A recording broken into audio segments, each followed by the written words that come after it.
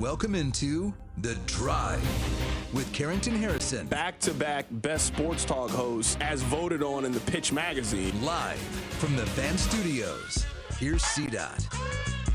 Let's do this. Another day, another dollar, another edition of The Drive. You were listening to The Drive on 96.5 The Fan, 96.5thefan.com, and also the Odyssey app. Breaking news, the Kansas City Chiefs get in the deadline when it comes to Trey Smith. Trey Smith has signed a record extension. 4 years, $94 million, $70 million guaranteed. This has been reported by Ian Rappaport and basically everybody that covers the National Football League. The deal is done. There is no player this season that is going to play under the franchise tag after the Chiefs and Trey Smith agree to a 4-year, $94 million, $70 million extension. We also saw Garrett Wilson sign a contract extension in the last 24 hours. Sauce Gardner also signed a contract extension. So the Jets are giving out big money. The Chiefs are giving out big money. We are heading closer to the start of the season. Now, KU fans, I don't want you to be too mad at me. We are still going to have on Travis Goff. He is the athletic director at the University of Kansas. But I hope you understand now with this Trey Smith news, now that things are official, we had to kind of move some things around. So Travis Goff will be on the show, and closer to the season, we are going to have Lance Leipold and Jalen Daniels on the show. You have my word. It is a promise. We will talk to the coach and quarterback of the Kansas Jayhawks, but we just will not do that today. I do hope that this will make up for it. I got a chance to talk to CC Sabathia earlier today. I will play that conversation for you. CC Sabathia is heading into the Pro Baseball Hall of Fame coming up later this year. We'll play that for you coming up at some point in today's show. Nate Taylor is going to join us. He is no longer with The Athletic. He is now with ESPN. He is actually in Bristol, Connecticut. So excited to get his thoughts, excited to get your thoughts. 913-586-7965, 913-586-7965 on this record-breaking day that Trey Smith is now the highest-paid guard in the National Football League. Before we dive into this topic, I need you guys to do me a couple of favors. Number one, I need you listening to The Drive each day at 2 o'clock right here on 96.5 The Fan. I also need you to tell one friend to check out the show. If you could do that, I would greatly appreciate it. Rob, this is where I would like to begin the show today. I don't want to have the same positional value argument that we've been having. I think I've been very clear about this. This is not a contract that I would have done. My positional value would not lead me to give a right guard $90 million and $70 million guaranteed. But I'm not here to tell you what I would have done and how I would have done things differently. You're allowed to agree or disagree, but this is just not a contract that I would have handed out. We can talk about what did happen and what that means for the Chiefs moving forward. But before we do any of that, I do think we need to acknowledge how incredible this is for Trey Smith. We are talking about a player who was drafted in the 6th round, a player who, if you remember, a lot of people had medical concerns, and that was a big reason on why Trey Smith had dropped in the NFL draft. We are talking about a player who made very little money by NFL standards for the first portion of his NFL career. He made $800,000 his first year, $1.5 million. Now, I'm not asking you to feel bad for Trey Smith clearing $800,000 or $1.5, but we agree for a guy that was giving you Pro Bowl caliber level play and pretty immediately exceeded his contract by being a starter in day one in the National Football League. By NFL standards, he has been underpaid since virtually day one of training camp. So to keep your head down, play to a Pro Bowl, help your team build one of the best interior lines in the National Football League, and then to turn that into $70 million guaranteed over the next handful of seasons, that is the definition of the American dream.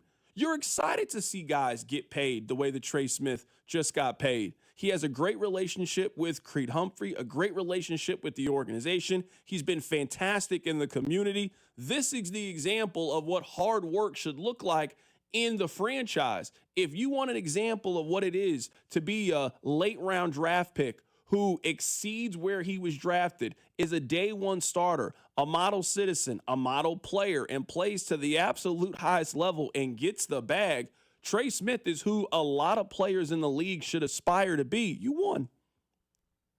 You've won a handful of championships. You've gotten paid generational wealth to be able to take care of yourself and your family for the rest of your life and a lot of other people's lives. This is what you play this game for. This is the sacrifice that you make along the way to potentially be in this situation. And not just get the bag, but to get it from the team that you want, the organization that you want, and to be in a situation in which you feel comfortable and can continue to help you grow. We're talking about Trey Smith going from just being a Pro Bowl player to turning into being an all-pro player as he hits the prime of his career. So I think before we try to pick this deal apart, I think we do have to take a step back that we are talking about a player who was selected in the 200s. I mean, we're talking about a player who was the 226th overall pick back in 2021 and has now finessed that into $70 million guaranteed. So salute. This is the first point where I will be critical of the Kansas City Chiefs. And I don't even know necessarily if it's me being critical about the Chiefs. The excuses for the offense, in my opinion, are done.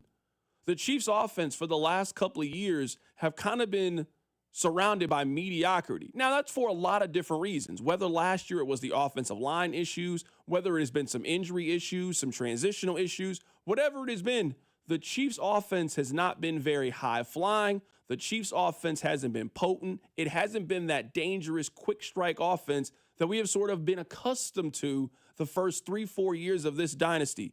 That conversation is over, in my opinion. You cannot spend more resources on the offensive line than the Chiefs have had in the last handful of years. They gave their left tackle $21 million guaranteed. And if he doesn't start, it's their first-round pick at left tackle. They have a second-round pick, we believe, projected to play left guard. They have the highest paid center in the National Football League. People believe that he is the best center in the National Football League. They have the highest paid right guard in the National Football League. Their second highest paid player on this year's team is their right tackle. You cannot spend more resources on the offensive line than the Chiefs have. Some of the excuses for their offense are done, in my opinion. This needs to be a team that runs the football effectively this year. Last year, I looked this up, the Chiefs were 16th in rush attempts last year. Average. A lot of you don't think the Chiefs run the ball. They tried to run the ball last year. They were 30th in yards per carry last year. Now, again, some of that is injury. Some of that is personnel. I fully understand that. The Chiefs this offseason didn't make a lot of moves when it came to the running back room and didn't spend a lot of resources in that running back room. Where did they choose to spend those resources? They chose to spend those resources up front and help bolster that offensive line. Everybody said they needed a new left tackle. They went out and got one. They doubled up and got a second left tackle. They paid Creed Humphrey. They paid Trey Smith. They spent a valuable resource to go get Kingsley Suamataia. They spent money on a right tackle. There are no more excuses to me when it comes to this offense. You believe that you have everything that you need to go out there and be a top 5, top 8 offense in the National Football League, then go do it. You've got the quarterback. You've got the head coach. You believe you have the weapons on the outside. The Chiefs, based on their moves, think that they have one of the 3 best offensive lines in the National Football League. You have to feel that way, based on the amount of resources that they put up front.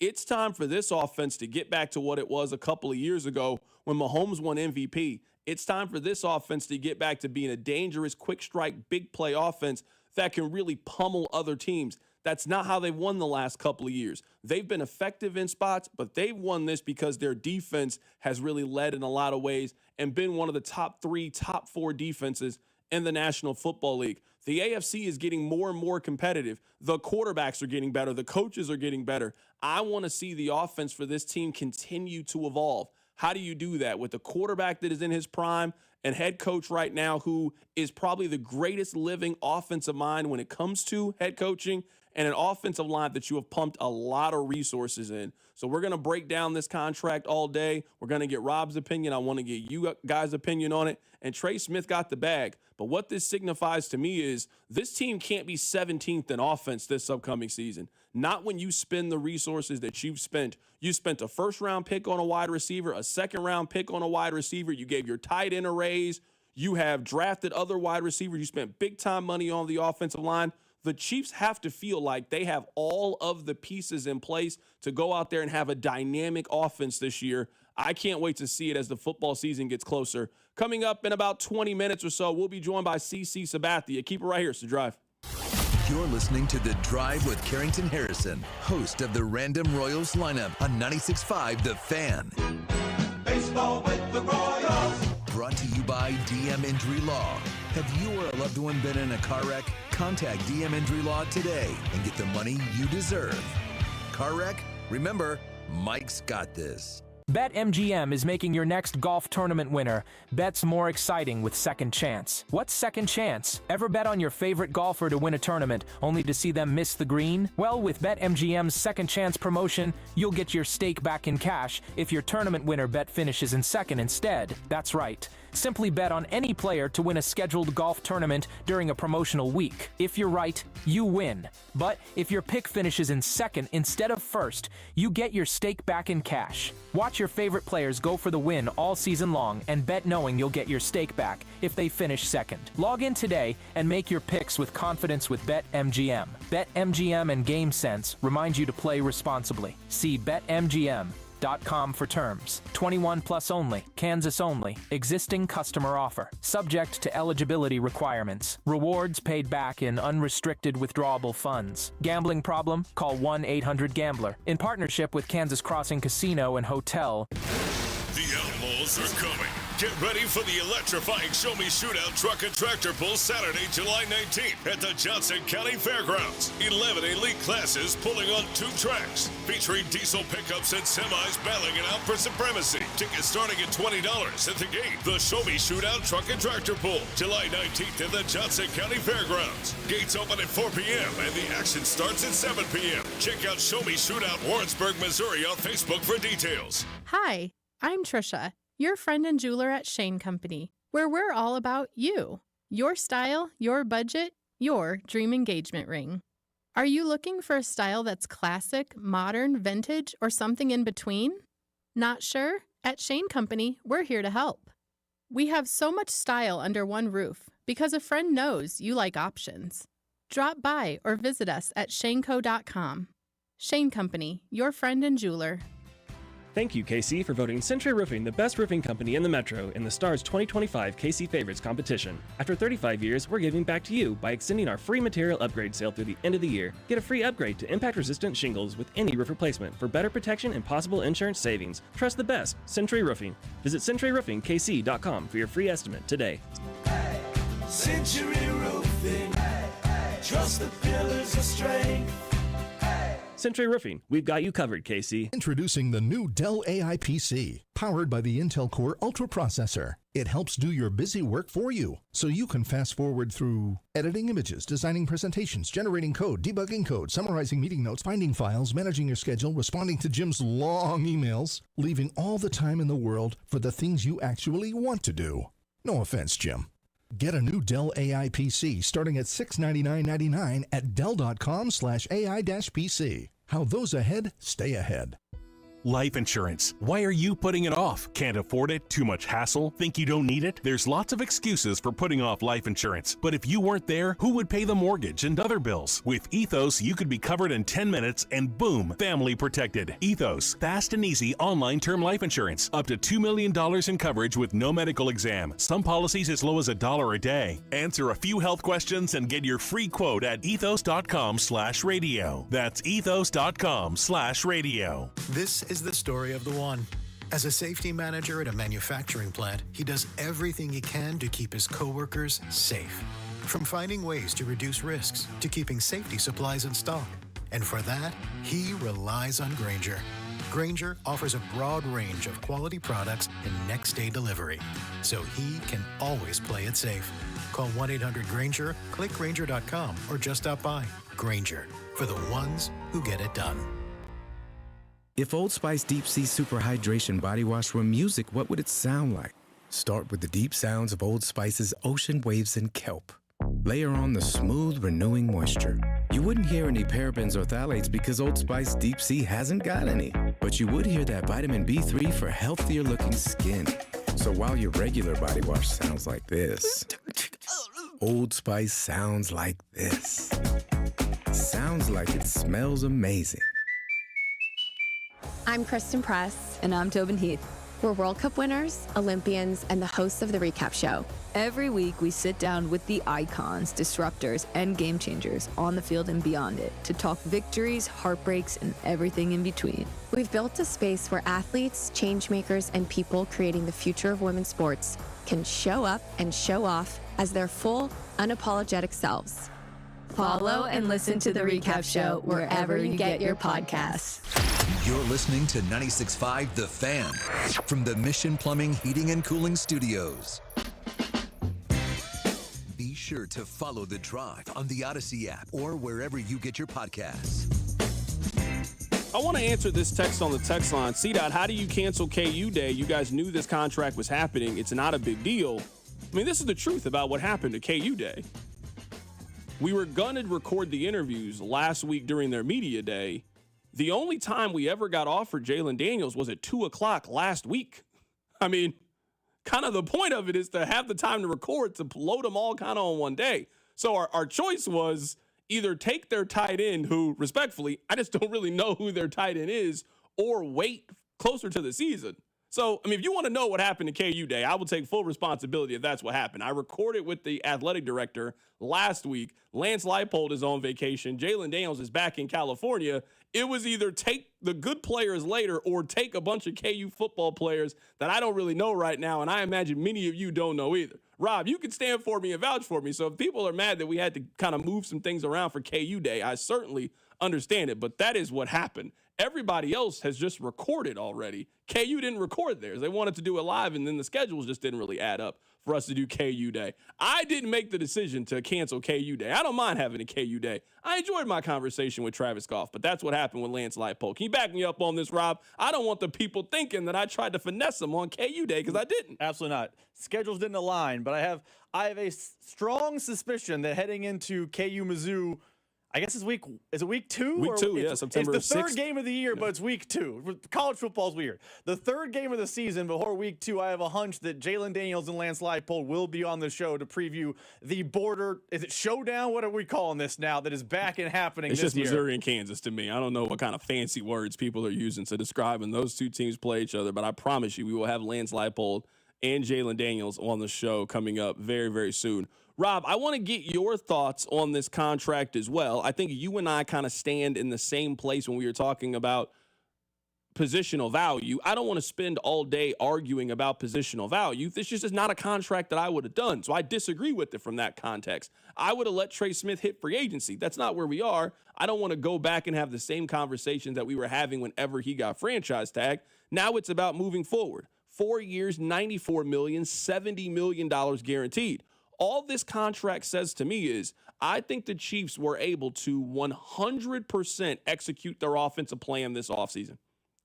Everything that I believe the Chiefs set out that they wanted to do on offense, I think they've done it.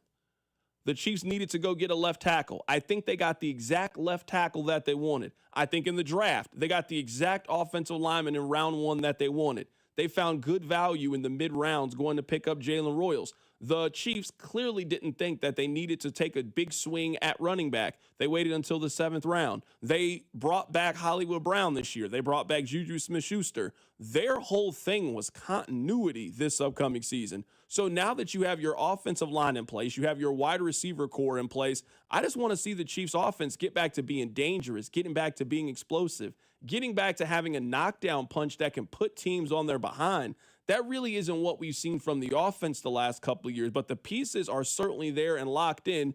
The Chiefs have to feel like they have a top 5 offense in the league. I want to see them go out and execute and be a top 5 offense. I think I'm going to try my hardest to do what you do and not just rehash the positional value conversation we have had dozens and dozens and dozens of times on this show. But I do think one thing is of note with this deal, and Joel Corey said it on the show last Friday. The Chiefs feel like they handed all the leverage to Trey Smith ahead of this contract. They had traded Joe Thuney because they had made the decision of the 2 guards were picking Trey Smith. They offered him the tag. He signed the tag immediately, which basically set a baseline. You're giving me $23 million, $23.4 million a year minimum. That's huge leverage in Trey Smith's favor. They have built their offensive line on the idea that they're going to keep their own. So one thing that hit me about this contract is exactly what you said at the start of the show. It is fantastic for Trey Smith. And Trey Smith, the person, and Trey Smith, his family, and everyone in the immediate Trey Smith circle should be having a party today. He went from, health risk 6th round pick to the highest paid guard in the history of the league. I'm happy for him. For the Chiefs, I don't think they handle this correctly from a leverage position. They had a choice to make in March, Joe Tooney or Trey Smith. I feel like when they didn't get Trey Smith extended last year, but did get Creed Humphrey, they had made their decision. And yet they turned around and did the opposite. I feel like this deal is a lot built on the Chiefs just handed every leverage advantage to Trey Smith. And I think in that world, they did a pretty good job of making it team-ish friendly. But when you give the player all the advantages in the negotiation, the player's going to get over on you in the negotiation, which is what this contract feels like to me because it's highest APY, It's the highest contract in the history of a guard in the history of the National Football League. His base salary is the same as what his cap number was. I mean, it's just all the things that the Chiefs, and people have told me the Chiefs don't do. They don't have the highest da-da-da. They gave Trey Smith all the leverage. He took the leverage and ran with it. Good for him. Yeah, I just disagree when it comes to leverage. Like, I don't really know how the Chiefs were supposed to play that part differently. The Chiefs had 2 guards who are looking for new contracts. One is in their 30s. One is in their mid-20s.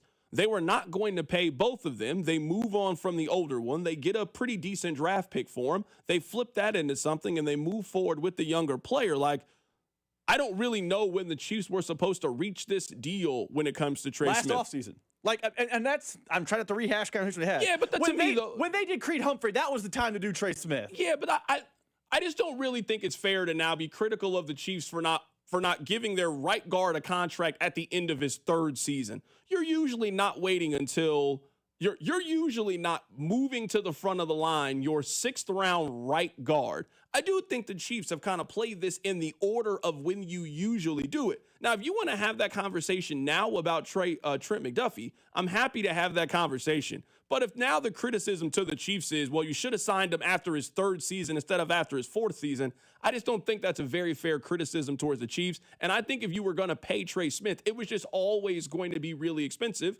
because you look at him as being one of the better guards in the National Football League. Speaking of Trent McDuffie, that number has certainly gotten a little bit bigger. So all of, I would say, his peers have now gotten paid. Sauce Gardner has just gotten paid. We'll get you the deals of that, the terms of that coming up in just a bit. Patrick Surtain II recently got paid. Derek Stingley Jr. had also gotten paid for the Houston Texans. So at this point, I would say out of that young 25 or less, very talented cornerback market, there's only one left who is waiting for a contract extension. Now, we'll see if that contract extension happens this offseason or the Chiefs are going to wait till next offseason with Trent McDuffie. But we have a pretty clear understanding of what the number is going to look like if they want to sign 22 to a new deal. Sauce Gardner, one of the best cornerbacks in the NFL, the young All-Pro, has now agreed to terms on a 4-year, $120.4 million contract extension. Per the insiders, it is $30.1 million per year. Now the highest paid cornerback in NFL history in this deal done by A.J. Vaynerchuk and Alante Gardner of Vayner Sports.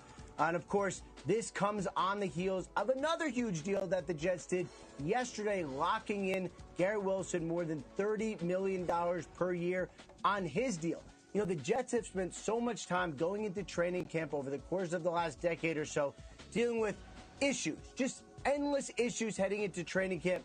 This year, with a new regime, with Darren Muji, with Aaron Glenn, it is clean.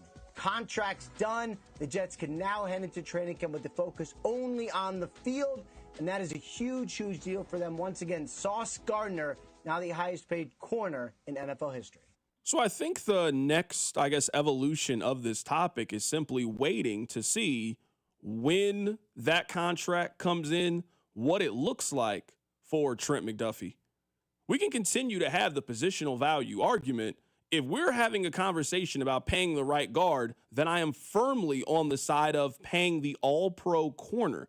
Trey McDuffie's a better player than Trey Smith is at a more valuable position. Like, this isn't going to be, to me, an argument that needs to be had coming up in either the next couple of days and weeks if this gets signed, or next offseason if Trent McDuffie goes out there and continues what he's done for the last handful of years or so. So that's not something that I'm really worried about when it comes to this deal. I would pay Trent McDuffie. I understand what the market says, but I'm always going to be in the business of keeping great players on the roster. I think that Trent McDuffie is a great player. I think he is in this conversation. I think if you were looking at the four very talented young corners, he is standing right there alongside Sauce Gardner, alongside Patrick Surtain II, and right there with Derek Stingley. So I think you have to pay him. So I think the next conversation that we are talking about with the Chiefs, if you want to look forward just a little bit, you got two guys that now you need to worry about. You need to worry about Trent McDuffie and how you lock him in long term. I think you also have to look at George Karlaftis and what a contract extension looks like for him. Two players at very important positions. One gets after the quarterback, one's defend the pass, but two very important defensive pieces for what you're trying to do. I also think it's very important for the Chiefs as they move forward to kind of establish what their next core is going to be around Patrick Mahomes. It's changed over time. At one point, it was Tyrann Mathieu. At one point, it was Frank Clark. At one point, it was Mitchell Schwartz. You had kind of paid certain guys big-time money. Well, as those guys are retiring or moved on to different teams, now you're trying to determine, as Mahomes enters his 30s, who that new crop is going to be. Trent McDuffie is one of those kind of players. George Karlaftis, you just paid Trey Smith, Creed Humphrey. You are establishing what the foundation for the Chiefs is going to look like as we are probably in the second phase of Mahomes' career. We're out of that first tier, and he was an incredible phase, and now you're kind of in that second phase as he is heading closer to 30 and this second portion of his career. I think the Trent McDuffie conversation, at least for me, I can connect it to Trey Smith this way. Me and you can disagree. We can argue about how I think the timeline of the Trey Smith not getting the deal done last offseason affected this offseason, and that's one of my larger points here. I think with Sauce Gardner done now, if I'm Brett Veach, I feel a clock ticking. They're going to camp in, 7 days? They start practice? 6 days before they get up to the dorms? Get a Trent McDuffie deal done in the next 6 days. Because as a Chiefs fan, what I don't want to see is fast forward 12 months, the Chiefs are going into the final year of rookie contract with Trent McDuffie, which means there's pressure to get a deal done.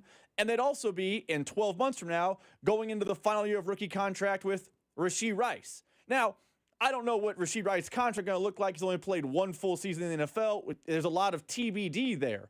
But those are two players that I bet if we polled Chiefs fans, they would consider both those guys part of the next core. It's no longer Kelsey Jones, Tyrann Mathieu, Mahomes. It's a new core. I'd imagine most Chiefs fans have Trent McDuffie and Rashee Rice as part of that next core. So you cannot be late getting these deals done. So I know Sauce Gardner's deal is massive. I mean, he's getting less guaranteed money than Trey Smith. So it's a big deal. It could be coming down the pipe for Trent McDuffie.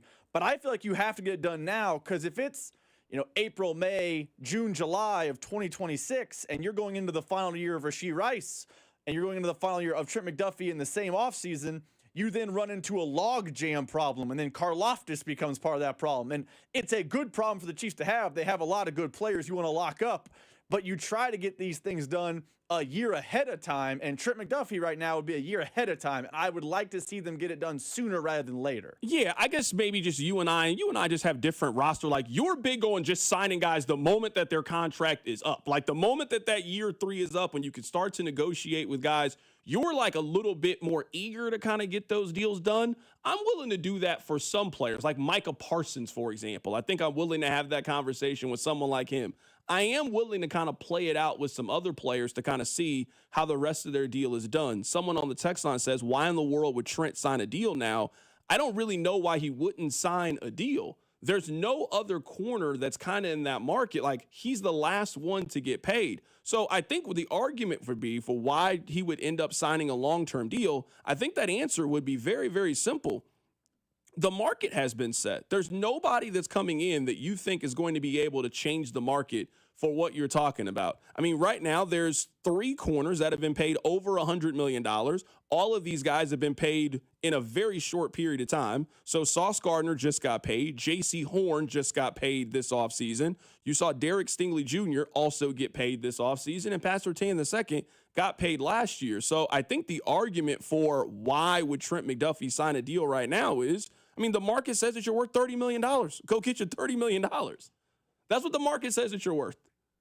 If you want to know what the price range looks like for him, Trent McDuffie is worth $30 million and probably somewhere in the $75 to $80 million range. I'm just going out there to get it. I don't think that Trent McDuffie can do too much to make his number go up much higher than that this offseason.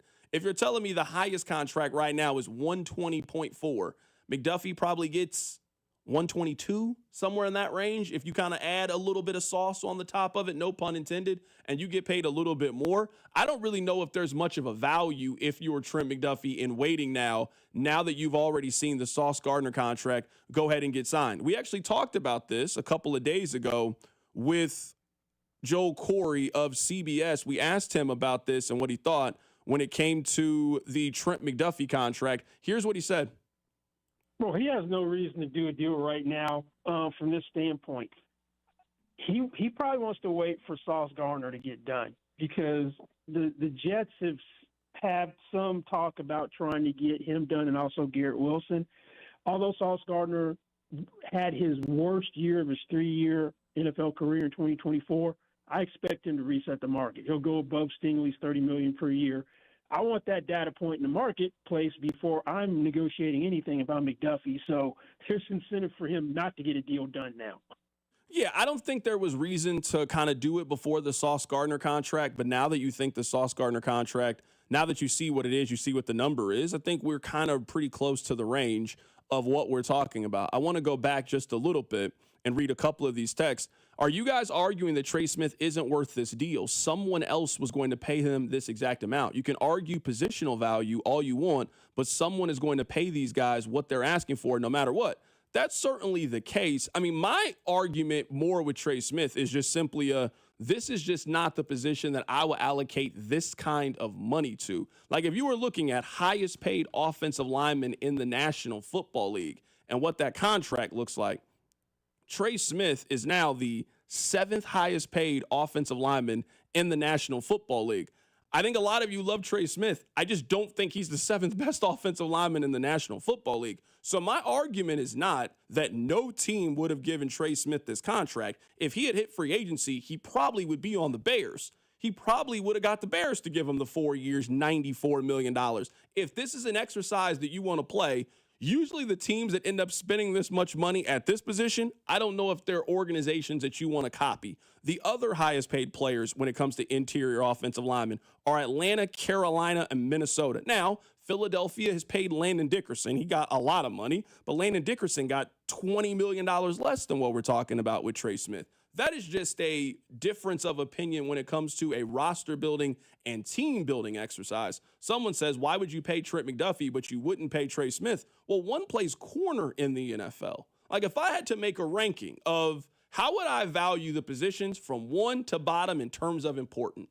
So obviously, quarterback is number one. Quarterback is the most important position on the field. I think that's one thing that we would agree with. And then you go to DN. You would go to corner. However you would rank them, I just would have guard near the bottom of it. So if I'm allocating my limited resources when it comes to the salary cap on who I'm going to pay and who I'm not going to pay, I would have been much more anxious in trying to get a deal done with Trent McDuffie and trying to figure out a different path at guard than the Chiefs did. They have built their team very differently. I mean, their way clearly works. They won multiple Super Bowls this way, but that's my argument. The argument is not that no one was going to pay Trey Smith this deal. He obviously was going to get it from somebody. I just would have made sure that it was Chicago. I would have made sure that it was Carolina or one of those kind of teams. And then via the draft, you do what the NFL is. You try to find a replacement younger and cheaper. This is where I think, Rob, you and I maybe disagree the most when it comes to these things. Sometimes the best value for a player is on their rookie contract. Yes, it sounds great to sign guys to a second deal, and you got to obviously sign some guys to second contracts. But the best value for Trey Smith was when he was a 6th-round pick, when he got a 4-year, $6 million contract. You will never get a better value for that. You got a $90 million player, and you paid him $6 million over the last couple of seasons. A tremendous value. So the same way that we have this opinion at running back, or the same way we have this opinion at other positions, that you simply go back to the draft, you roll the dice again, and you try to come out with a different outcome, That's just what I would do at right guard. Look at what you've been able to do when it comes to interior offensive linemen. You drafted Nick Allegretti. You drafted Trey Smith. You've done really well with finding these kind of players. I just would have spun the wheel again and just tried to get a different outcome and tried to continue to have that value when we're talking about that position. But the Chiefs just made a different decision, and they try to find value elsewhere. They find value at wide receiver. They found value at running back. They found value in some ways at corner. So they just build their team differently from a salary cap perspective than I would. You know, me and you are going to agree on positional value with right guard. And I think if we were to rank the positions, you went right guard and left guard, you would have right guard behind left guard because of with a right-hand throwing quarterback. You would take a Joe Tooney over a Trey Smith. And that's no knock on Trey Smith's ability, but positional value-wise, the Chiefs have bucked what I think the correct positional value game is. The last, 3 off seasons, they paid their center. I don't know I would have paid the center what they paid the center. They've now paid their right guard. They paid their middle linebacker. I know I wouldn't have paid him. I actually think, at least when it comes to that concept, I actually think that I would have paid Creed Humphrey over paying Trey Smith if I was only going to pay one of them. I agree with that. I think I would have paid him. And this is just maybe where we just disagree a little bit on the player. 913-586-7965. We try to find the tweet that it was. I think Philly is a good comp for us. You wouldn't pay a guard, and I wouldn't pay a running back, but both have paid their quarterback and paid a guard. There's nothing wrong with what we did for a potentially Hall of Fame guard. I just don't think that's what Trey Smith is. Now, I know that you guys don't usually get caught up on accolades, and that's perfectly fine. Trey Smith has made 1 Pro Bowl and never been an All-Pro player, so he's not a potential Hall of Fame guard. We're not talking about that they just paid Will Shields to a deal. We're not talking about that he's Brian Waters. We're not talking about that. Trey Smith is a good player, a very solid player, a player that you were very happy to have on your team, one of the better players in the league at his position. But I don't see him as a potential Hall of Fame, you can't move forward if you had moved on for him kind of player. I just don't evaluate him that way. Let me ask you a question.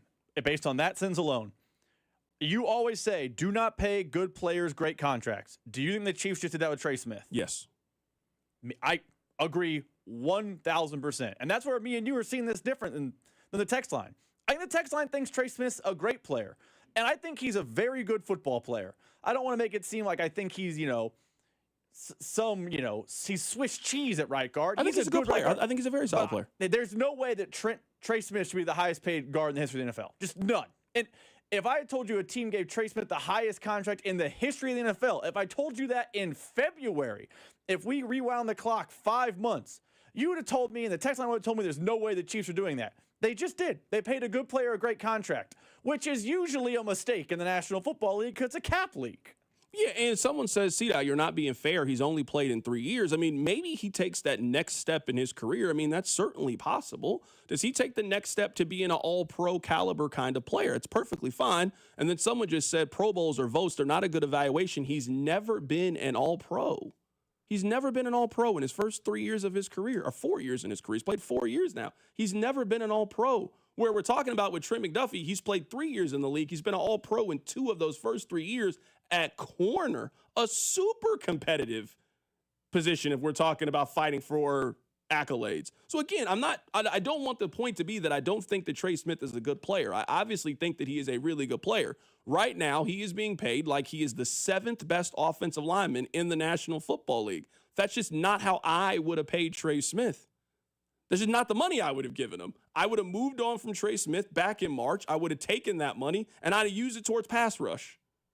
I would have taken that money, and I'd have used it towards somebody who can get after the quarterback, and I just value that position a little bit differently. The Chiefs made the decision to pay one of their homegrown guys, a guy who has been great in the community, been very consistent, been healthy, and to keep the interior of their offensive line solidified. Great.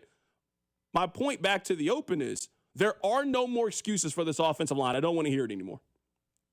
You have paid your right tackle, you've paid your left tackle, and spent a first-round pick on them. You spent a second-round pick on your left guard. You have spent a second-round pick and paid your center. You just gave your right guard $95 million. There are no more excuses for this offensive line. This offensive line needs to be really, really good. We have seen what the standard for an offensive line looks like. It looks like Philadelphia. Philadelphia had a dominant offensive line. I want to feel like this season, you see the Chiefs' offensive line be dominant. I want to see the Chiefs' offensive line go out there and beat people up Because you were telling me, based on the resources that you've spent, that's the kind of offensive line that you think you got. You got an offensive line that you think can go out there and dominate games, keep Patrick Mahomes clean, control the line of scrimmage, run the football, dominate in short yardage situations. You got to think that based on the amount of resources that they've spent. Coming up in about 30 minutes or so, Nate Taylor is going to join us on the show. Keep it right here. It's The Drive. The Drive with Carrington Harrison on your home for Kansas City sports. 96.5, The Fan. Brought to you by DM Injury Law. Have you or a loved one been in a car wreck? Contact DM Injury Law today and get the money you deserve. Car wreck? Remember, Mike's got this.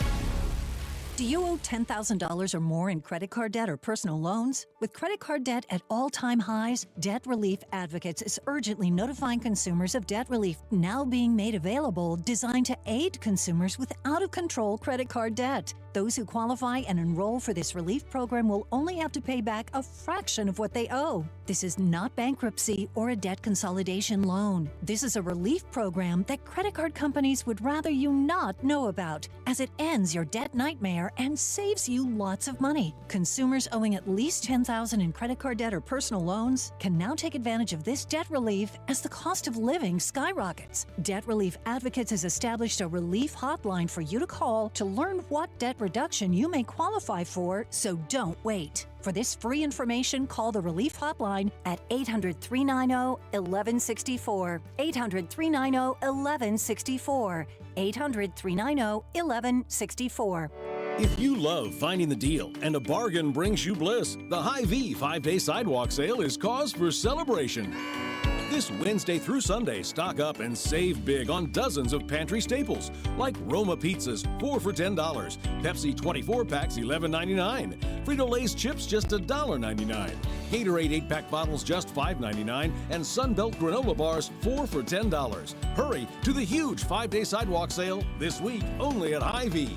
Even though it's summertime, everybody's still busy, and that's where Hy-Vee Market Grill comes in. They've got the best dining value in town. Every day, they've got a meal deal from 11 a.m. to 8 p.m. And for $8 per person or less, you can treat the whole family to dinner, like smoked chicken Monday, pork chop Tuesday, cheeseburger and fries on Wednesday, and chicken enchiladas on Friday. And don't forget Steak Thursday with a perfectly seasoned steak, garlic mashed potatoes, and sweet corn for $12. Breakfast, lunch, or dinner, it's only at Hy-Vee Market Grill. It's not too late to enjoy your summer with a new or improved deck. Go to PowellExteriorsKC.com to schedule a consultation today. Get your free estimate now, and you could be enjoying your new deck or patio in a matter of weeks. You are one click away from your best summer ever. Ahoy, mateys! Set your course for Harris, Kansas City on Saturday, July 26th, where over $100,000 in prizes are waiting at our treasure chest drawing. One lucky winner will take home $50,000 in cold, hard cash. And every 15 minutes, you could snatch up to $2,500 in free play. Plus, earn 5-time extra entries every Saturday night through July 26th to boost your odds of striking gold. It's the summer's hottest treasure hunt, only at Harris, Kansas City. Yo-ho-ho! 21 or older to gamble. Know when to stop before you start. Gambling problem? Call 1-800-GAMBLER. GiveMeTheVin.com wants to buy your car, whether it's your daily driver, pickup, SUV, exotic, or classic. Now we're even better with the GiveMeTheVin.com Big Cash Giveaway. Win $25,000 in cash every month to sell us your car to increase your odds of winning. No purchase necessary. For official rules, go to GiveMeTheVin.com. This is the story of the one. As a lineman, he does whatever it takes to keep the power on in his community. And he wants a partner like Grainger who does the same. Grainger offers the professional-grade products he needs, from voltage detectors to harnesses to hard hats, plus fast, dependable delivery, so he can rise to every challenge. Call 1-800-GRAINGER, click Grainger.com, or just stop by. Grainger, for the ones who get it done. At Straight Talk, we are all about no-brainers. Calling Grandma for her recipe, no-brainer. Streaming one more episode at 2 a.m., big no-brainer. Getting real unlimited data where you buy bananas, the ultimate no-brainer. Switch now and get a free Samsung Galaxy A16 5G or Moto G Power 5G 2025 with select plans. Straight Talk, real unlimited data. Available at Walmart and StraightTalk.com. Offer valid through 7/20/25. Taxes and fees apply. Requires in-store activation of single-line gold unlimited plan or higher. For network management practices, visit StraightTalk.com/terms. Copyright 2025 Verizon. Hi, Drew and Jonathan Scott here. American Family Insurance can help protect your dream home for whatever comes next. You can live in your own oasis. or your own clubhouse. Whatever you choose, get the right coverage. Save up to 23% by bundling home and auto. Life's better when you're under American Family's roof. Insure carefully, dream fearlessly. Get a quote and find an agent at amfam.com. Visit amfam.com to learn how discounts may apply to you. Products not available in every state. American Family Mutual Insurance Company, SI and its operating companies. 6000 American Parkway, Madison, Wisconsin. This afternoon, expect a sunny day with a high of 92. Weather brought to you by Staples. Have you heard? The Staples Easy button is back with even more easy. Press it for custom prints, shipping services, even passport photos. Staples. That was easy. Hey, Kansas City, it's Vinny Pasquantino. Welcome into The Drive with Carrington Harrison on your home for Royals baseball, 96.5 The Fan. One of the beautiful things about sports talk and just sports in general is just the difference of opinions. It's what makes it so fun every day. I want to read this tweet to you guys because this is just a topic that we disagree on, and that's perfectly fine. C-Dot, we saw in 2 Super Bowls what happens when Pat doesn't have a solid line in front of him. There's no complaints here. Let's hope that Trey Smith's best football is ahead of him. You wanting to go pass rush over O-line after watching the Super Bowl is insanity. I mean, this is a stance that I've had from the very, very beginning. I find it hard to believe that now, I think the Tampa Bay Super Bowl can't be put into the same category. They were ravaged by injuries at the end of the season. You didn't have your starting left tackle or right tackle. Mike Rimmers he's not an NFL starting caliber player. So I think the problems that we saw in Tampa are different than what we saw against Philadelphia. The Chiefs didn't make a whole lot of changes this year on their offensive line, where, at least in my opinion, some of that is a philosophy standpoint on why the Chiefs got beat up so much up front. Some of that is just personnel. We saw that offensive line hold up pretty well for 2 months against basically all of the other good teams in the NFL outside of the Philadelphia Eagles. I mean, they beat Buffalo with that same offensive line. They beat other really good, really talented teams with those same 5 offensive lines, and they just got beat up in the game against Philadelphia. But I think other things failed them in that game as well. The Chiefs were kind of one-dimensional for the second half of the season and were able to kind of mask it in some different ways. I think that came to a head in the Super Bowl. The Chiefs really only had one dynamic playmaker on offense the final 2-3 weeks of the season in Xavier Worthy. And I think the Eagles got really physical up front with Kansas City, disrupted a lot of timing and threw a lot of things off. Maybe where I'm different from, I think, the masses when kind of looking at what went wrong in the Super Bowl is, I think a lot of things went wrong more than just the offensive line. I think basically everything went wrong. Where in the first Super Bowl loss, I don't think their offensive line was good enough to give them a chance to compete. I think their offensive line last year was good enough to compete. And if I'm honest with you guys, I'm not sure if their offensive line today is much better than the one that they had in the Super Bowl. So if you're telling me that you don't think that one was good enough, well, from center all the way over to right tackle, it is the exact same offensive line as the one that got beat up by the Philadelphia Eagles. And now they have added Kingsley Suamataia and Jalen Moore.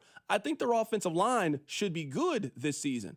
I think their offensive line was capable in the Super Bowl as well. Some of it's coaching, some of it is bad habits from Patrick Mahomes. That one team just is uniquely positioned to be able to figure it out. Some of it is a lack of playmakers on the outside and guys that could get open. And some of that were the injuries that this team faced throughout the season. I mean, no Rashee Rice. Hollywood Brown was playing probably at 70, 80%, didn't get his legs fully under him. I don't just think it was 1 or 2 players on the offensive line. I think that Philadelphia, for the most part, was better than Kansas City at just about everything and took advantage of that in the Super Bowl. I feel like I understand why fans scapegoat the offensive line in the Super Bowl. I really do.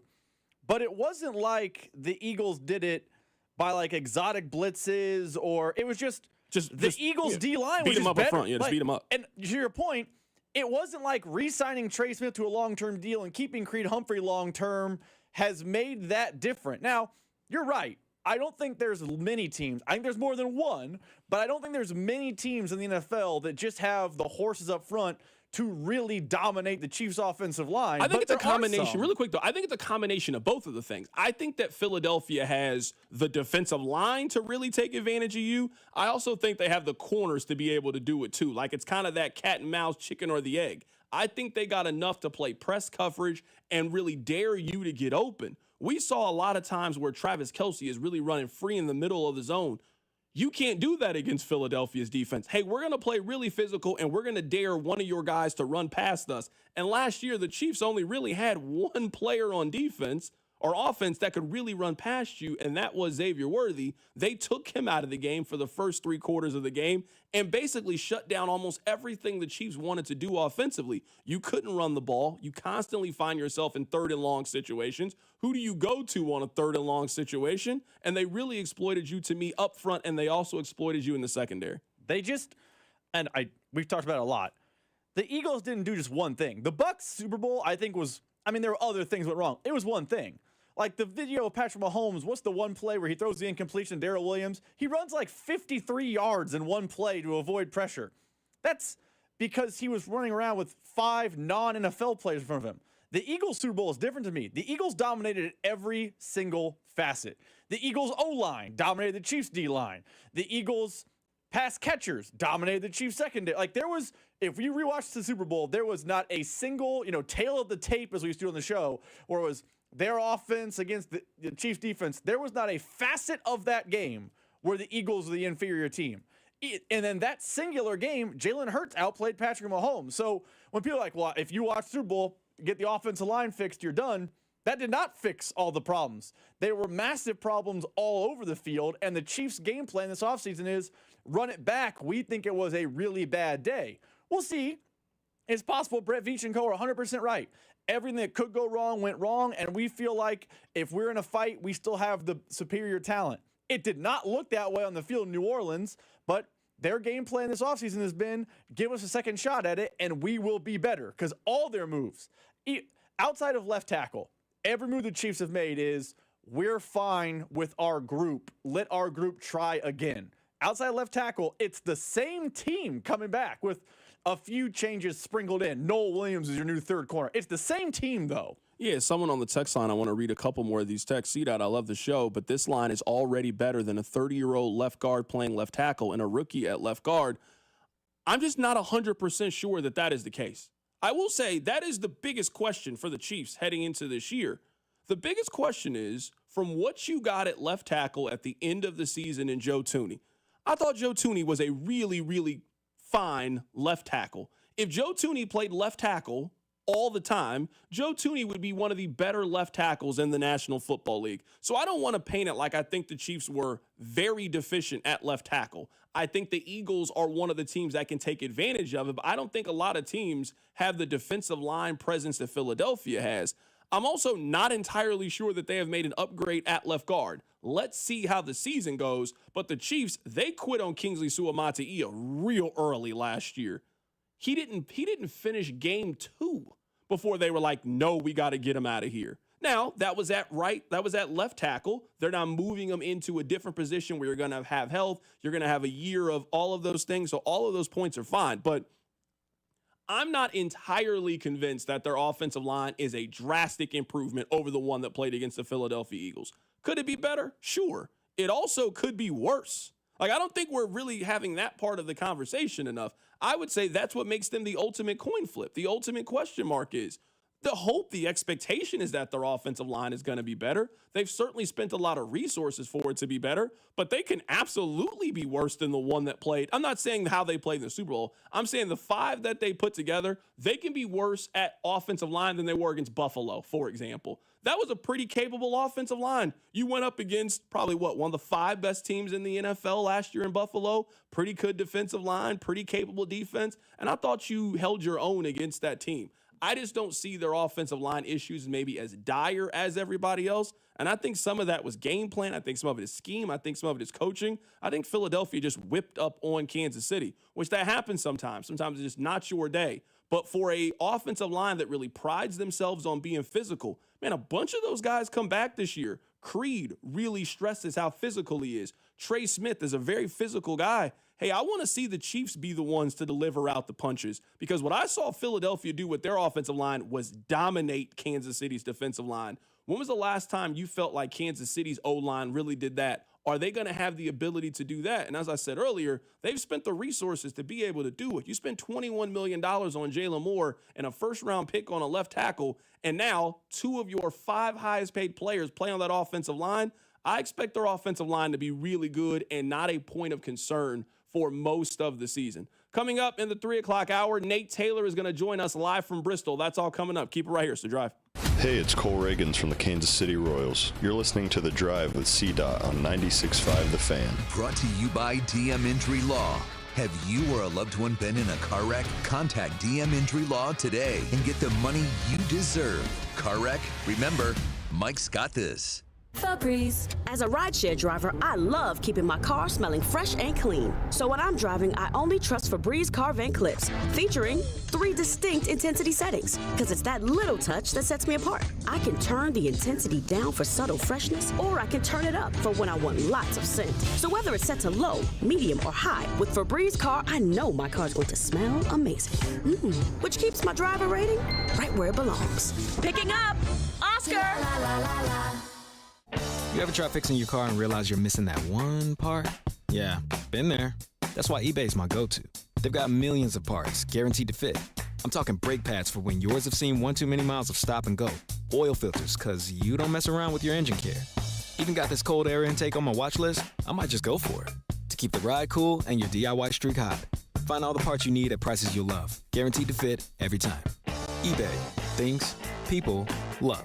Eligible items only. Exclusions apply. BetMGM is making your next golf tournament winner bets more exciting with Second Chance. What's Second Chance? Ever bet on your favorite golfer to win a tournament only to see them miss the green? Well, with BetMGM's Second Chance promotion, you'll get your stake back in cash if your tournament winner bet finishes in second instead. That's right. Simply bet on any player to win a scheduled golf tournament during a promotional week. If you're right, you win. But if your pick finishes in second instead of first, you get your stake back in cash. Watch your favorite players go for the win all season long and bet knowing you'll get your stake back if they finish second. Log in today and make your picks with confidence with BetMGM. BetMGM and GameSense remind you to play responsibly. See BetMGM.com for terms. 21 plus only. Kansas only. Existing customer offer. Subject to eligibility requirements. Rewards paid back in unrestricted withdrawable funds. Gambling problem? Call 1-800-GAMBLER. In partnership with Kansas Crossing Casino and Hotel.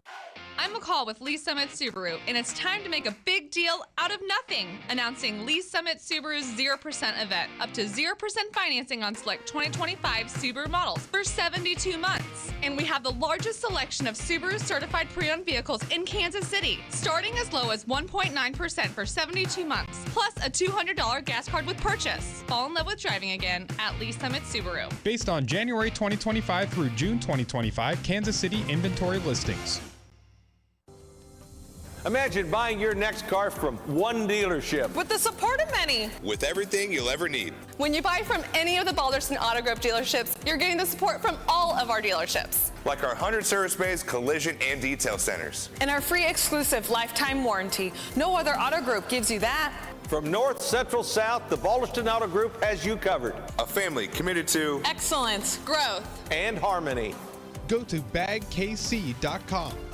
You had a solid retirement dream. Sell your home in a few years, bank the equity, downsize, and travel. But with an unpredictable economy and the future feeling uncertain, you're wondering if that equity will still be there when you're ready. But what if you could bank that equity right now? With TrueHold, you could sell your home for its current value so you can access your equity today. You can bank the cash now and stay in the home you love with an easy standard lease. TrueHold even covers property taxes, insurance, and repairs. And since TrueHold hands over your equity in cash now, it's yours to do whatever you'd like. Don't let a shifting economy put your hard-earned equity at risk. Visit TrueHold.com and receive their competitive offer on your home in just 48 hours based on its best current value, not what's coming. Call 1-855-300-9393 or visit TrueHold.com. The smarter, faster way to cash out on your home's value without moving. That's TrueHold.com. It's time to build that dream deck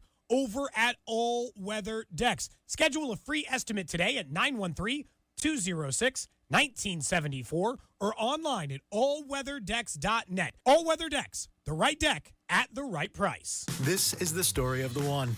As a safety manager at a manufacturing plant, he does everything he can to keep his coworkers safe. From finding ways to reduce risks to keeping safety supplies in stock. And for that, he relies on Grainger. Grainger offers a broad range of quality products and next-day delivery, so he can always play it safe. Call 1-800-GRAINGER, click Grainger.com, or just stop by. Grainger, for the ones who get it done. If Old Spice Deep Sea Super Hydration Body Wash were music, what would it sound like? Start with the deep sounds of Old Spice's ocean waves and kelp. Layer on the smooth, renewing moisture. You wouldn't hear any parabens or phthalates because Old Spice Deep Sea hasn't got any. But you would hear that vitamin B3 for healthier looking skin. So while your regular body wash sounds like this, Old Spice sounds like this. Sounds like it smells amazing. Subscribe to our YouTube channel so that you can watch every show, plus video clips and shorts, all right from your phone, desktop, or tablet. The Fan's YouTube channel at 965 The Fan, KFNC FM and AM, HD1 and HD2, Kansas City, in Odyssey Sports Station.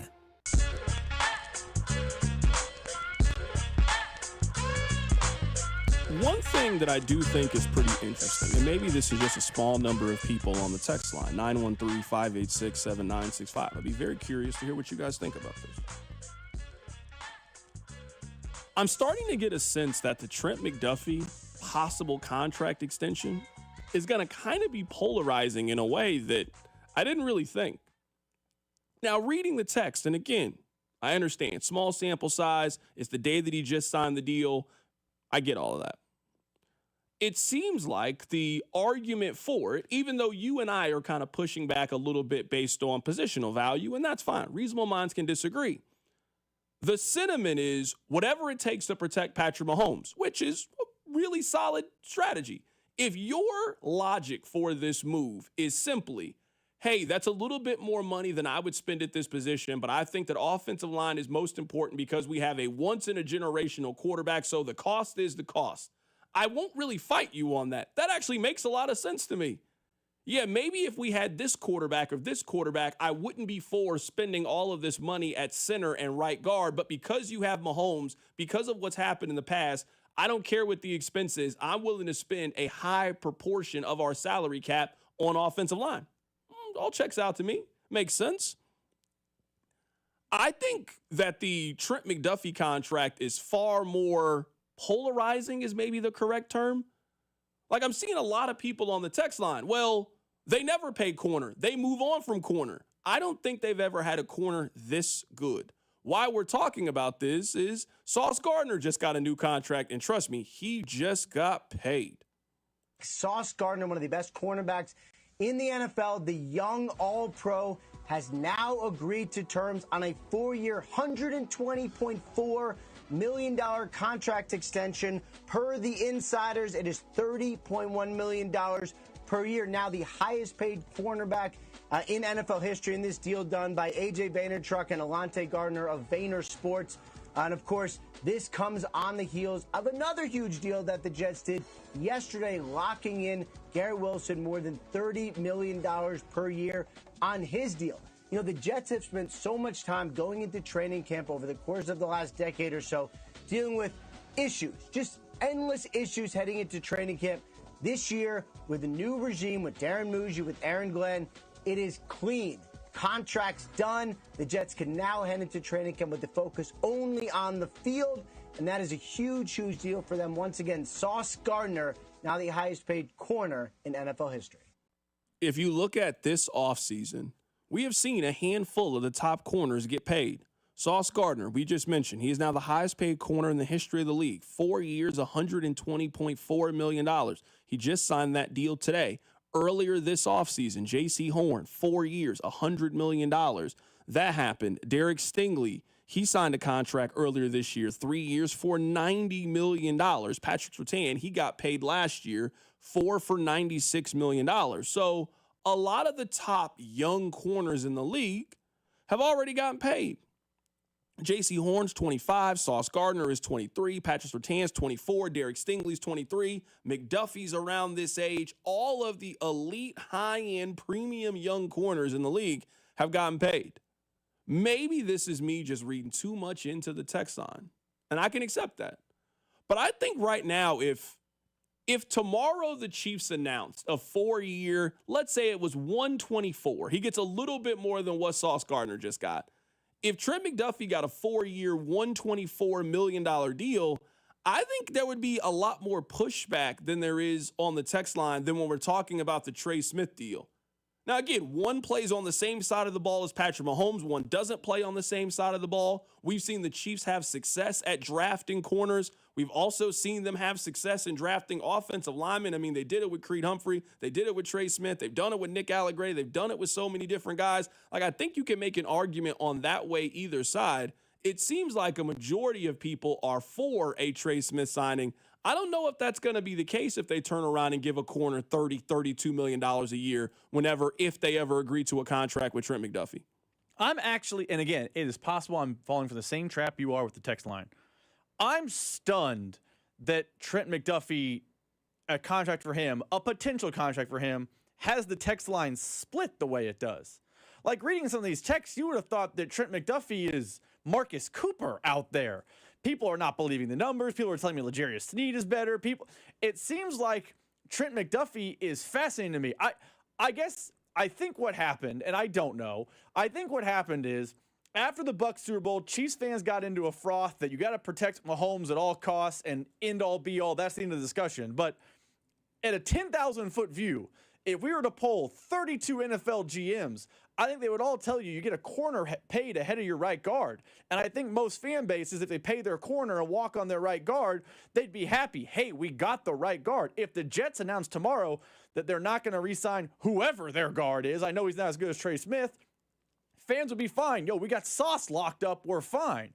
Fans in Kansas City, and I think it's the Bucs Super Bowl that broke everyone's brain, seem to be very quick to eject on a 20-something corner who's already been an All-Pro. PFF says the third best corner in the NFL and a top 50 player in the league.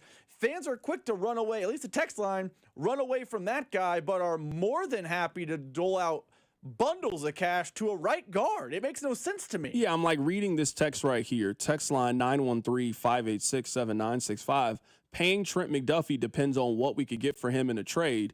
If the Chiefs are offering up a 25-year-old corner who has been a 2-time All-Pro in the first 3 years of his career, they could get a first and a third, possibly a first and a second. He would be one of the more valuable players to get traded in recent memory. Players like this normally don't get traded. This is where I also just push back on is somebody just made the text, sent the text in. We didn't pay Sneed. We won't pay McDuffie. I trade him for assets for Pat. I reject the notion that L'Jarius Sneed and Trent McDuffie are equal. This is just where maybe I'm blinded by what you have accomplished in the league. And I don't think we're giving enough credit to what it takes to be first team All-Pro. First team. Last year, second team All-Pro. You are legitimately one of the best corners in the National Football League. Rob, I'd love to look this up, and maybe it would take a little bit of work. I'd love to see how many corners have made either first or second team All-Pro in the first 3 years of their career, because I'm guessing the list of guys that are in this same category with Trent McDuffie are some of the best corners in the history of the league. I think that Trent McDuffie has a legitimate claim on being the best corner in the league. I think Patrick Surtain is probably the answer. I don't think that McDuffie is too far behind him. Right now, if you did a draft he is currently under the age of 25. He'll be 25 on September 13th, so not that far away. If every player was available under the age of 25 years old that you would start over with the draft, Trent McDuffie goes in the first round of that draft, probably in the top 15. Maybe top 10. I think quarterbacks probably go pretty high up in that. I mean, how many elite under 25 quarterbacks are there? I still think there's just, I'm still guessing in this, like Bo Nix probably still goes in this list. Like, there's just those kind of guys where the chance for you to go take a quarterback, like someone probably argues that they'd rather have Bryce Young, just given his age, you put him in a new situation. I mean, Trent McDuffie probably goes top 15 in there at corner.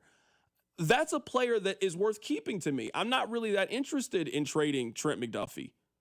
I think he is a foundational player. And as this defense is moving forward, and as you were getting away from the prime of Chris Jones, still a very good player, but no one's going to argue with early 30s, you're in the prime of your career. I think they are establishing who that guy is going to be. I think their best defensive player is Trent McDuffie.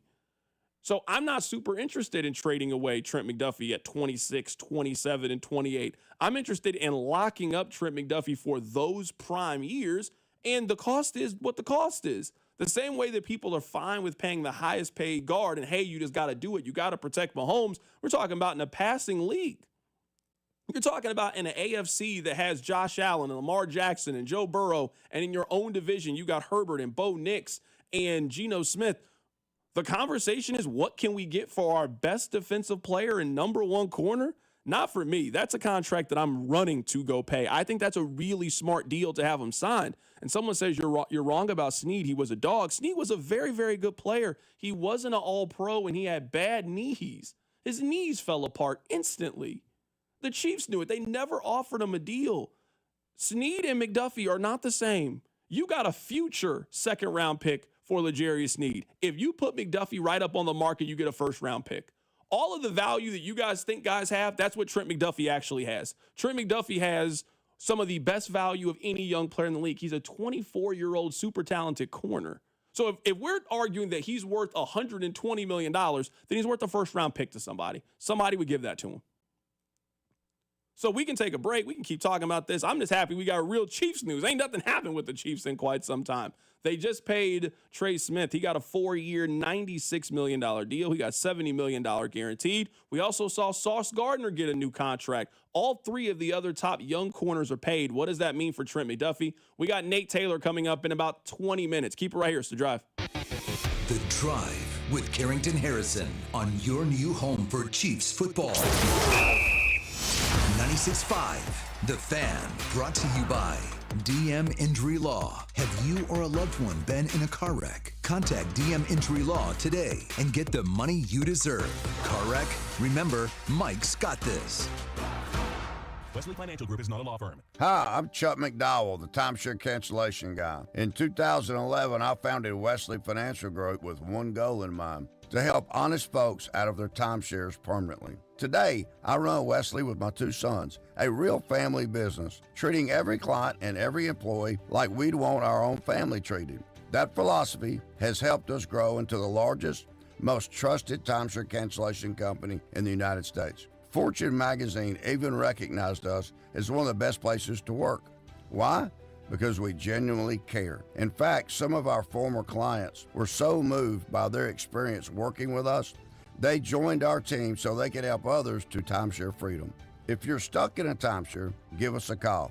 Let our family help your family. Call Wesley now for your free timeshare exit kit. 800-949-1441. That's 800-949-1441. 800-949-1441. Call Aspen Lawn and Pest Control. Our iconic blue trucks and expert team get it right the first time. Award-winning full-service lawn care and pest control since 1985. Call today for a free estimate.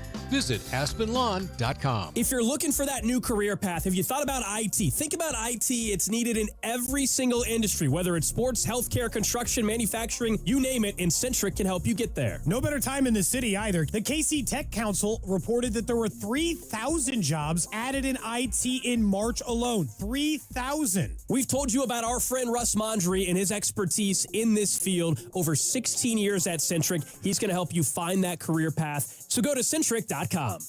The new Omaha Steak Store is now open at the Fountains in Overland Park. Stop in to save 50% off store-wide, plus get doorbuster deals. And join us July 26th for prizes, free samples, and the Chiefs cheerleaders with Casey Wolf from 1 till 3 p.m.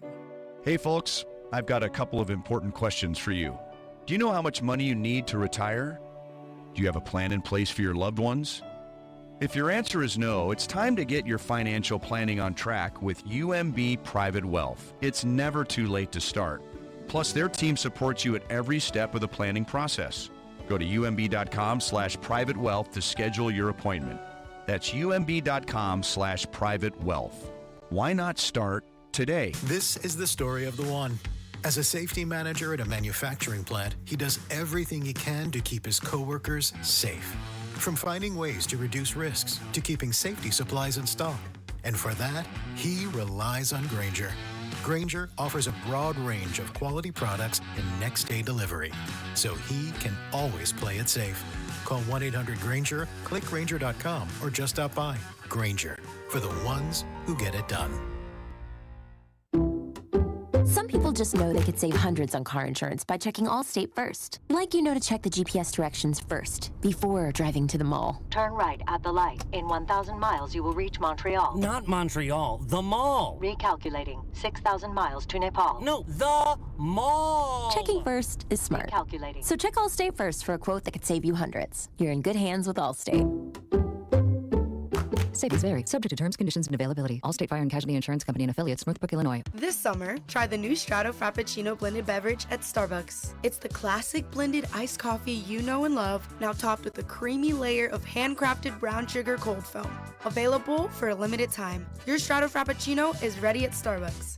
Out here in the middle of these acres, it can feel like you're the only person on Earth. That's how it feels when you're struggling with your mental health. But you don't have to feel alone. Find more information at loveyourmindtoday.org. Brought to you by the Huntsman Mental Health Institute and the Ad Council. This report is brought to you by Surfside Iced Tea and Vodka and Surfside Lemonade and Vodka. Surfside Iced Tea and Vodka and Surfside Lemonade and Vodka. Proud partner of the Kansas City Royals. Each can of Surfside is only 100 calories and the best part, 0 bubbles. Grab it at the K or ask for it at your favorite bars and liquor stores. Here's traffic, brought to you by DM Injury Law. Have you or a loved one been in a car wreck? Contact DM Injury Law today and get the money you deserve. Car wreck? Remember, Mike's got this. Good afternoon. Got a wreck in Shawnee with big backups to Overland Park. It's 35 northbound just past Johnson Drive, a multi-car crash in the left lane. North Kansas City, 35 northbound past Front. From the Anthony Plumbing, Heating, Cooling, and Electric Traffic Center, I'm Val 96.5, The Fan Traffic. You're listening to 96.5 The Fan from the Mission Plumbing, Heating, and Cooling Studios. Welcome to your home for Royals baseball. 96.5 The Fan. It's so good for us to be back arguing again. It's been a while. It's been a while since I've been on the opposite. In fact, if I'm being honest with the text line, I don't think there's been one thing we've agreed on so far in the first hour and 15 minutes of the show. It's been a while since we've been on this side. Someone on the text line says, perhaps you've addressed this question, but how does Trey Smith's deal impact the Chiefs' cap space? Well, that's why I'm here. I'm happy to answer it. This is from Spot Track, our friends over there. I'm going to give you all of the numbers. It's going to be a lot of them, but you asked for them.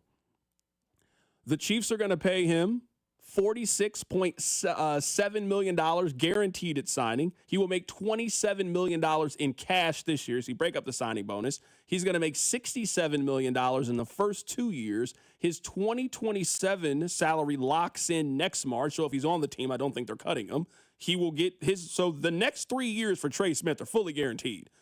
25, 26, and 27. And then, like most of these deals, it's a we'll see after that. The Chiefs save $9.15 million this year in cap space. His cap hit was going to be 23.4. They've gotten it down to 14.25. His cap hit next year is going to be 24.25. His cap hit in 27 and 28 is going to be $27.7 million. So the Chiefs save some money in the short term, $9 million, and you kind of operate from there. I mean, for what it takes to sign a big level player, I mean, this is not a bad deal. I might not have paid this at the position, but like the contract within itself is not a bad contract. It locks in a player that has been good for you for the last 4 years. It locks him in at a price that you're happy with, and he's also been a very healthy and productive player that you feel very good. I feel good about having Trey Smith on the team guaranteed for 25, 26, and 27. I think most Chiefs fans feel this way. So we moved in and we were talking about Trey McDuffie because now I think that's the next part of this conversation. There's one more guy to get paid. A lot of people say, hey, well, we didn't pay Snead, we didn't pay Trey McDuffie. My argument is, well, they ain't the same. Trey McDuffie is a much better player than L'Jarius Snead. My guy J-Rock texted in, you guys are overvaluing Trent McDuffie. Well, I know you guys believe in Pro Football Focus. At least you do whenever it's really positive towards a Chiefs player. If it's negative, then it's a stupid website. But if it's positive, then you're on the side of the website. This is who they have as the top 5 corners in order in the National Football League. They have Sauce Gardner at number 1. He just got the highest contract. Pat Surtain, the second, at number 2. Trent McDuffie at number 3, Jalen Johnson at number 4, Derek Stingley at number 5.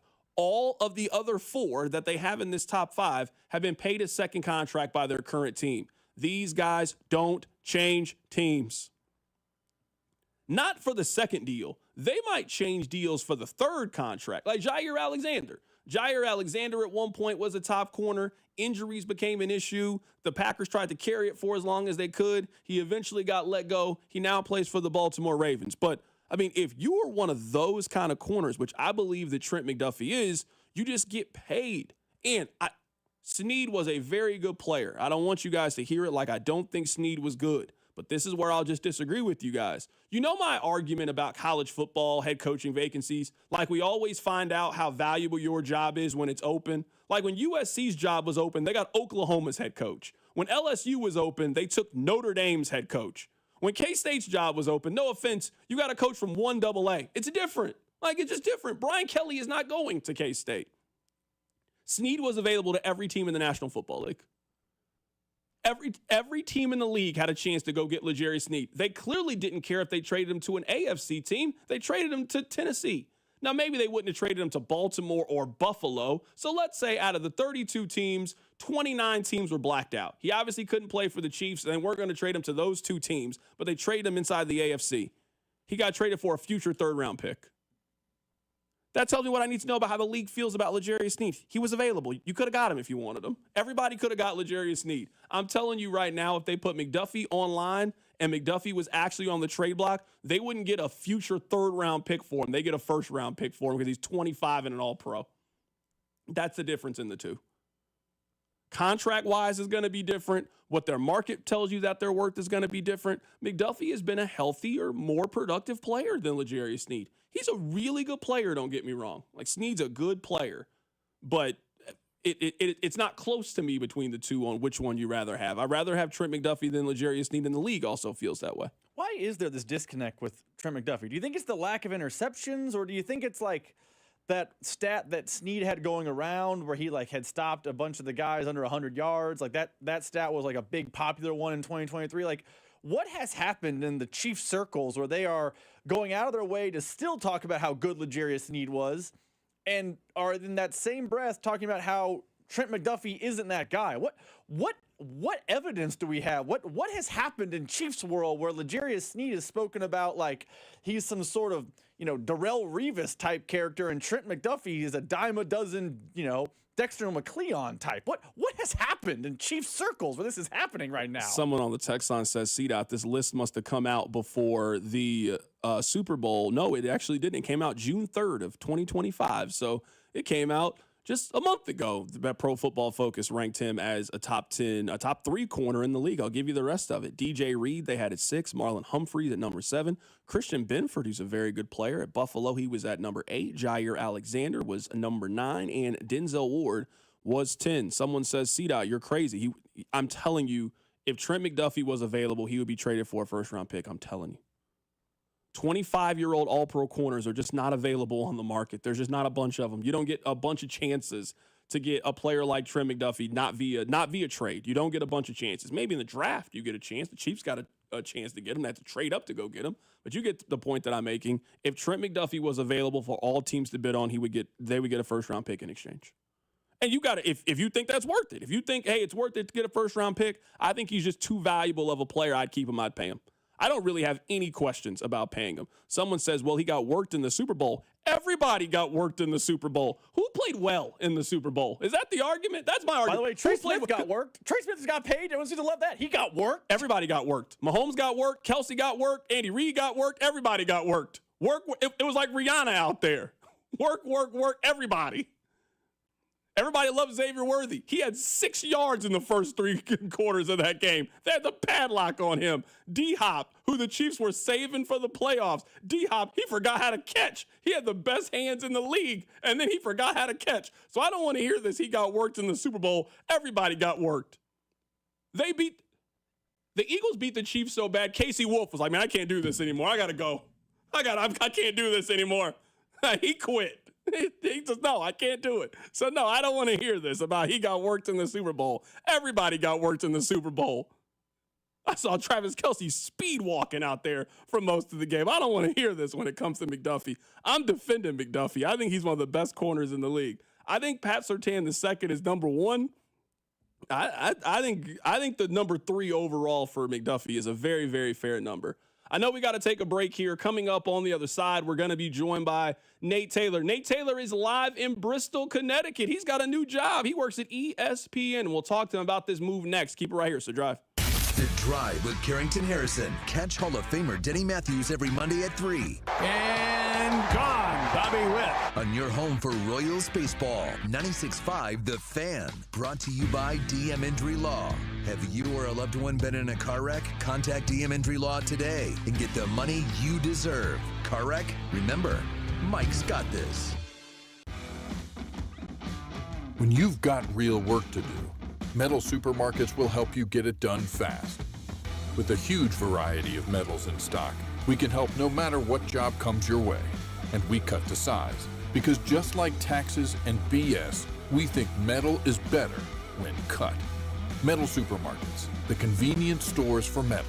Find a store or shop online at metalsupermarkets.com.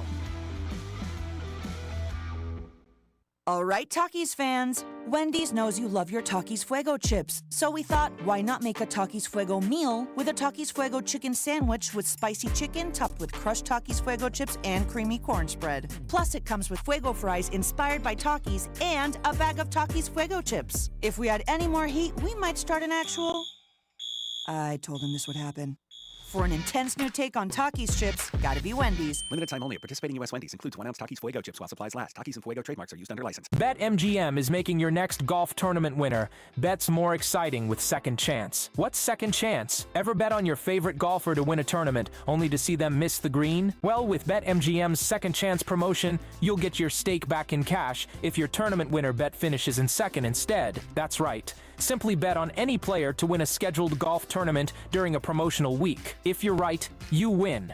But if your pick finishes in second instead of first, you get your stake back in cash. Watch your favorite players go for the win all season long and bet knowing you'll get your stake back if they finish second. Log in today and make your picks with confidence with BetMGM. BetMGM and GameSense remind you to play responsibly. See BetMGM.com for terms. 21 plus only. Kansas only. Existing customer offer. Subject to eligibility requirements. Rewards paid back in unrestricted withdrawable funds. Gambling problem? Call 1-800-GAMBLER. In partnership with Kansas Crossing Casino and Hotel. Ring the bell. We've done it again. Golden Oak Lending has lowered rates to 4.875 fixed. Lower your monthly payment, get cash out, pay off credit cards, and best of all, make no mortgage payments for 2 months. Lock in this incredible 4.875 rate and get your cash in as little as 14 days. Call 913-890-GOLD. Golden Oak Lending, cured my blues.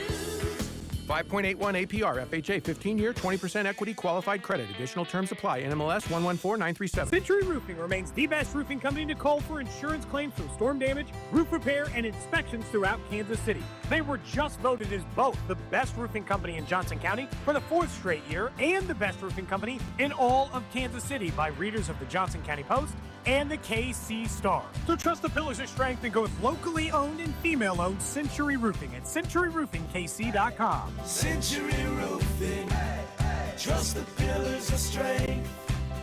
Men, summertime is here, and that means vacations, summer barbecues, outdoor parties, camping, beaches, and so much more. This is Jeff for Heartland Men's Health, and if you're like many men, you may not be feeling like yourself this summer. Perhaps your energy is low and you aren't sleeping well. Maybe your workouts aren't as good as they used to be, and if what I'm describing is you, it's very likely you're suffering with low testosterone. But low T doesn't have to affect you anymore. Just call Heartland Men's Health, get treated, and see how it changes your life.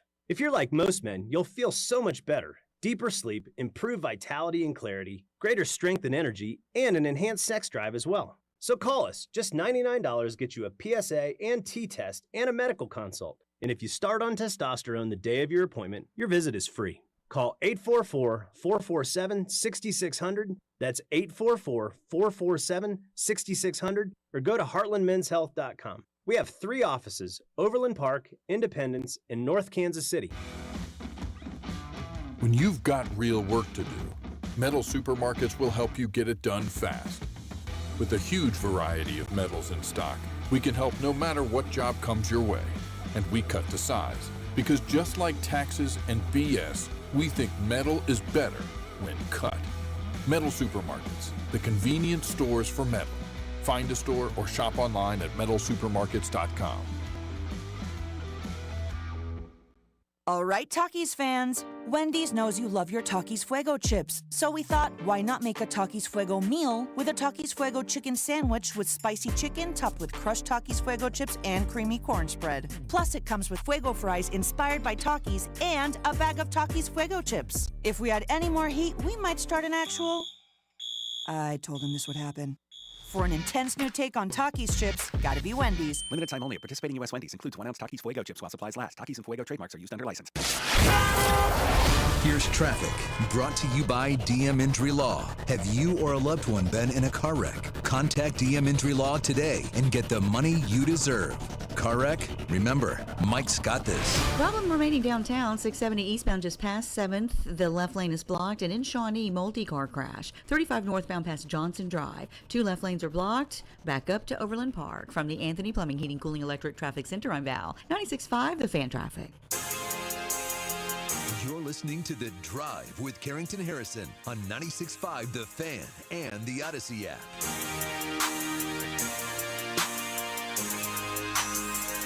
Welcome back into The Drive. It is an honor. It is a pleasure to be joined by my friend Nate Taylor. I don't need to talk about where he used to work because now that boy's moving on up to a deluxe apartment in the sky.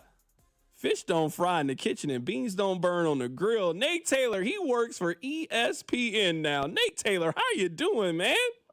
Oh, what an intro. My goodness. I'm great, man.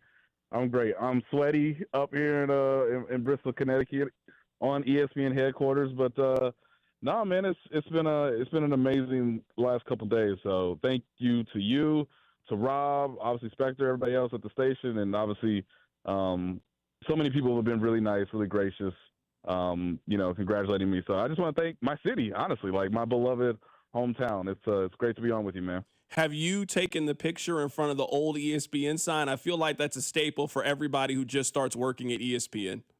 You know it, baby. You know it. Now, no one else is going to have this but you, Carrington. They because of the Trey Smith deal today, which was expected, I want to make that very clear. It was expected. Working on breaking the news with Adam Schefter, it's like, okay, oh, yeah, that's right. NFL Live is in a couple hours. I got to get ready for that. And so as soon as I got done with my segment on NFL Live, one of the producers brought me right to the sign. So it was a very fitting moment to take that photo, given how many of my friends and obviously colleagues have done it in the past. And yeah, man, you'll probably see it sooner rather than later. Right now, we're joined by Nate Taylor. He is now the Chiefs reporter for ESPN. All right, let's just start with this. You said that this was to be expected. I think we all kind of felt this way once we saw the franchise tag. They let Joe Thuney go. They didn't really seem like they had much options. They were going to pay Trey Smith, and they were going to pay him very handsomely. Yeah, and I think for some people, they're like, well, that's perhaps a lot of money. And the answer is yes. The contracts go up each time someone is ready, healthy, in their prime of their career, one of the best players at their position. You just automatically are going to get a record-setting deal. Now, what's interesting here, Carrington, is the Chiefs basically gave up their leverage with what you just said.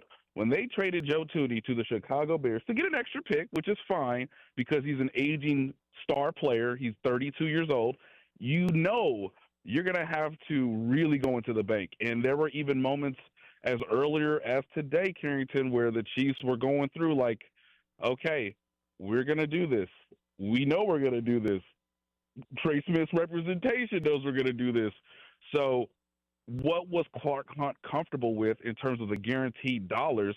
And now what we've known is that essentially for 3 years, Trey Smith is going to be making real significant money. And as we've reported already, $70 million virtually guaranteed on signing is the most for an interior offensive lineman in NFL history. So because you traded Joe Thuney, because you didn't draft anybody at his position with a top pick in the draft as competition or as a way to mitigate some of your risk, it all leads to today. And I know people were somewhat uncomfortable with the timing of it because it was so close to the 3 o'clock deadline. What's fascinating is so does Trey Smith and so does Trey Smith's representation. So if we can squeeze them for as long as we can, that gives us an extra $1 million or $2 million. That's why you do it. That's why the deal got done. But this was a deal that both sides knew had to be done today. I've been taking a lot of arrows for this opinion, and that's fine. Sometimes that's the job. I don't love this contract for the positional value. Trey Smith is a very, very good player, no question. Trey Smith is now the 7th highest paid offensive lineman. If you take this contract and move it to another position, let's say wide receiver, he has been paid like he's the 9th best wide receiver in the league. That's just that's not what I would pay for my right guard. I would have moved on from Trey Smith back in March. I would have then drafted his replacement and used that money elsewhere. That's obviously not what the Chiefs have done. How do you feel about that aspect of this, talking about the positional value that they have paid a center and a right guard a whole lot of money the last 2 off seasons? Yeah. I mean, this is it, right? You draft players with the hope of developing them into star players, into legitimate contributors, guys you will win football games because of. And no, they don't score touchdowns. They don't run with the ball. The worst case for them is their name actually being brought up in the broadcast. But for Creed Humphrey and Trey Smith, who have known each other since, 9th grade, they are best friends on the team. They are tied to Patrick Mahomes now. That was the plan back in 2021. And because you drafted and developed and they were immediately good from the moment they stepped on the field, and they've only gotten better over time, this is what happens. I know one reason why you can do this now, one reason why Clark Hunt and Brett Veach and Andy Reid to a certain extent can stomach this is because, well, Rashee Rice is still on a rookie contract. Isaiah Pacheco's still on a rookie contract. Xavier Worthy obviously just finished his rookie season. Hollywood Brown's only on 1-year deal. Same for Juju Smith-Schuster. So from a skill position standpoint, obviously Travis Kelce, we'll see what happens, but it is likely that 2025 will be his final season. So you have sort of the availability from a salary cap sheet to make this work for the next couple of years, where you have the highest paid center and the highest paid guard, because those guys are elite at their positions. It's unquestionable to me that Creed Humphrey is the best center in the league, full stop. From the moment Jason Kelce retired, Creed Humphrey became the best center in the league. The only way this deal works in the Chiefs' favor from a true monetary value based on the production equation, Carrington, Trey Smith's got to become Joe Thuney. That's exactly what he has to become to make this deal be an absolute home run for the Kansas City Chiefs. It's a better player-friendly deal than it is a team-friendly deal. And so I know when you have this dynastic run, a lot of times you need guys to take team-friendly deals. Well, I'll tell you this right now. Chris Jones is not on a team-friendly deal, and neither is Trey Smith, and they are 2 of the highest-paid players on the team alongside Patrick Mahomes, who was severely underpaid based on his value and his production. But this is the risk-reward that you play, and because you traded away Joe Thuney, you think Trey Smith in years 26, 27, 28, and maybe even 29, if he even gets to the 4th year of the deal, can be an all-pro player, can be someone that one day will potentially be in Canton, Ohio. I know that's going to happen for Joe Thuney already. That'll be the question for Trey Smith, because it's great to be a Pro Bowl right guard. But now can you go to the elite, to the elitist? Can you get to a first-team all-pro? Can you be a second-team all-pro? Can you be as consistent and as technically sound, especially in pass protection, as Joe Thuney? Well, that's asking a lot, but that's what the contract demands from this day forward. Right now, we're talking to Nate Taylor. He is now with ESPN. He is the new Chiefs reporter for ESPN. You're right. I just pulled up Joe Thuney. I mean, he was an all-pro in 22, 23, and 24. Like, we're talking about one of the best offensive linemen in all of the National Football League. That certainly would be taking a jump. This was a point that I made earlier in the open is there are no more excuses for the Chiefs offense. You have who people perceive to be the best quarterback in the NFL, the best head coach in the NFL. You have spent a bunch of resources up front, whether it's with Jalen Moore, $21 million, a first-round pick when it comes to to Josh Simmons. You have the highest paid center, the highest paid right guard. You have one of the highest paid right tackles in the league. You have spent a first-round pick on a wide receiver, a second-round pick on a wide receiver, have a future Hall of Fame tight end. This is an offense that needs to get back to being top 5, top 8 in the league and not kind of hovering around average the way that they have been in terms of points per game the last couple of years. Right. At this point, the Chiefs need to clearly stay healthy. They should be plenty motivated based on what happened in the Super Bowl, of course, Carrington. And I completely agree. It can no longer be a top 12 offense. Hell, it can't even be a top 8 anymore. If Patrick Mahomes is protected, if Creed Humphrey plays to expectation, if Trey Smith plays to expectation, if you have a better solution to the left tackle position while also giving up some of your strength at left guard, well, that's a fair trade in a lot of senses, and a lot of teams will make because of the positional value and essentially what we saw last year from what Patrick had to go through, the amount of hits he took, the most hits he's ever taken in his career because of the instability at left tackle. So, hey, you have Jawan Taylor for another year at right tackle, and you got 3 receivers that, if they stay healthy, have never played a snap together with a Hall of Fame tight end and a coach and an offensive coordinator that have known each other for decades. So it's got to be top 5. Everyone obviously needs to stay healthy, but it's time for the offense to give back to the defense. And we don't say that often in Kansas City, but these are why you made these moves, because the defense has really carried much of the offense to where you could give Mahomes a chance to win you the game in the fourth quarter. And most of the time, that's going to happen. Well, the offense could not give the defense a chance in the Super Bowl. That has to change this upcoming season, because that's the greatest way this team can improve from last year to this year, with a quarterback who, by the way, is going to turn 30 in September. So this is the time to maximize, similar like it was in 2019, and in some ways even 2022, because of that draft class and the fact that you had Nick Bolton, Trey Smith, Creed Humphrey all gaining so much experience as rookies in 2021 and having that, disappointing loss to Cincinnati Bengals in the AFC Championship game. These things go in cycles. And so if you're the Chiefs, it's got to be similar to 2019, and it's got to be similar to 2022 in terms of how the offense bounces back to being truly something that is feared in the league. If you had to look into your crystal ball, give me the percentage chance that Jalen Moore is starting for the Chiefs at left tackle in week 1. Give me the percentage that Jawan Taylor is starting at right tackle for week 1. 100% for Jawan Taylor. I see no reasons to think that is really a competition. It's great, and I really mean this. It's great to have Wanya Morris as your swing tackle if that's what it's going to come down to. But this is Jawan Taylor's final season based on his contract. And so I don't have any issues with him. When it comes to left tackle and Joshua Simmons being in the mix, obviously having a much quicker rehab than most people thought, before the draft in terms of his left knee injury, well, that gives me like 70% in favor of Jalen Moore. Still a overwhelming advantage, but I talk to more and more people, and because Josh Simmons is young, because he was already an athletic freak before his knee injury, potentially he has a chance to return faster than most people expected. And then once he learns the speed of the game, once he, obviously fills out his body in terms of raw strength, and he can sort of, as long as there's been no issues with the mental acuity of Josh Simmons and whether or not he's going to translate, from the ears onto the NFL field. So, even coming off a left knee injury that was non-contact that ended his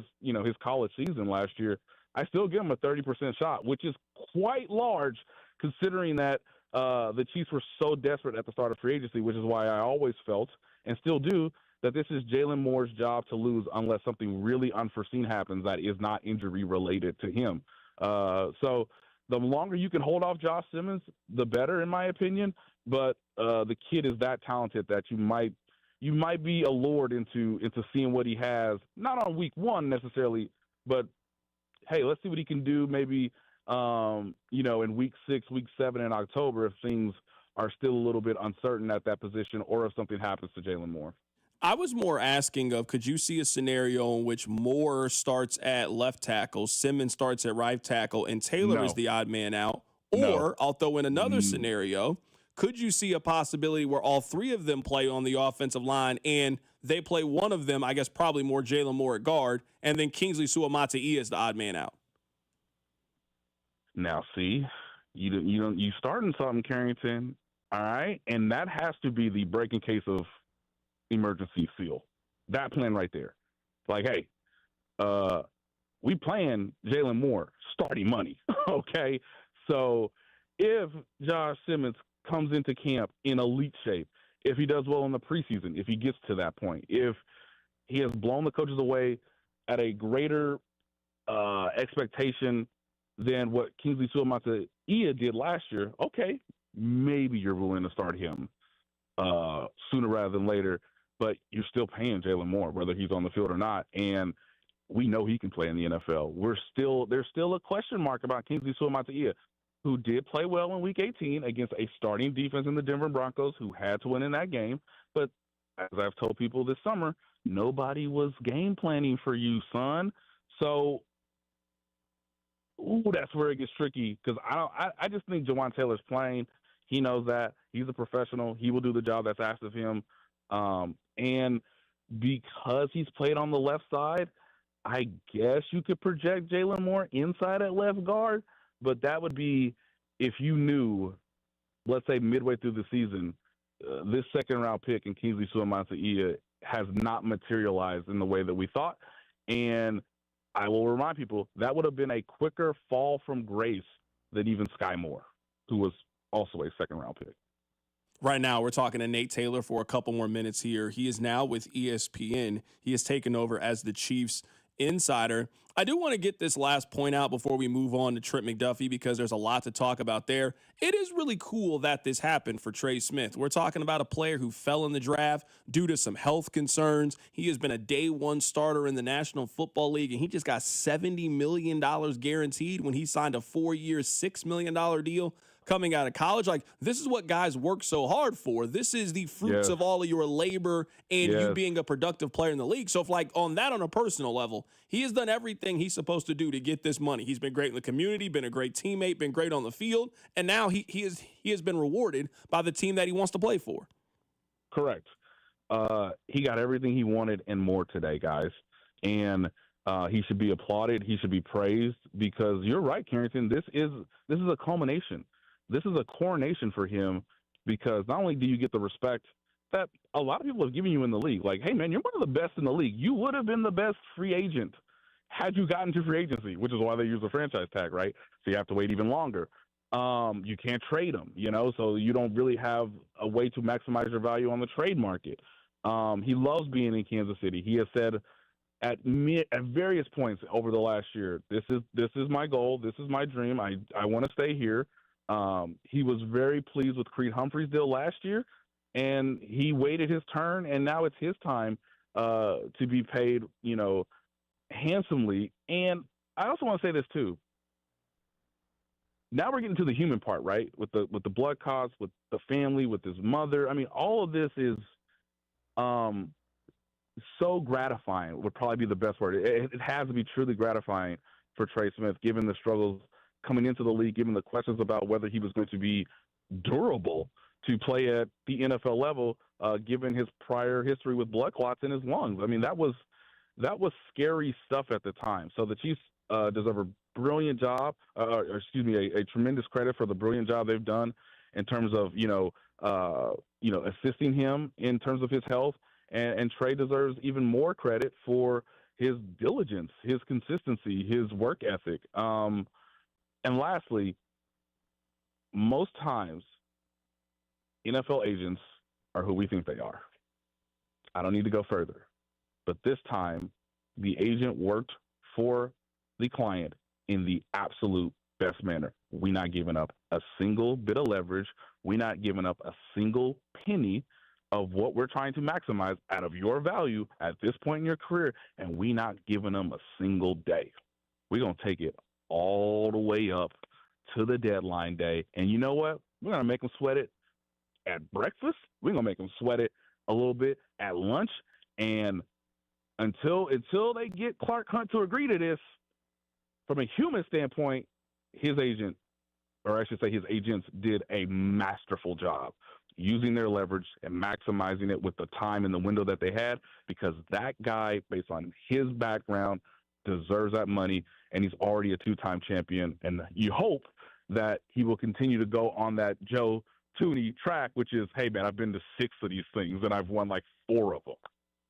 Nate, I'll get you out of here with this final question. Now the conversation shifts to Trent McDuffie. We have seen all of the very talented young corners get paid. We were on Pro Football Focus earlier today, and out of the top 5 corners in the league, the only one who's not on their second contract now is Trent McDuffie. You would have to assume that this extension is coming soon. Have they begun negotiations? Have they started discussions? How close are they to getting a deal done with him? Well, that's something we also discussed on NFL Live, and so what I've said is they should be on the phone with him now, like literally. They have not really gotten into much of a conversation just because, and this is both beneficial, I guess, to the Chiefs to some degree, because you now get Derek Stingley, you get Sauce Gardner. Okay, those guys were drafted ahead of Trent McDuffie. Trent McDuffie better than those guys, so it's really nice for the players, similar to Trey Smith, where you're like, hey. Okay, now I know what my value is based on his market-setting deal, and I'm better than him. I've won 2 Super Bowls. I've been a 2-time All-Pro at the cornerback position, one of the hardest positions to play in American sports. So think about it from this standpoint. The Chiefs had to get they had to get rid of Joe Tooney in order to pay, Trey Smith. Now, after you pop some champagne, you do a round of applause, you take a deep breath, ooh, buddy, you got to go through this again, because when the Chiefs travel to Sao Paulo, Brazil, a couple days before the season opening game that Friday night, you have better had a deal in place using the 5th-year option as a little bit of an extender, because you already enacted that, to get a deal done with Trent McDuffie. Because if you don't do it now, that price is only going to go up, because, kids, I'm telling you, I have more confidence in Trent McDuffie being an even more excellent player further in his career than I do right now with Trey Smith. And you had to get a deal done with Trey Smith. So they're in the same boat, and now their timeline is basically, okay, can we get something done before opening night, similar to what they did last year with Creed Humphrey. They got that deal done. That set them up to get this deal done with Trey Smith, and now Trey Smith has set themselves up to get a deal done with Trent McDuffie.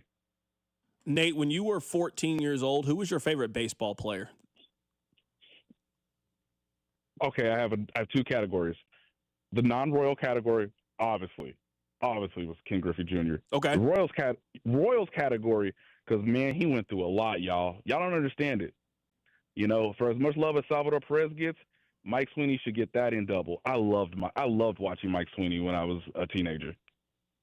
That is our guy, Nate. Perennial All-Pro. No, I'm with you. No, Nate, Mike Sweeney was great. I love Mike Sweeney, too. I'm happy that Mike Sweeney gets a lot of love. So, no, I'm happy that that's the name that you said. That is our guy, Nate Taylor, joining us on the show today. He is in Bristol, Connecticut. He now works for ESPN. Nate, man, congratulations, man. Congratulations to you and your family, man, all your hard work. Now got you to the 4-letter network, man. We look forward to watching you on SportsCenter. Unbelievable. Thank you, guys. Absolutely. That is Nate Taylor joining us on the show today. It is going to be very wild one day to turn on sports and we're like, oh, hey, that's Nate. I know him. That's going to be kind of cool, man. Congratulations to Nate Taylor. He has replaced Adam Teicher. He is now going to be on NFL Live. He is the Chiefs NFL insider for ESPN. The Chiefs play in a lot of important games and have a lot of news. So something tells me that Nate is going to be very, very busy. And Nate, yes, he will be on the show this season. Nothing has changed in that regard. Really excited to have Nate continue to be part of the 96.5 The Fan family. That's what we are. We're a family. It's like Fast and the Furious. We're family. Coming up at the top of the hour. Now, KU fans, I know that we said we would have KU Day, and we let you down a little bit today, and I apologize for that. I will take full responsibility. I promise you that Lance Leipold will be on the show. I promise you that Jalen Daniels will be on the show.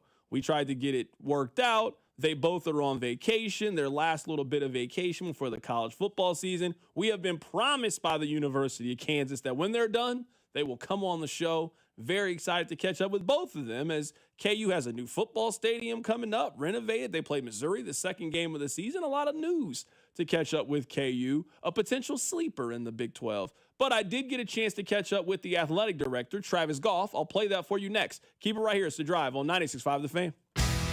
The Drive with Carrington Harrison on your new home for Royals baseball. 96.5 The Fan. Brought to you by DM Injury Law. Have you or a loved one been in a car wreck? Contact DM Injury Law today and get the money you deserve. Car wreck? Remember, Mike's got this. Here's traffic, brought to you by DM Injury Law. Have you or a loved one been in a car wreck? Contact DM Injury Law today and get the money you deserve. Car wreck? Remember, Mike's got this. You've got that big problem in Shawnee slowing you down all the way back to Overland Park. The wreck is 35 northbound just past Johnson Drive. 2 left lanes are blocked. And 71 southbound just past 75th, left lane blocked. From the Anthony Plumbing, Heating, Cooling, Electric Traffic Center, I'm Bow 96.5 The Fan. Traffic. Do you owe $10,000 or more in credit card debt or personal loans? With credit card debt at all-time highs, Debt Relief Advocates is urgently notifying consumers of debt relief now being made available, designed to aid consumers with out-of-control credit card debt. Those who qualify and enroll for this relief program will only have to pay back a fraction of what they owe. This is not bankruptcy or a debt consolidation loan. This is a relief program that credit card companies would rather you not know about, as it ends your debt nightmare and saves you lots of money. Consumers owing at least $10,000 in credit card debt or personal loans can now take advantage of this debt relief as the cost of living skyrockets. Debt Relief Advocates has established a relief hotline for you to call to learn what debt reduction you may qualify for, so don't wait.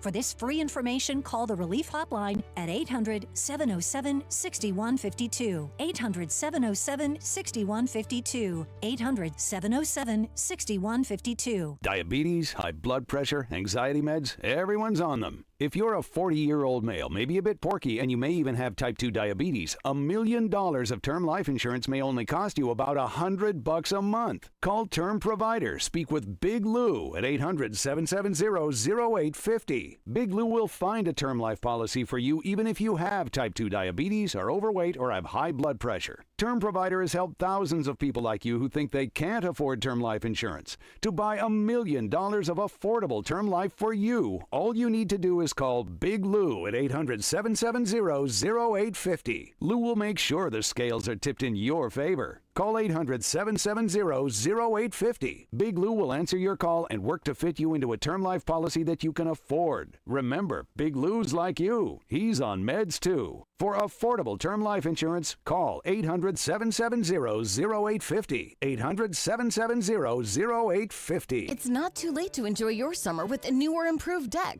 Go to PowellExteriorsKC.com to schedule a consultation today. Get your free estimate now, and you could be enjoying your new deck or patio in a matter of weeks. You are one click away from your best summer ever. Attention. Have you racked up $10,000 or more in credit card debt? Are you barely getting by making minimum payments? With credit card debt reaching all-time highs, National Debt Relief is notifying consumers about significant debt relief options currently being made available to help those with overwhelming credit card debt. These options may reduce a large portion of credit card debt for those who qualify. You don't need to declare bankruptcy or take out a consolidation loan, and you may only have to pay back a fraction of what you owe, even if you have bad credit. National Debt Relief has already reduced the credit card debt for more than 550,000 consumers, so don't wait. If you owe $10,000, $20,000, or even $100,000 in credit card debt, you can now take advantage of this financial debt relief as the cost of living continues to skyrocket. To check what debt reduction you may qualify for, call 800-672-6688. That's 800-672-6688. Again, 800-672-6688. Hey, it's Rex here with RexBuysKC.com, your local KC home buyer. If you own a property in the Kansas City or surrounding area and want to sell it fast and at a fair price, write this number down, 816-330-6000. I'm a private real estate investor, not some hedge fund or large national chain. My family and I live right here in KC. I can pay cash and close on your timeline, even in as little as 3 days. Here at RexBuysKC.com, we're improving Kansas City one house at a time. I buy inherited houses, vacant houses, foreclosure houses, behind in payment houses, my tenant won't pay the rent houses, and properties that need complete rehabs. Do you own a house that's trashed and needs thousands of dollars in repairs? Great. If you own a house and want to sell it fast, call me at this number, 816-330-6000. That's 816-330-6000, or go to rexbuyskc.com. That's rexbuyskc.com, and I look forward to working with you. Baseball season is in full swing, and that means the summer heat is coming. The guys at Climate Control have been serving KC homeowners for over 35 years and know how to get your cooling system ready to handle our scorching hot summer weather. Stay cool and comfortable this summer. Call Climate Control today at 816-265-2830 and schedule your AC system tune-up for just $59. Don't wait. Visit ClimateControlKC.com today. Climate Control Heating, Cooling, and Plumbing. College days are back on the drive. Listen for MIZ Day on Wednesday, July 16th, starting at 2 o'clock on 96.5 The Fan, KFNC FM and AM HD1 and HD2, Kansas City, in Odyssey Sports Station.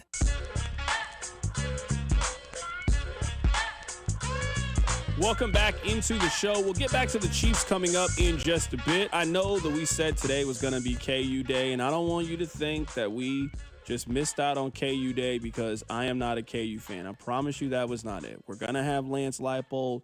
We're going to have Jalen Daniels on the show. I do want to talk a little KU football. They got a brand new stadium, renovations. I'm going to be there. I'm actually going to KU's first 2 games of the season this year. I'll be there in night 1 of the new stadium. I'm also going to watch them lose in week 2 on the road in Columbia against the Missouri Tigers. I got a chance to catch up with Travis Goff. He is the athletic director at the University of Kansas. We talked about all things Jayhawks athletic. The football program looks to be having a good season. The basketball program has the #1 recruit. The baseball team had their best season in quite some time. A lot of things to talk about with Travis Goff. Our conversation started with the new stadium project. Is it on time? Is it on budget? We are, yes, sir. I was in there Monday, spent about 3 hours kind of walking through every aspect of it, kind of looking at some of the finishings and, branding and signage and all those kinds of detail things. And they are on point. I guess I'd say it with the risk of regretting it, but comfortably going to be ready to go for August 23rd. We'll even have a chance for the team to get in there and practice on the new turf and under the new lights and stuff a couple times in August, do dry runs operationally, all those kinds of things. So everything's on point. It's going to be an incredible weekend opening up the new booth. What has been the most rewarding part of this process for you? What's been the most challenging part of this process?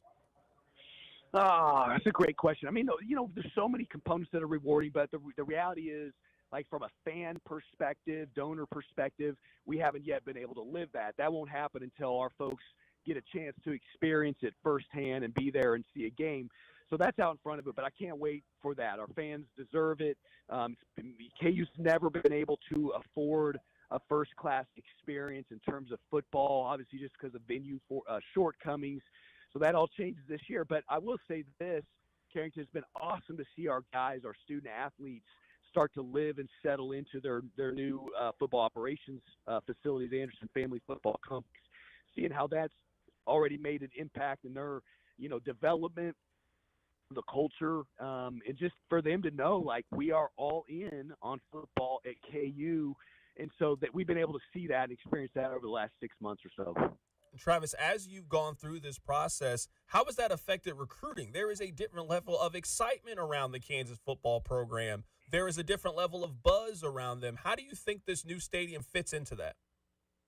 Well, I mean, I think that's a real thing, and I think many would say you could point to our momentum on the 26 class, the to-be high school seniors. We've got a really great crop in 26 that are locked in and committed to coming to KU. I think the reality, Carrington, is like that generation, right? We can't fault them for it. They're a here and a now generation, so like you can show them renderings. You can tell them what it's going to be like and try and paint that picture. You can even make videos, but they need to see it. And so for the group that we're recruiting, certainly for 26 and then 27 and beyond, like they know it's real because when they come to visit, they're seeing what's happening. And that tangible statement is really powerful, that this is a new version of KU and new version of Kansas football. So we're seeing dividends from that. Right now, we're talking to the athletic director at the University of Kansas, Travis Goff, joining us on the show today, right now, talking about the stadium renovations in Lawrence. Rob wanted me to ask you about the progress for Phase 2. You guys are wrapping up Phase 1. How do you feel you are positioned as you transition to Phase 2? Yeah, no, it's a great question, and certainly while we're so focused on opening Phase 1 in the right manner and finishing strong there, we're simultaneously continuing to push aggressively for Phase 2. Phase 2, gosh, is a broad way to frame it, but certainly it starts with a new finishing the stadium in the east side, right? So we've got to knock down that old east side, and we got to get the rest of that stadium vision completed. So that's out in front of us. That then opens up space on the east to do a mixed-use development, hotel, 2 residence halls, retail, dining, beautiful plaza, underground parking deck, all those kinds of things. So that's a multi-year projection when you talk about all the mixed-use aspects. But we're closing in both through, kind of a municipal tax incentive opportunities we have with the city of Lawrence and through big-time fundraising announcement coming up that is going to give us a great opportunity to keep the momentum and move into Phase 2 pretty quick here. When it comes to your day-to-day job, how much of your job is kind of interacting with student athletes? How much of it is what you just mentioned, fundraising? It seems like right now that is paramount with NIL and all of these different things to attract the best student athletes to Lawrence, Kansas. How much of your job is sort of networking? How much of your job is just trying to raise as much money as you can for the university? Yeah, I mean, I think the interactions with student athletes, like they're not maybe as often or as frequent as any of us would hope for, right? I mean, when you're on the administrative side, you're tasked with advocating and fighting for your programs, your coaches, your student athletes, and so much of that takes place outside your own even kind of home base, so to speak, right? So being up on campus on the Hill with our leadership and making sure and telling the story about the value of athletics, why it's so important to continue to invest, obviously being out in front of our donor base, particularly when you have a project of this magnitude, hundreds and hundreds of millions of dollars in investment being made. And so, I'm proud of that opportunity because it's an easy story to tell and the results are there, right? I mean, you talk about enrollment impact, right? Record third straight year of continual growth in enrollment. Athletics plays a key part of that. Alumni engagement, for the entirety of the university, athletics plays such a critical role in that. And so telling that story, advocating, and then strategically, like how are we going to deploy our resources, that's a burden that ADs carry. And of late, that's been regarding conversations around rev share. So how are you deploying within that cap of $20.5 million resources to ensure that you can be uber competitive, in particular in football and in men's basketball? That's where most of my time's been allocated of late. You mentioned the financial contribution to this. We're talking about hundreds of millions of dollars. I'm just going to assume it's not hard to get people to donate to the basketball program. You guys have had so much great success. Historic venue, might be the best home advantage in any venue in American sports. Are there challenges if you're trying to raise that level of money for the football program, or has the momentum with Lance Leipold just made that a much easier process for you? Well, that what you said last there, absolutely. I mean, what's been demonstrated tangibly in football over the last few years has made that a heck of a lot easier. Lance and the program's continuity and loyalty has obviously been a big part of it. And so I think it's a delicate balance. Like at some point, people can feel like, basketball is so uber supported that maybe it doesn't need their support. So there are moments where we've got to really educate people like, hey, no, we still need incredible support around basketball. Don't just assume that it's exactly where it ought to be because of that history. And then conversely in football, that's an understandable message, but it's a message that also has to be that, hey, everybody can make a difference. It's not just about the mega gifts or the premium seat buyers. It's every Jayhawk who's going to be part of this football thing in the new chapter is a critical part of building that program right. Right now, we're talking to the athletic director at the University of Kansas, Travis Goff, for a few more minutes going through some of the top storylines with the university. Two-pronged approach. Let's start with football last year. How much do you think those early season struggles for the football program are kind of tied to how disjointed their schedule was and not really having a true home game? You probably win that game against UNLV if it's in Lawrence. You maybe have more success in Big 12 conference play if you're playing those games on campus. How much of some of the struggles last year do you attribute to how different you guys' football schedule was? You know, I love that question, Carrington. And one of the things I love in answering it is I have not heard a singular excuse, Coach Leipold, his staff, or any of our guys that was the prevailing factor in that early season kind of struggle. So, hey, I would never point to it myself if the guys that had to live it aren't using that as an excuse. So not at all an excuse in terms of that.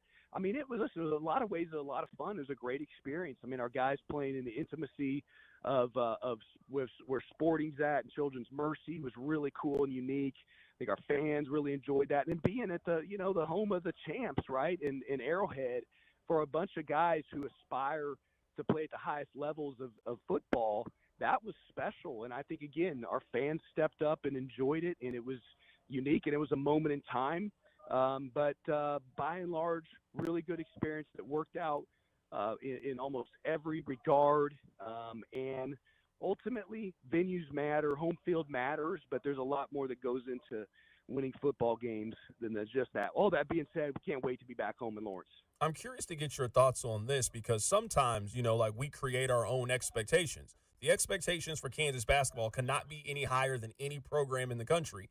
And for 90% of programs, Kansas basketball had a really good year last year. They won 20 games. They had a winning record in a very difficult conference. They went to the NCAA tournament, but that's obviously not the standard at Kansas. How do you as the AD kind of balance those two things, that you guys had a great year, but just not a great Kansas basketball year?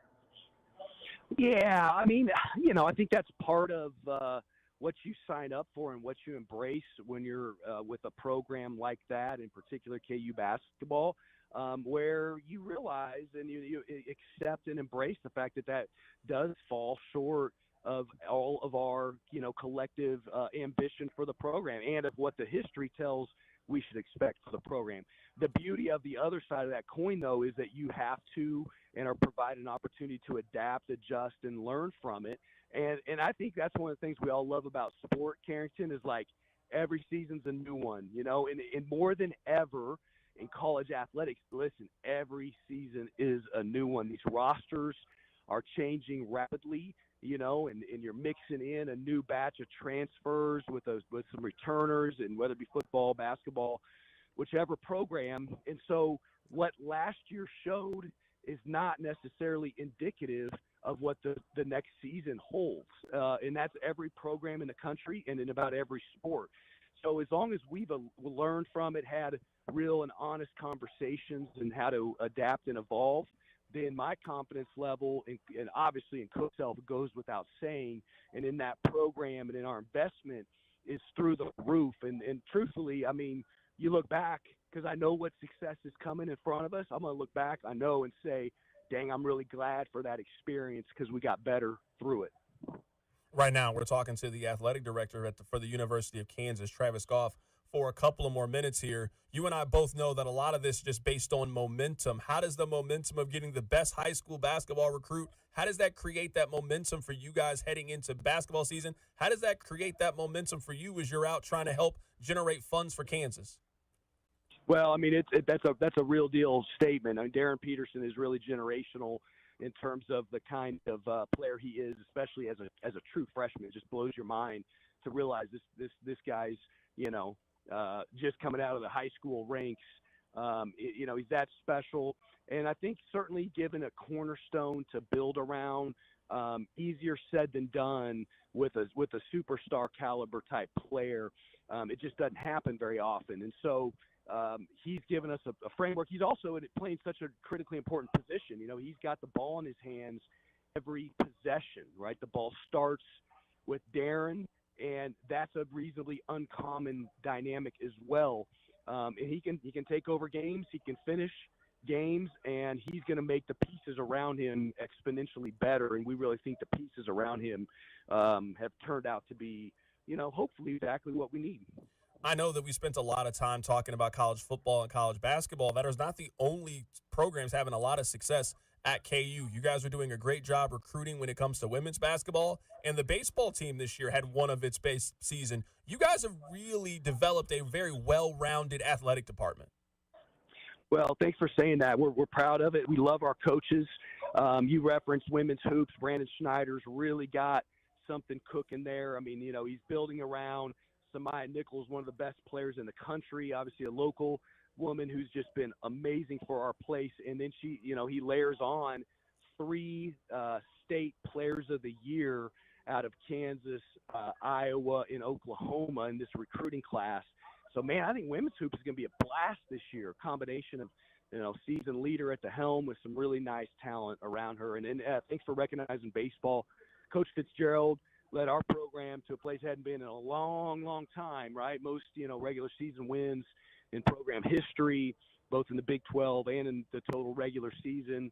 Won more games in the Big 12 than anybody in the league, and then off to the NCAA tournament that we went. And so having momentum in all those programs, like you could talk about soccer, women's golf, men's track and field, on and on. Like that stuff matters right now because we only have 16 programs. We should aspire and strive to be outstanding in each of them, and that's kind of a core tenet of the department. I'll get you out of here with these last couple of things. There are some changes that are coming to college athletics in terms of the postseason. What format do you support when it comes to the college football playoff? There's been some debate about that. And are you in favor of expanding the NCAA tournament? It is not very popular with fans, but it certainly feels like we are moving in that direction where we're going to see more teams added to the tournament. Yeah, I mean, I think the first question regarding CFP format, I mean, I probably haven't overthought it. I haven't really made it uber complicated. I just think having some fairness and equality in terms of access means that the 5 plus 11, right, this 11 at large, 5 automatic, to me makes the most sense. I mean, and there's some reason to think that maybe that could be of a disadvantage to the Big 12 in the current state. But if that's the case, then I'd rather sacrifice there before, compromising in this notion of too many automatic bids allocated and not giving the best teams a chance to earn their way in. So I'm on the 5-11 thing just because I think it's more simple and it probably sets the right tone moving forward. March Madness expansion, I'm not vehemently opposed. I just think you can go overboard. Right? I don't think it needs to. If it's going to grow, it should be a bite-sized growth, and not one that waters down the field. Certainly, not one that waters down too many quote-unquote play-in games. I just think it's got to still remain the March Madness that we've all enjoyed and loved, that every game truly matters. If you get in the field, you've got to crack to make some noise. And so, yeah, modest expansion. I can see it, but let's not go haywire here. That is the athletic director at the University of Kansas, Travis Goff, joining us on the show today as they get ready for their season opening game in the new stadium coming up in August against Fresno State. Travis, you know what? This one time, I will say good luck to you guys this season. This one time, though, I will never say it again. Good luck this year. I'll never forget it. Thanks, Carrington. Rock chalk, buddy. That is the athletic director at the University of Kansas, Travis Goff. Really enjoyed our conversation with him. Rob, I'm curious to get your feelings on Jalen Daniels, who felt like he had a very unbalanced season, is maybe the right way to put it. I mean, he was bad in the first 4 or 5 games of the season. There's really no question about it. You could argue a couple of times that he cost them. He might be the biggest reason on why they missed a bowl game last year. He started to play a lot better football toward the second half of the season. They were far more competitive in the second half. And then as they were really starting to get some momentum, I mean, they won 3 games in a row. You go on the road and beat Iowa State. You go on the road and beat BYU. You beat Colorado. You remove a couple of teams from Big 12 championship conversations. Then you essentially have a bowl game at the end of the season. If you beat Baylor, you go 6-6. You're in a bowl game. He then completes 52% of his passes, doesn't throw a touchdown, and throws 2 interceptions. Like, it was a very hot and cold, up and down season for Jalen Daniels. What are you expecting from KU's offense that you get rid of your best offensive player in last year in Devin Neal? You're bringing your quarterback back, but he had 14 touchdowns and 12 interceptions. So I actually was on a podcast about KU football, and I think KU fans are excited about Jalen Daniels for this reason this upcoming season. There was a thought, and Chiefs fans can relate to this, there was a thought that the offensive coordinator was the problem. You'll remember last year when KU was having their struggles, fans weren't mad at Jalen Daniels. Fans were not mad at Lance Leipold. They were mad at one person, Jeff Grimes, who has left the program and is now the offensive coordinator at Wisconsin. Good luck, Drew. And they brought back a guy who was part of the offensive powers, group, the brain trust that was responsible for Jalen Daniels and Jason Bean's good 2022 and 2023. He was the OC at Nevada. They brought him back, and there is a thought that, all right, we've washed out the problem. The problem was Jeff Grimes. Now we have a new OC. He's a guy who's worked with Jalen before. Jalen likes him. They know the offense. We're going to get back to seeing the guy we had seen previous to last season. And there is a optimism about change and play calling and those things that will get Jalen back to what KU fans really enjoyed. I also think the second half surge makes people think that, hey, with better play calling and a better scheme, maybe you can get more out of Jalen Daniels. Now, that more is not 10 wins, but you should definitely be a bowl team, especially the KU schedule this year. So there's a little bit of optimism around Daniels, despite the fact it's new receivers, a new running back, and a new scheme. There's excitement around his ability. I mean, looking at the KU schedule coming up here, we can talk a little KU here. We were going to talk a little bit more today, but the schedule kind of changed a little bit on us. I mean, if you're looking at it, you start the season at home against Fresno State. I mean, that's a game you certainly expect to win at this stage in the program. You play Wagner in week 2. So those are 2 wins that you expect to get early on. You go on the road and play Missouri. I'm not just saying this because I'm a fan. Missouri is better than Kansas this year. They return more talent. That's a game that you should lose on the road, but it's also a rivalry game. Who just kind of knows? We don't know what Missouri is going to be in terms of the quarterback situation. So that could end up being a game that is just way closer into the fourth quarter than people want. I usually try to judge schedules by what are your road games in college football. Missouri, UCF, a lot of people like Texas Tech this year on the road against Arizona, on the road against Iowa State. You also get K-State at home in the new stadium. I mean, this is a schedule that you can win 7 games with if you're KU. You're probably not going to compete to win the Big 12, but you know what? You can kind of be what Vanderbilt was last year. If Jalen Daniels can be healthy this season and play like he did a couple of years ago before the injury, KU could definitely be a team that just upsets some things for people. You beat West Virginia at home. You beat Oklahoma State. You pick up a game against Utah. This is a team that could win 7 games next year by just taking care of business and winning the games you're supposed to win. I think you said it perfectly with Travis Goff, and he didn't make any excuses. Like, it was a situation they were in last year, and they should perform better. But KU did not have home games in 2024. They just didn't. Arrowhead was at times a stale environment, at times a good environment. Children's Mercy Park is a soccer field. Like, it's small, it was a cool environment, but it's not a home. They're traveling every single game. I think if you have actual home games, you can start to feel like the teams you're better than, or at least win-loss prediction people think you're better than, you might be able to start locking up wins.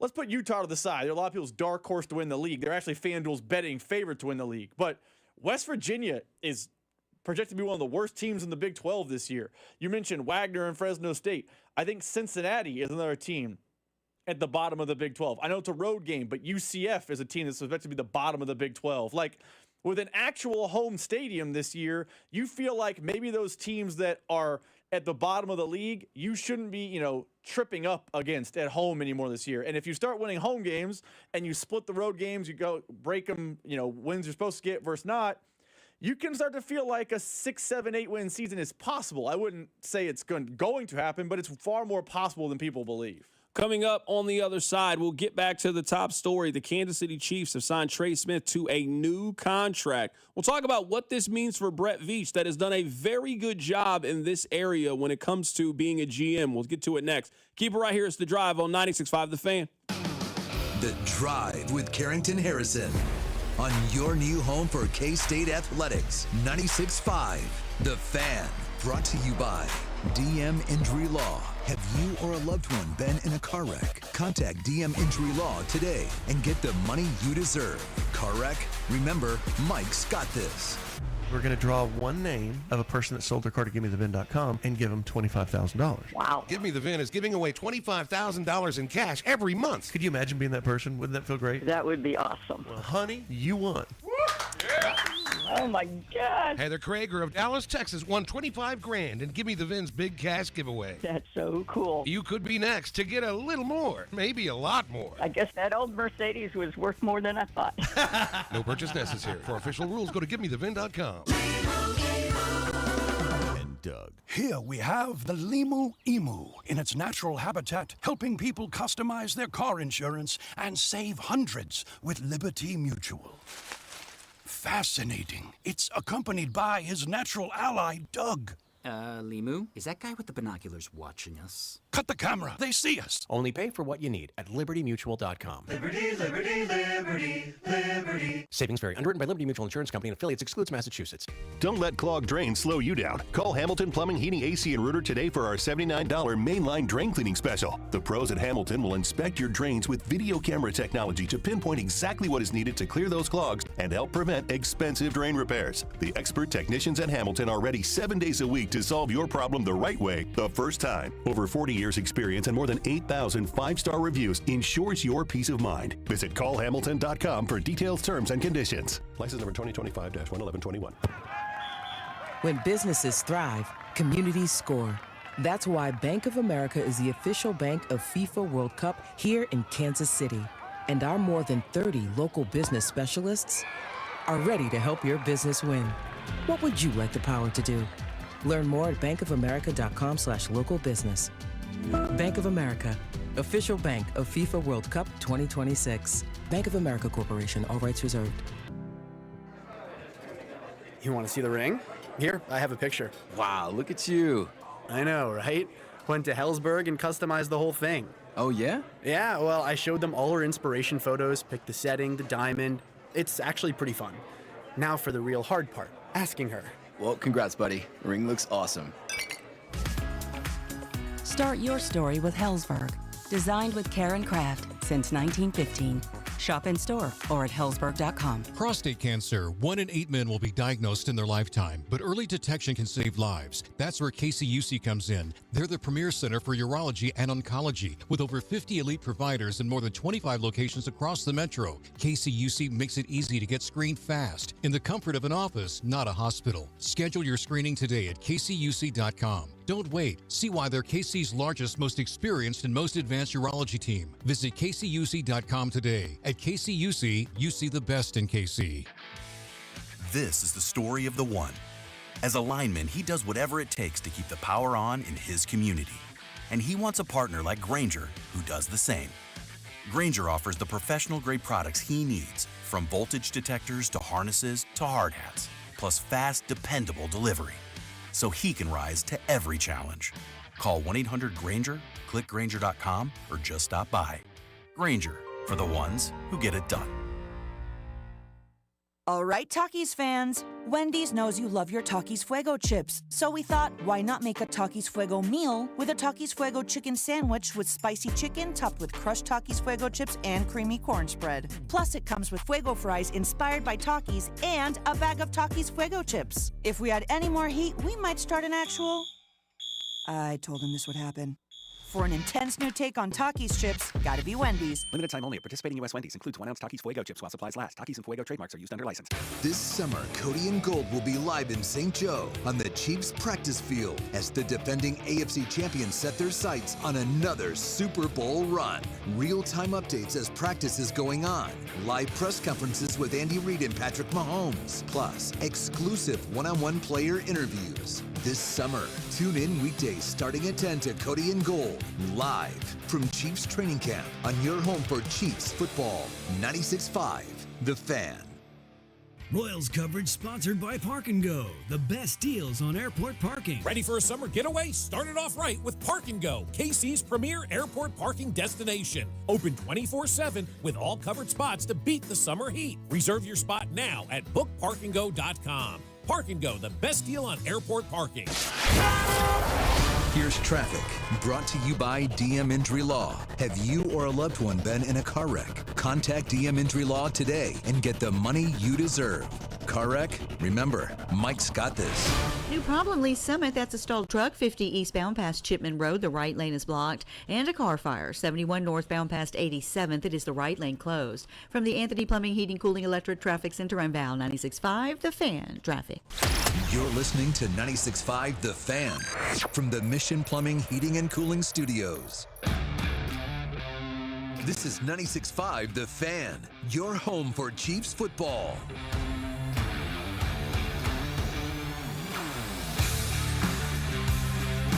All right, I want to highlight a couple of things with Brett Veach, the general manager for the Kansas City Chiefs.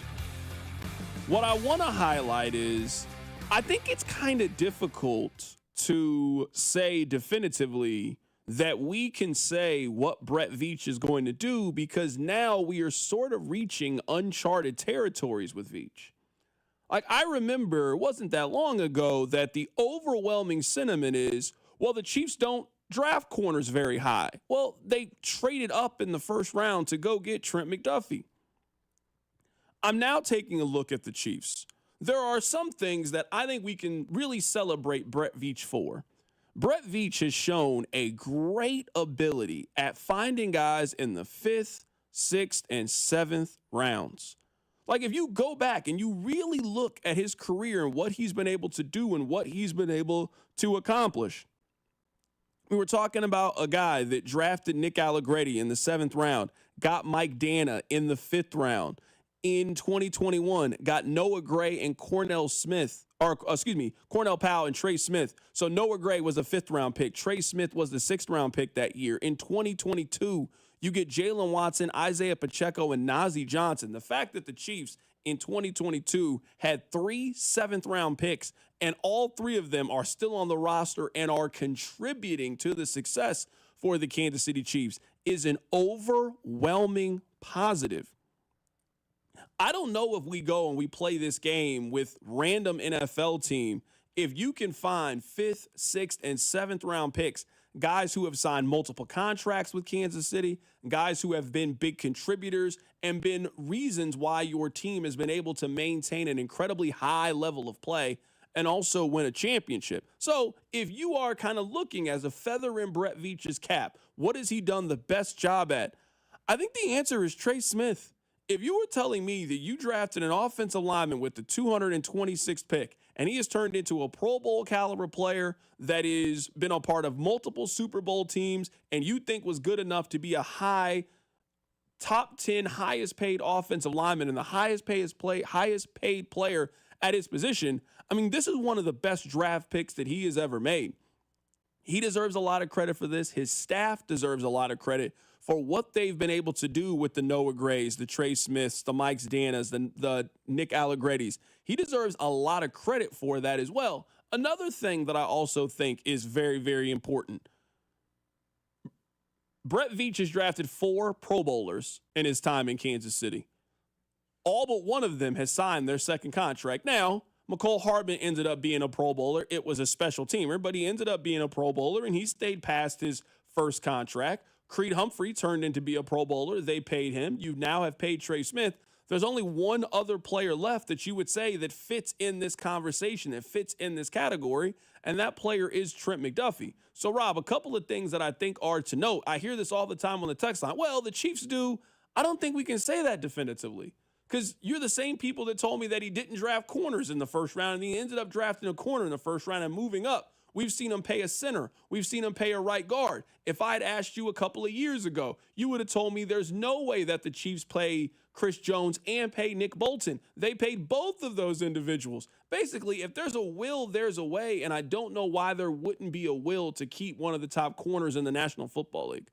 First off, with the drafting, me and you have different philosophies on the draft. I feel like 1st round picks should be multiple contract guys. 2nd and 3rd should be starters, maybe multiple contract guys. 4th is your kind of 4th, 5th role players. 6th and 7th is found money. The fact that I view the draft that way and Brett Veach has taken the found money rounds and turned them into legitimate starters in the NFL is a huge win for him, his scouting department. everyone over at One Arrowhead Drive deserves credit because Isaiah Pacheco and Trey Smith and, like I said, even Mike Dan, I know he's a 5th-round pick. Najee Johnson being a guy that he's not the best corner in the world, but he's a guy that you can play and feel okay with. This is a massive win for Brett Veach. That's first and foremost. You can definitely live with Najee Johnson as a 7th-round pick being your 4th or 5th corner and being a special teams player. Every team in the league, if that's what you're telling me your 7th-round draft pick turns out to be, every team in the league drafts Najee Johnson. I also feel like, and to your point about we don't know what Brett Veach is, now I still feel like we have an understanding of Veach. I just think he's tinkering a little bit. He has been a guy who has historically always wanted to pay his own. Look at the contracts or the extensions. Let's use extensions. Look at the extensions he's doled out. It's been guys that are part of the core or our pillars, however you want to say it, that he's drafted. He gave the extension to Creed Humphrey. He gave the extension to Nick Bolton, He gave the extension to Trey Smith. I know he wasn't the GM, but he was part of the brain structure that drafted Chris Jones. He extended him twice. Travis Kelce, same deal, extended him twice. Patrick Mahomes, he's only been extended the one time. Again, he was the guy pounding on the table for him. That's a guy we draft. That's a guy we keep. Like, Brett Veach does show us, yes, he's changing a little bit of his, stripes on corner and drafting, but he is still historically a guy that likes to draft and extend his guys. Trey Smith is the latest example of that. I have no reason to believe, based on that trend line, why he would run away from that when it comes to Trent McDuffie. It feels like he's checking all the boxes of what Brett Veach wants as a guy he extends. Yeah, I just think that Veach's message is very simple. Like, he just doesn't – they don't view positional value in the way that you and I discuss positional value. Like, that's not how they view it. We have a good player. We drafted a good player. We want to keep this good player on our team. We will take as many good players as we possibly can, and we will figure out the rest from there. So if we have a really good player at center, we're going to keep him. If we got a really good player at right guard, we're going to keep him. If we have a really good player at linebacker, then that is a player that we want to keep. I don't think the Chiefs just view positional value in maybe the very concrete way that you and I see it, and they're just in the business of just keeping very, very good players. I will say this, keeping their own guys, they haven't really made a lot of mistakes. We can disagree when it comes to Jawan Taylor, if that's a contract that you should have given out. But if we look at their last 10 extensions for their own players, guys that they either drafted or have been in this organization for a while, I can't really think of too many times where I would say that they outright made a mistake. It was obvious when it was time to pay Patrick Mahomes. When you gave the extension to Travis Kelce, it made a lot of sense. Maybe they didn't handle the Chris Jones situation correctly, but they eventually came to an agreement and you signed them to a long-term deal. When they've made a decision to pay one of their own players, they haven't really had a lot of missteps in the last 3-4 seasons. I mean, I'm not trying to, have they had one that they paid and you're like, woof, that's a miss? Like, you're right, free agency is a different ballgame. It is. But of their draft picks, if we went through all the Chiefs draft picks, this guy got a second contract with the team, this guy got a second contract with the team. Have they missed on a second contract? Like, maybe you're telling me McCole Hardman's one-year deal when he came back was a miss, but it's a one-year deal. Same with Clyde Edwards-Helaire. Yeah, it wasn't a hit as a draft, but his one-year extra deal didn't hurt anyone. There's no such thing as a bad one-year deal. Like, what Brett Veach seems to do a great job of, and it's him, it's the scouting department, the cap department, everyone, he seems to draft a player, and when he drafts a good player, which he does a good job at, he then extends said good drafted player. Like, there is no, albatross contract where it's like, oh, they drafted this guy, then they gave him too good of a contract, and now he's not performing. They don't have that miss through the draft, at least not yet. Yeah, I would agree. I would also say, and maybe this is talking out of both sides of my mouth, I would also say, they haven't really come to that crossroads yet with the player. They haven't had too many players, and now they're just now reaching the point where, all right, you got to start making decisions. Like, if your first draft class is Breeland Speaks, you got to then move forward 3-4 years. Now we're starting to have the conversation about, would you rather pay that guy? There really isn't anybody in that 2018 class that you think is going to break the bank. No one really in that 2019 class. In the 2020 class, when it came to L'Jarius Sneed and you had to make a decision, you made your decision. You traded him and moved on. Now I think we're getting to that point. You paid Nick Bolton, Creed Humphrey. That's a really strong draft class. If you're telling me in one draft class, they got Nick Bolton, Creed Humphrey, Noah Gray, and Trey Smith. So out of your 6 draft picks, 4 of them you paid second contracts to. That's a really good draft class. Now we're moving on to 2022. No one from this draft class has gotten paid yet. Trey McDuffie hasn't got paid. George Karlaftis hasn't got paid. Brian Cook, Leo Chenal, Jalen Watson, Isaiah Pacheco. Like, no one from this draft class has now. So now it is, let's see what the next 12 months look like. What happens with George Karlaftis? How do you pay him? What does that contract extension look like? Do you pay him like he's going to turn into a Trey Hendrickson? And maybe he doesn't develop into that. Now I think is when we start to a conversation that we had, 2 years ago. Your thing is the bill always comes due. They drafted so well for that 2-3 year stretch, and now those rookie contracts are expiring, and now you got to make a determination on who you want to keep and who you want to move on from. They made that decision when it came to L'Jarius Sneed. They haven't really moved on too many of their other draft picks since then. I think you asked about they haven't had a crossroads one yet, and the 2022 draft class is going to be different because there's a depth of talent in there. I would tell you the one time they had a crossroads with L'Jarius Sneed, as you point out, they handled it perfectly. L'Jarius Sneed, I know we were talking about him earlier in the show, and the text line thinks he's basically Revis in his prime, and he's not that, but he was a good corner in the NFL. And that's a premium position, and that was a good player. And they traded him, and on the surface, the trade looked like they gave him away for nothing. I remember the day it happened, text line was mad. How'd they give him away? They gave him away from a ham sandwich. How'd they do this? How'd they do this?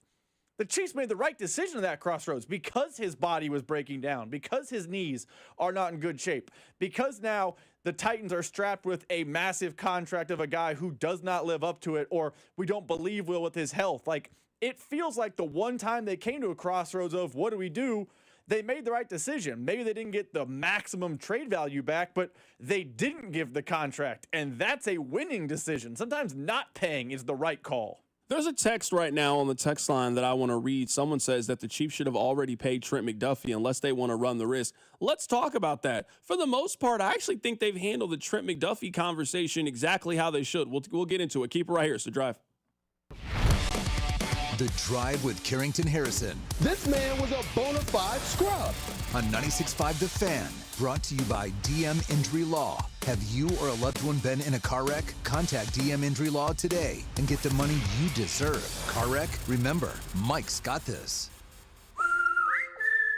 Hey, it's Matt, your leaf filter trusted pro. Gutters are an often neglected part of the home. They're also one of the most important. Clogged, overflowing gutters can cause serious problems like foundation damage or basement flooding, which can cost thousands of dollars to fix. Let's face it, cleaning gutters yourself is not only a hassle, it can be dangerous. But when you get Leaf Filter, you'll never have to worry about cleaning clogged gutters again.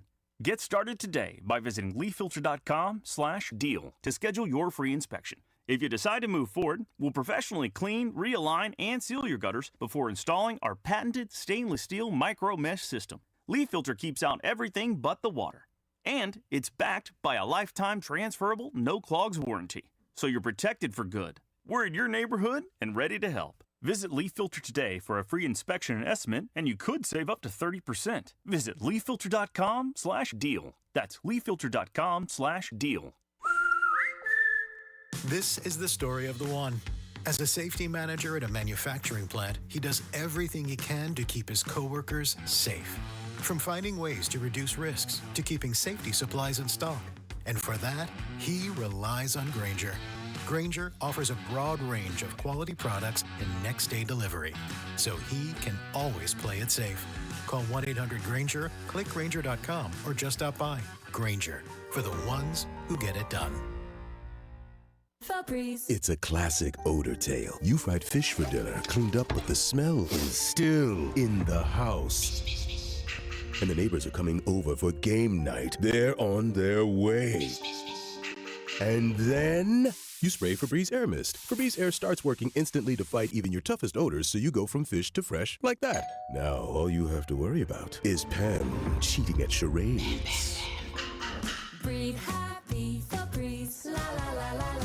BetMGM is making your next golf tournament winner bets more exciting with Second Chance. What's Second Chance? Ever bet on your favorite golfer to win a tournament only to see them miss the green? Well, with BetMGM's Second Chance promotion, you'll get your stake back in cash if your tournament winner bet finishes in second instead. That's right. Simply bet on any player to win a scheduled golf tournament during a promotional week. If you're right, you win. But if your pick finishes in second instead of first, you get your stake back in cash. Watch your favorite players go for the win all season long and bet knowing you'll get your stake back if they finish second. Log in today and make your picks with confidence with BetMGM. BetMGM and GameSense remind you to play responsibly. See BetMGM.com for terms. 21 plus only. Kansas only. Existing customer offer. Subject to eligibility requirements. Rewards paid back in unrestricted withdrawable funds. Gambling problem? Call 1-800-GAMBLER. In partnership with Kansas Crossing Casino and Hotel. Men, the summer is here. Longer days, warmer nights, and romance in the air. Intimate dinners, walks on the beach, dancing in the moonlight. But if you have erectile dysfunction, you know it can ruin romance, both for you and the one you love. This is Jeff for Heartland Men's Health. And if you have ED, don't let another summer go by without getting treated. Because intimacy is one of the greatest things in life, and fear of not being able to perform should not be something you have to deal with. At Heartland Men's Health, we're ED experts. We've successfully treated tens of thousands of men. Our protocols work when others don't, and we have treatments that are effective in well over 90% of cases. You could even last up to an hour or more and perform like you haven't in years. So call us. Your initial appointment is only $99 and includes blood work, a medical consult, and if medically advised, a test dose. And if that test dose doesn't work in the office, your visit is free. Call 844-447-6600. That's 844-447-6600. Or go to heartlandmenshealth.com. At CertaPro Painters, we know that a happy place comes in many colors, like ones that inspire a sense of wonder, or a new flavor that makes life just a little bit sweeter, or one to celebrate those moments that lift you to new heights. With thousands of 5-star reviews, you can trust us to bring happiness home. CertaPro Painters. That's painting happy. Each CertaPro Painters business is independently owned and operated. Contractor license and registration information is available at CertaPro.com. Ahoy, mateys! Set your course for Harris, Kansas City on Saturday, July 26th, where over $100,000 in prizes are waiting at our treasure chest drawing. One lucky winner will take home $50,000 in cold, hard cash. And every 15 minutes, you could snatch up to $2,500 in free play. Plus, earn 5-time extra entries every Saturday night through July 26th to boost your odds of striking gold. It's the summer's hottest treasure hunt, only at Harris, Kansas City. Yo-ho-ho! 21 or older to gamble. Know when to stop before you start. Gambling problem? Call 1-800-GAMBLER. Here's traffic, brought to you by DM Injury Law. Have you or a loved one been in a car wreck? Contact DM Injury Law today and get the money you deserve. Car wreck? Remember, Mike's got this. Big wreck with a car fire. That's going to be 435 westbound past Rowe, blocking the right lane. In Independence, another big problem, and that is 435 southbound before Truman Road. 2 right lanes are blocked. From the Anthony Plumbing, Heating, Cooling, Electric Traffic Center on Val 96.5, The Fan. Traffic. You're listening to The Drive with Carrington Harrison on 96.5 The Fan and the Odyssey app. All right, welcome back into the show. This is a disagreement that Rob and I have, and that's perfectly fine. Someone on the text line says, CDOT, the Chiefs should have already paid Trent McDuffie unless they want to run that risk. I don't really think the Chiefs have handled this poorly. I think Rob has the belief that the moment that a player is available to sign a new contract extension, you should sign them to a contract extension immediately. I don't mind playing things out a little bit. Now, I think it depends on who you are. Now, Trent McDuffie is a player that I've made that decision that I want to pay him because of what he's done so far in his career.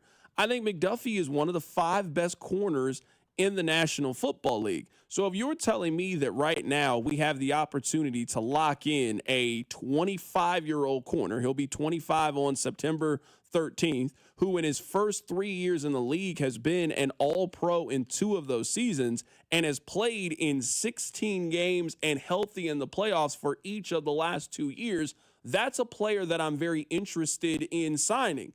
But let's take a player like George Karlaftis, for example. I don't really think there's a reason to sign George Karlaftis to a deal this offseason. I mean, he's been good, but he hasn't been a guy that I'm willing to break the bank for. Let's see how the rookie contract plays itself out. And you also have a 5th-year option with George Karlaftis. So let's see how things play themselves out. If you're the Kansas City Chiefs and you have Trey Smith on a 4-year, $6 million deal. Let's let the 4-year, $6 million deal play itself out. Now, I wouldn't have placed him under the franchise tag, which locked him for $23 million, but you start that conversation early after that contract, and then you move on from there. I don't really have much of an issue of how they've played the Trent McDuffie conversation so far.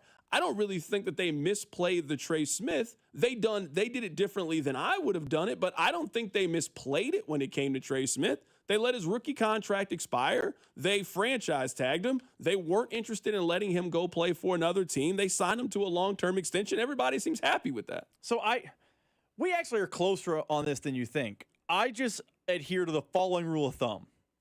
And it's not a hard and fast rule. It's a rule of thumb. But the earlier you get a guy extended, the more team-friendly that contract tends to be. Because I will use Trey Smith as the example. Now, the franchise tag kind of muddies the example, but when do you think was more advantageous time for a team-friendly deal? Not like, he is intentionally saying no to money, but team-friendly. Do you think it's after his 3rd year or after his 4th year? The rule of thumb is it's after his 3rd year, kind of like they did with Creed Humphrey. And I think when you wait on deals like this, they just get more expensive. And when they get more expensive, there's a trickle-down effect. Oh, I had to pay a little more here, so I can't pay it here. And if that trickle-down effect keeps happening in the off seasons, I think eventually you have to walk on a good player. Now, we agree on Karlaftis, but there's going to be a good player if they don't get ahead of these deals where they're going to say, oh, we're in a little bit of a cap bind, and we got to walk on. Pick a good Rashid Rice. I don't know who the player is, but that day could come, and the rule of thumb is you stay ahead of it, and you don't run into that problem. Yeah, but I guess where you and I are a little bit different on, with the way that the salary cap expands every single year, I don't know if any of these deals have gotten so, like, if you were Trey Smith, I think it was kind of in your best interest to play itself out the way that it was last year. Sure, maybe the Chiefs ended up spending $5 million more than they were going to, but if you had signed Trey Smith to a deal last year, it would have been 4 for $85. He wasn't taking 4 for $60. Well, I'll just go ahead and see. I think we sometimes get confused on what these team-friendly deals are.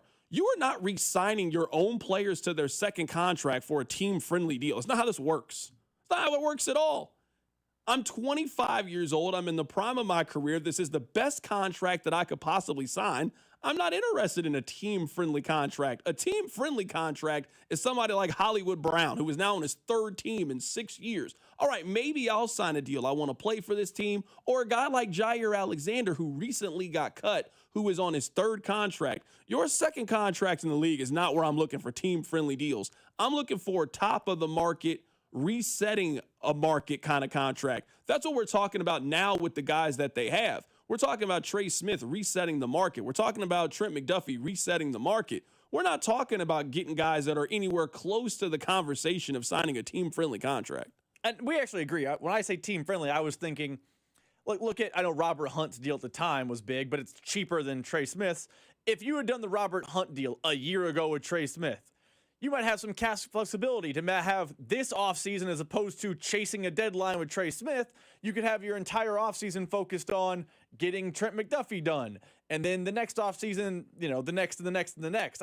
I agree with you. Team friendly. I wasn't implying the Chiefs are going to get Trey Smith for 4 years, $11 million. But I don't know that you had to pay him the richest guard contract in the history of the National Football League if you had maybe been a little bit proactive about it. I mean, Trey Smith plays center, a position that me and you both think is more important than guard, and he got the biggest deal there. But it's much more palatable than what the Chiefs did with Trey Smith money-wise to me, and I think one of the reasons is they were out ahead of Creed Humphrey, unlike with Trey Smith. Yeah, but I guess, though, and maybe this is just, again, you and I are just looking at this very differently. If I was Trey Smith a year ago, why would I not be interested in being the highest paid guard? I'm 1 year away from free agency. I mean, Trey Smith was still a champion last year. He was still a healthy and productive player. So if you're not interested in having that conversation, let me finish out the year and then let me go join a team that is going to make me the highest paid player. Let's say that Trey Smith had hit free agency. We don't think there was going to be a shortage. He was going to get paid by the Bears. I think we can now say this pretty safely in hindsight. The Bears were either going to get Joe Thuney or Trey Smith, just whichever one became available. And the Chiefs determined which one was going to become available. Hey, we'll trade you Joe Thuney. You guys want Joe Thuney? But Trey Smith Somebody was going to pay him this contract. The Chiefs just decided that it was going to be them were the ones that decided to do this. So that's why I think in some of this, and I understand what you're saying, hey, pay a guy instantly. Well, if I'm Trent McDuffie right now and you're not interested in making me the highest paid corner in the league, I'll wait. I'm not interested in taking less than this amount of money. The market has been set for what I'm worth. So if you guys aren't interested in that, that's perfectly fair. Hey, I got a couple more years here. I like being here. I want to keep winning championships. I'll be a free agent at 26 years old, and then I'll go get my money a little bit later than if that's the case too. So I do think there's a little bit of a negotiation where somebody like Micah Parsons, for example, last year, I think Micah Parsons has purposely kind of waited. Hey, I'm going to get paid at one point regardless. So I'll let more contracts keep stacking up, kind of like what we've seen Trent McDuffie do. Hey, I'm going to let all of my peers get paid. He's the last one looking for a contract now.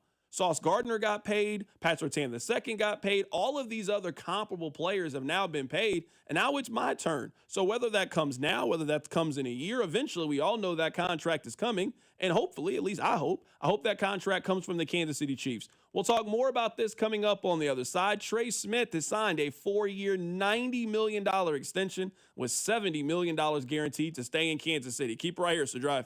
Hey, it's Lucas Ursig from the Kansas City Royals. You're listening to The Drive with C-Dot on 96.5 The Fan. Brought to you by DM Injury Law. Have you or a loved one been in a car wreck? Contact DM Injury Law today and get the money you deserve. Car wreck? Remember, Mike's got this. Here's traffic, brought to you by DM Injury Law. Have you or a loved one been in a car wreck? Contact DM Injury Law today and get the money you deserve. Car wreck? Remember, Mike's got this. Big wreck with a car fire. That's going to be 435 westbound past Rowe, blocking the right lane. In Independence, another big problem, and that is 435 southbound before Truman Road. 2 right lanes are blocked. From the Anthony Plumbing, Heating, Cooling, Electric Traffic Center on Val 96.5, The Fan. Traffic. There's nothing like when you get that part from eBay and it just fits. Yeah, the first time. So you can do less of this and get right back to more of this.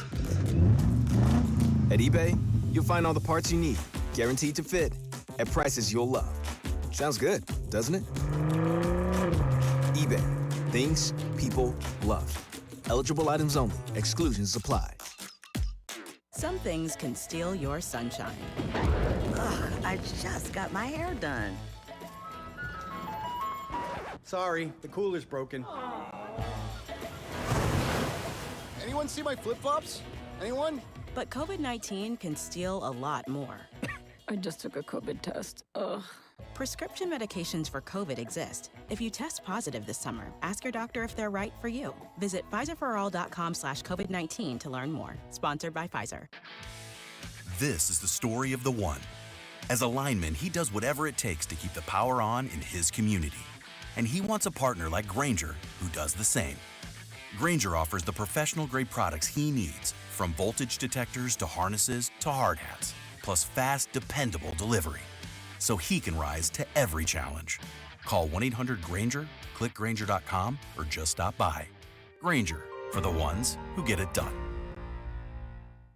All right, Takis fans. Wendy's knows you love your Takis Fuego chips, so we thought, why not make a Takis Fuego meal with a Takis Fuego chicken sandwich with spicy chicken topped with crushed Takis Fuego chips and creamy corn spread. Plus, it comes with Fuego fries inspired by Takis and a bag of Takis Fuego chips. If we had any more heat, we might start an actual... I told him this would happen.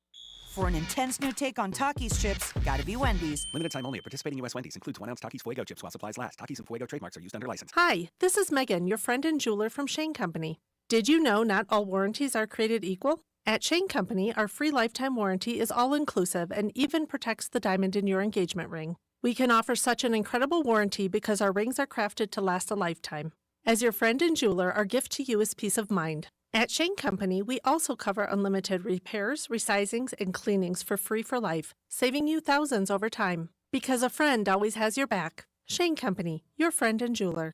Tiger, dragon, do you have what it takes to win? Be fierce like the tiger, strong like the dragon.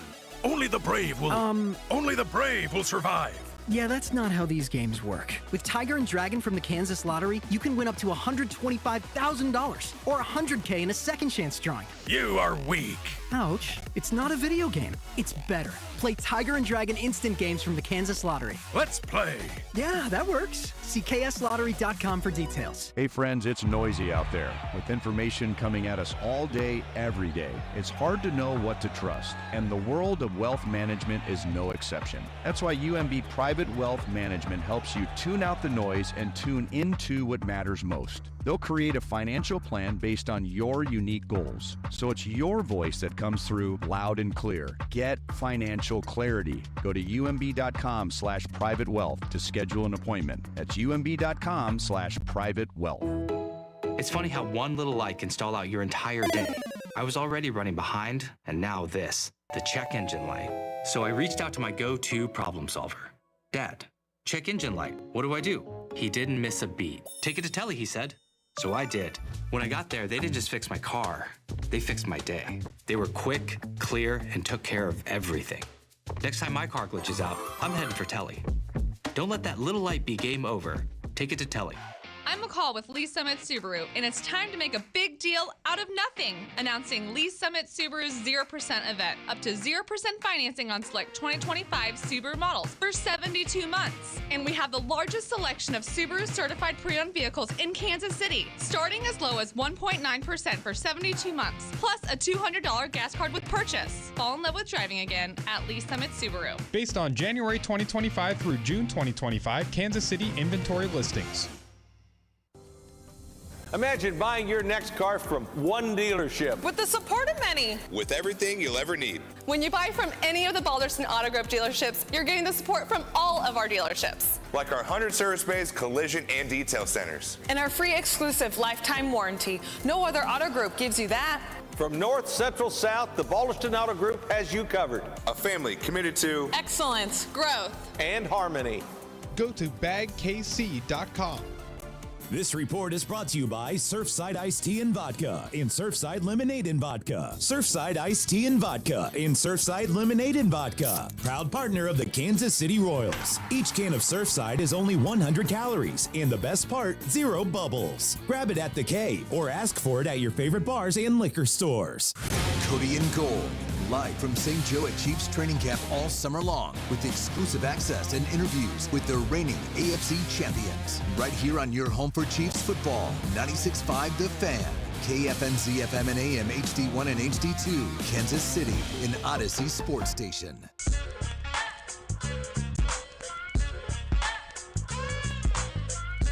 Congratulations on getting through your 9 to 5. Thank you so much for listening. It is The Drive. You are listening to The Drive on 96.5 The Fan, 96.5thefan.com, and also the Odyssey app. My name is Carrington Harrison. Very excited to be here. And you know what? Today has been a very different kind of show. I can't think of a time that me and the text line were on such different places. I don't even think that Rob and I are in the exact same place today. So it's been a very, very intriguing show. I think I want to start the 5 o'clock hour with this. I think that Trey Smith is a very good player. I think he is a player certainly worthy of a new contract. He has stepped in. He has been a day one starter. He has been fantastic, been great in the community, great teammate. He is a lot of the positive things that you will want if you're going to give out one of those deals. Where I do disagree is just a positional value. Now, I don't want to spend the entire 5 o'clock hour telling you what my positional value is because, quite frankly, it doesn't matter. The Chiefs and I don't see this the same. They've paid their center. They've paid their right guard. They played their middle linebacker and Nick Bolton. Like, they are in the business of compiling as many good players as they possibly can and going from there. So I don't want to spend this entire time debating positional value and those things. How I do feel is this. I do not want to hear it anymore about the offensive line. It is not an excuse to me anymore. It should not be a barrier for this offense not taking the steps to get back to where it was 5 years ago. This team gave their left tackle $21 million this past offseason. They spent a first-round pick on an offensive lineman. They spent a second-round pick on a left guard this past year who is in his second season, who has moved around the offensive line, who now you believe has settled in and should be in his correct spot on the offensive line. The text line believes that they have the best center in the National Football League. A lot of people think they have the best center in the league. They just paid the highest guard salary in the history of the National Football League, and their right tackle is the second highest paid player on the team. I don't want to hear it anymore about the offensive line. They have spent an exorbitant amount of resources on their offensive line to be one of the better units in the National Football League. So go be it this year. We live in the show me state. At least half of us do. You got to go out there and prove it to me on the field this year. You cannot spend the amount of resources that the Chiefs have. And in week 5, if they struggle up front, I'm pointing it out. Oh, well, they won. No, hold on. Your offensive line got to play better than that. Not when you've spent first-round picks and big-time contracts and $70 million guaranteed here and $50 million guaranteed here. The Chiefs have told you we are willing to protect Patrick Mahomes at all costs. That also means you need to be effective in running the football. You need to control the line of scrimmage, control tempo, and get back to being a team that can run the football effectively. Now, last year, there were a bunch of reasons why they didn't run the football effectively. I know you guys don't think that the Chiefs run the ball. The Chiefs were 16th in rush attempts last year. The Chiefs try to run the ball. The problem is they were tied for 30th in yards per carry last year. They weren't very effective when they did try to run the ball, so I can't really tell them that they should run it more because they were averaging 3.6 yards per carry every time they tried to run it last year. So this is a team that I want to see really beat people up and control the line of scrimmage. Look at Philadelphia. I think we would agree that Philadelphia has a really solid offensive line. Man, I see the effects of that. I saw the way that they neutralized Kansas City's defensive line. I see the way they protect their quarterback. I see the way that they can run the football. That is a team that if we look up spending for Philadelphia's offensive line and spending for Kansas City, you can see that they are very, very comparable. They've paid interior offensive linemen. You've paid interior offensive linemen. They got this tackle. You got this tackle. Both teams have spent a lot of resources up front to protect their quarterback, and you should. For a team that thinks they have the best center in the NFL, they think they got the best right guard in the NFL, they just went out and got the best available left tackle. They drafted a guy that they're telling me if he's healthy, he would have been a top 10 pick in the NFL draft. They spent all this money. They spent $60 million guaranteed on their right tackle. I don't want to hear it anymore on 3rd and short why they're not good. I don't want to hear any more up front about why they can't protect Patrick Mahomes. I don't want to hear why they can't run the football effectively. When you spend the amount of resources that they have up front, they have to be better at running the ball. They have to be better at protecting Patrick Mahomes. They have to look like and feel like and play like one of the top units in the National Football League. I mean, we're just going to disagree about the importance of running the ball, but I agree with you here. The excuses are done. And this expands beyond just Trey Smith. It's everything. I remember last year at this time, Chiefs fans were in a froth about how the offense is going to be better. And injuries, the receiving core, and then the offensive line really took that away. But we're a literal week. A week from now, they'll be practicing football in shorts and pads up in St. Joe. They brought back all 3 of their top wide receivers from last year. Their top 2 wide receivers, and they brought back Rashee Rice to health. They have a Hall of Fame tight end. They have now an offensive line that features the most expensive interior in all the NFL, and probably in the history of the NFL. They have 2 options at left tackle, and they have an expensive right tackle who, despite his false start issues and terrible contract, the metrics say is a pretty good actual pass blocking tackle. They have the first ballot Hall of Famer at coach, a first ballot Hall of Famer at quarterback. They have everyone's favorite running back, Kareem Hunt, and they have Pacheco back to health. This conversation, I think, with the offense, to me, expands everything. It's time to be elite again. I don't want to, look at Pro Football Reference on pick a date, March 22nd, and then Rob, be 15th anymore. This is where I just think you're wrong. Part of being elite offensively is running the football effectively. You can't name me one offense in the NFL that's elite that can't run the football. Name any offense you think is good. Detroit's offense, really good. Philadelphia's offense is really good. They can all run the football effectively. I guess where me and you differ is, you're right, 30th in yards per carry is horrible. I'm not going to say, but they don't need to be 3rd. If they're 15th in yards per carry, we and you are going to be on the same page. But for me, it's all of it. it has to be, you have to be top 5, top 8. I know Nate Taylor, and we'll play a little bit of that conversation here in a minute, said they need to be top 5 in the NFL. I agree wholeheartedly. There is no more, hey, they ran the ball 25 times and they got 75 yards, but look, they won. There is no more, well, they only scored 13 points, but they still won. It is time for the offense to look more 2018, 2019-ish. And you're right. What we actually agree about running the ball is yards per carry. They can't be in the same pantheon as the Panthers. They need to be middle of the pack and then grade out great everywhere from there. Someone on the text line says, what was their rush rate percentage, not attempts? They possessed the ball a lot. That's why the attempts were so skewed high. The Chiefs were 10th in run-pass ratio last year. They threw the ball on 58% of their plays last year. So to me, the Chiefs run the ball. They run the ball a lot last year. I know there's this perception that the Chiefs don't run the football. For example, the average last year was 56, and the Chiefs threw it at 58% last year. So the Chiefs are not a team that just throws it nearly as much as you think. The Chiefs tried to run the ball last year. They just weren't effective at running the ball last year. I'm with you, Rob. I'm not saying they got to be Philadelphia's rush offense or Baltimore's rush offense. But I think one of the problems last year, and we can just disagree on this, one of the reasons why I think Philadelphia was able to really push Kansas City around is Kansas City's offense last year was kind of predictable. There weren't a lot of guys in their offense that could really beat you in the second half of the season. Travis Kelce is not running past anybody at this stage in his career. Last year, their offense was big plays from Xavier Worthy in the second half of the season, and Mahomes just kind of making the best out of a situation. I've been saying this all year. How you get explosive plays is you got to get explosive players. So if you're telling me now that the Chiefs have the third best offensive line, then let's get Isaiah Pacheco back to running for 950 yards, possibly 1,000 yards this season. Let's get Kareem Hunt as a great short yardage opportunity. Brashard Smith, you spent the 7th round pick. Maybe he's one of those guys that helps somebody win their fantasy league because he's far better than expected. I'm not here telling you that I want the Chiefs to drastically change who they are offensively. But when I think about the best versions of this offense, they have been a team that gives you a threat to do that when it comes to the run game. It's Isaiah Pacheco having 975 yards rushing, and you can throw it to him for another 300 yards last year. One of the problems, I think, with Mahomes and why he's kind of taken a step back, at least from a numbers perspective, is last year their offense asked him to do more than basically every team was asking their star quarterback to do. You didn't have a lot of healthy, viable weapons, and this year just goes beyond the offensive line. The Chiefs are moving like they think their offense is going to be elite.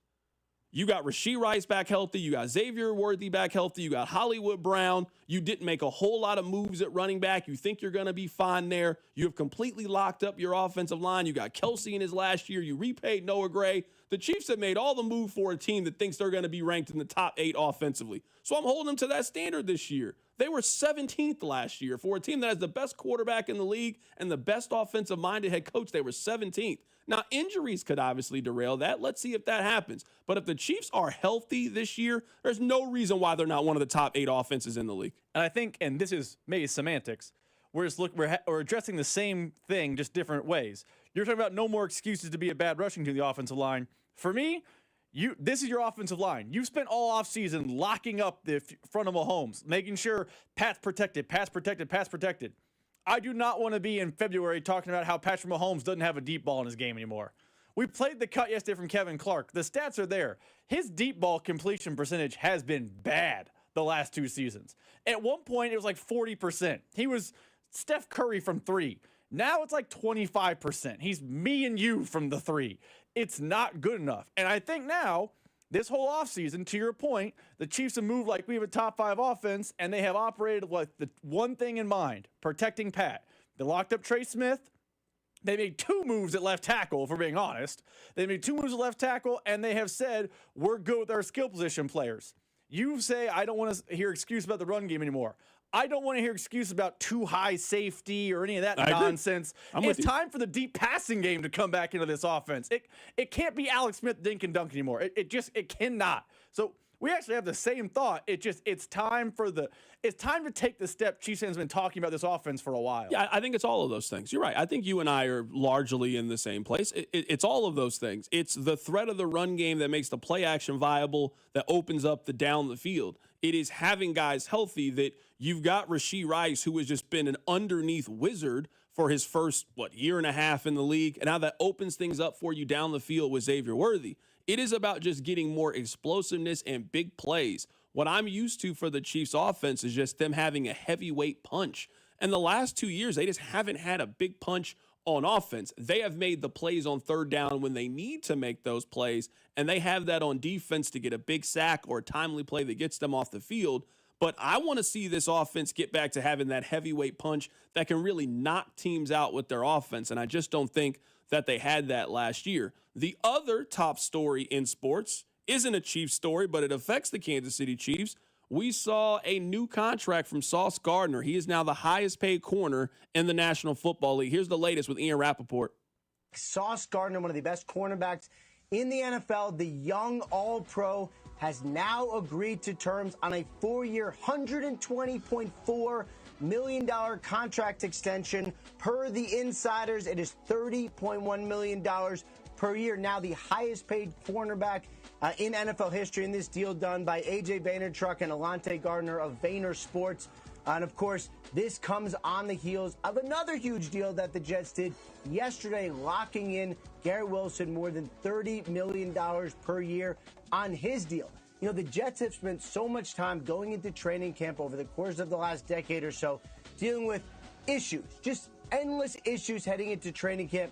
This year, with a new regime, with Darren Muji, with Aaron Glenn, it is clean.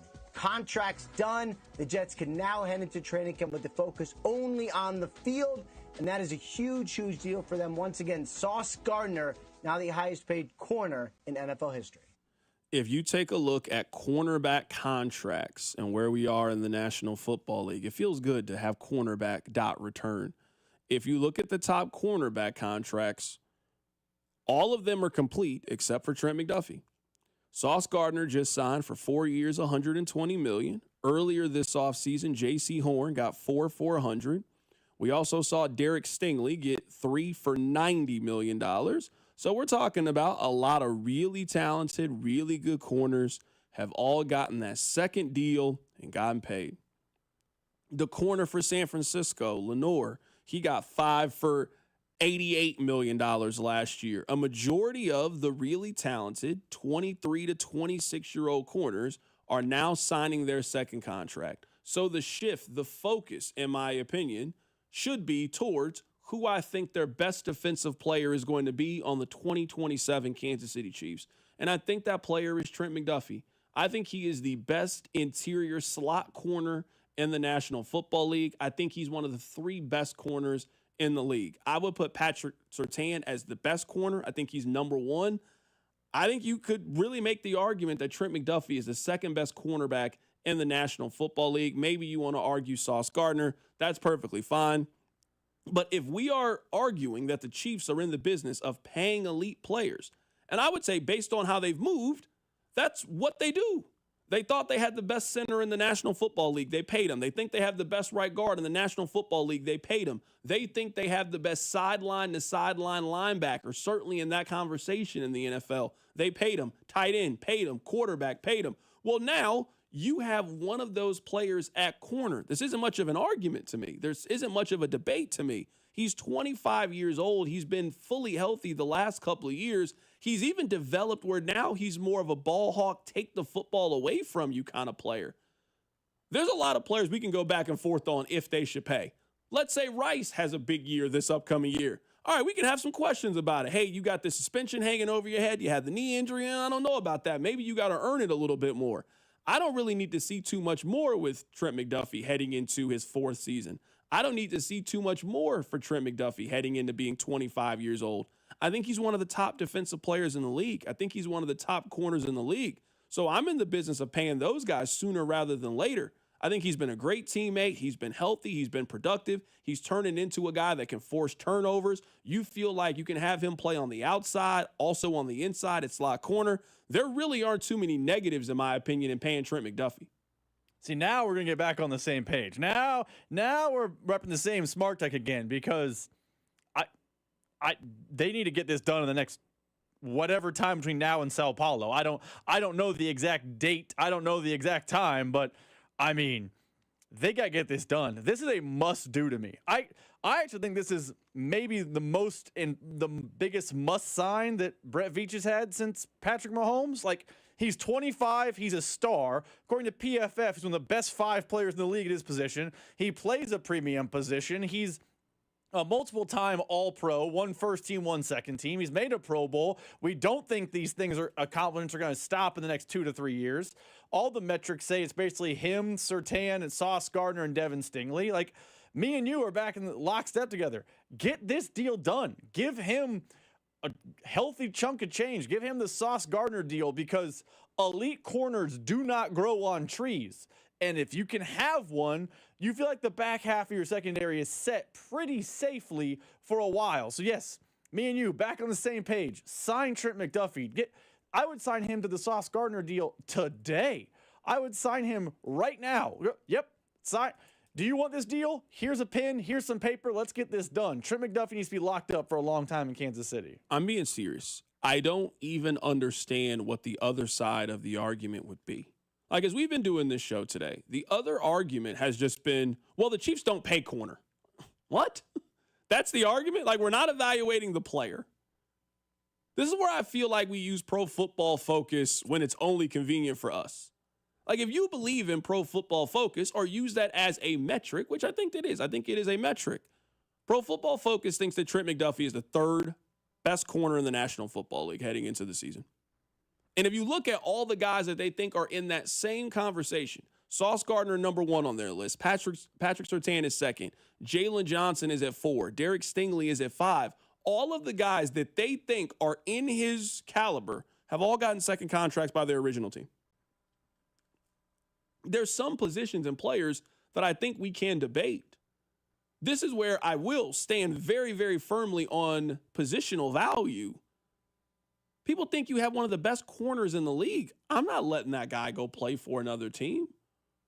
The Tyreek Hill thing's a little bit different. I don't know, wide receiver, off the field issues. I understood why you would want to move on from Tyreek Hill. I really get it.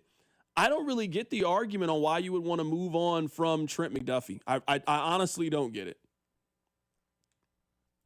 I think it's very, very different than the Snead conversation. I think that Chiefs fans, in a way, have kind of overvalued what Snead was. And I think Snead was a very, very good player his last year. I made this point earlier. He was available to every team in the National Football League. The Chiefs got a future 3rd-round pick in exchange for him. That's not what they would get if Trent McDuffie was available. Tomorrow, if the Chiefs just said, we do not plan on paying Trent McDuffie, we're going to sell him off to the highest bidder, they would get a 1st-round pick and more if they decided to move on from Trent McDuffie. There aren't many 24-year-old, 25-year-old entering the prime of their year cornerbacks that come available on the market. I don't think they get 2 because he's not really a high interception guy. Like, we're not talking about he's going to have 7 interceptions next year, but he's going to be a guy that forces the fumble, maybe gets 1 or 2 picks next year, plays lockdown defense on the outside. That guy gets you a 1st-round pick. If you're telling me that Minkah Fitzpatrick as safety got you a 1st-round pick, remember Minkah Fitzpatrick when he got traded for a 1st-round pick. If Minkah Fitzpatrick not that long ago was worth a 1st-round pick, then absolutely that's what Trent McDuffie is worth if he was available on the open market. Snead was available. It was a future 3rd-round pick. They couldn't even get a pick in the draft that was coming up. He's never been All-Pro, never been a Pro Bowl player. No, you guys don't think those things matter. Being All-Pro matters to me. Pro Bowl, okay, cool, all right. He's been an All-Pro player his first 2 years in the league. 1 year, he was 1st team. You got to be an elite player to be a 1st-team All-Pro. I don't care what position it is. That means you're legitimately the best at your position in the league. Yeah, I honestly don't see the other side on why you would want to move on from Trent McDuffie. He is a non-negotiable to me. We can have that debate about Rashee Rice. At some point, we might have that conversation about Xavier Worthy. We might have that conversation coming up in a couple of months about George Karlaftis. I'm not willing to have it for Trent McDuffie. Pay Trent McDuffie what the market says that he's worth. Maybe this is just me reading too much on the text line and saying the text line is all Chiefs fans, and if I'm doing that, I apologize in advance. But what is happening right now with the Chiefs fans and Trent McDuffie? It's like 2 years ago when me and you were like, hey, they're going to trade L'Jarius Sneed and a 3rd-round pick would be a win. We were getting people texting in saying that it's a 1st-round pick or bust. Maybe you should trade him for a top 5 pick. L'Jarius Sneed is a star. He's a star. He's a star. Why would you trade him? He's a star. They then traded him because of his health issues. Now, fast forward 2 years, we're in the same situation with a better player, and Chiefs fans, or at least a sect of them on the text line, are quick to dispose of Trent McDuffie. I do not understand. What has happened? Did the L'Jarius Sneed trade break people? I don't get it. I really don't think that's it. I really think, this is what I think. I think it's the in Veach we trust. And I would say if there is one position that Veach has shown that he can draft, I think it's corner. So I think that's what makes this conversation so interesting is I think if you ask a portion of Chiefs fans, I don't know what percentage it is, I think if tomorrow, if they announce they traded Trent McDuffie, I think the sentiment with Chiefs fans is we'll figure it out because of Spags, and this is a player that we can replace because Veach has shown that he is so good at drafting this position. Well, part of why you're so good at drafting the position is you drafted Trent McDuffie. And Najee Johnson's a great player. Jalen Watson, a great player. We're talking about guys who are all-pro elite level players. I think if you go back and watch, not the most recent Super Bowl, but the one before that where they played San Francisco, if you go back to look up why they did such a great job against Deebo Samuel, you will see the real value. Now, maybe he didn't do the best job against A.J. Brown. A.J. Brown's just a very, very unique player. He's 6'4", 6'5". He's just a bigger player. And you also weren't getting great pass rush. It was just a really bad matchup for Trent McDuffie. But please don't let the Super Bowl fool you about the kind of talent that I believe Trent McDuffie is. He is a no-brainer guy that the Chiefs should pay, in my opinion. Coming up on the other side, if you miss Nate Taylor, I want to play some of that for you, the best of. Keep it right here, so Drive. You're listening to The Drive with Carrington Harrison. For the first time in a long time, I'm willing to dream that this can be a special season for the Missouri Tigers. Brought to you by DM Injury Law. Have you or a loved one been in a car wreck? Contact DM Injury Law today and get the money you deserve. Car wreck? Remember, Mike's got this. 96.5 The Fan.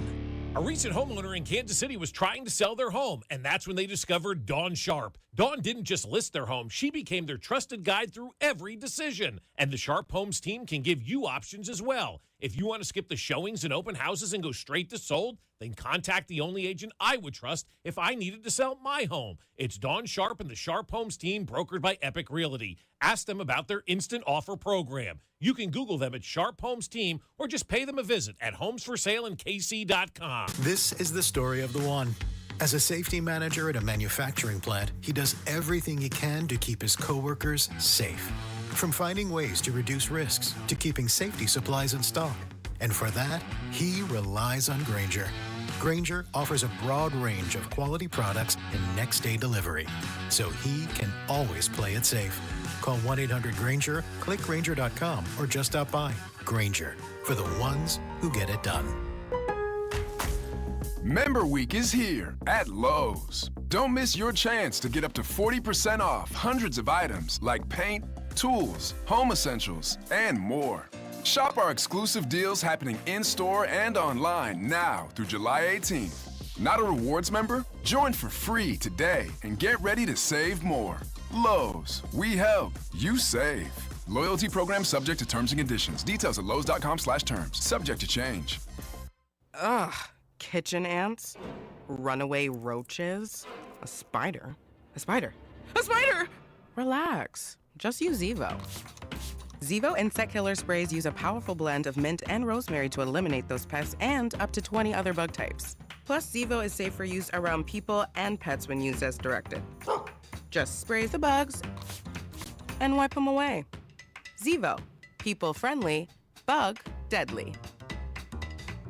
Flooded bathroom? AC on the fritz? When things go wrong, you need reliable service fast. Call Hamilton Plumbing, Heating, AC, and Rooter and take $50 off any HVAC, plumbing, or electrical repair over $200. The pros at Hamilton are ready 7 days a week to fix the problem. Over 40 years experience, more than 8,000 five-star reviews, plus our exceptional service guarantee means you can trust Hamilton to bring comfort and calm back to your home. Visit callhamilton.com for details, terms, and conditions. License number 2025-11121. Say goodbye goodbye to dealerships and private sale tire kickers when you sell your car to GiveMeTheVin.com. Now we're even better with the GiveMeTheVin.com big cash giveaway. Win $25,000 in cash every month. Sell us your car to increase your odds of winning. No purchase necessary. For official rules, go to GiveMeTheVin.com. Having unexpected car trouble or just in a car accident? Call Jay Southland Tow Service, 816-779-4869 or southlandtow.com. Use the tow service trusted by most local police departments. They can do it all. Be in the know and call Jay's Southland Tow. The best moments in life weren't meant to sit in a box, gathering dust in the attic or stuck on outdated tapes. They're meant to be seen, heard, and shared again and again. Oh,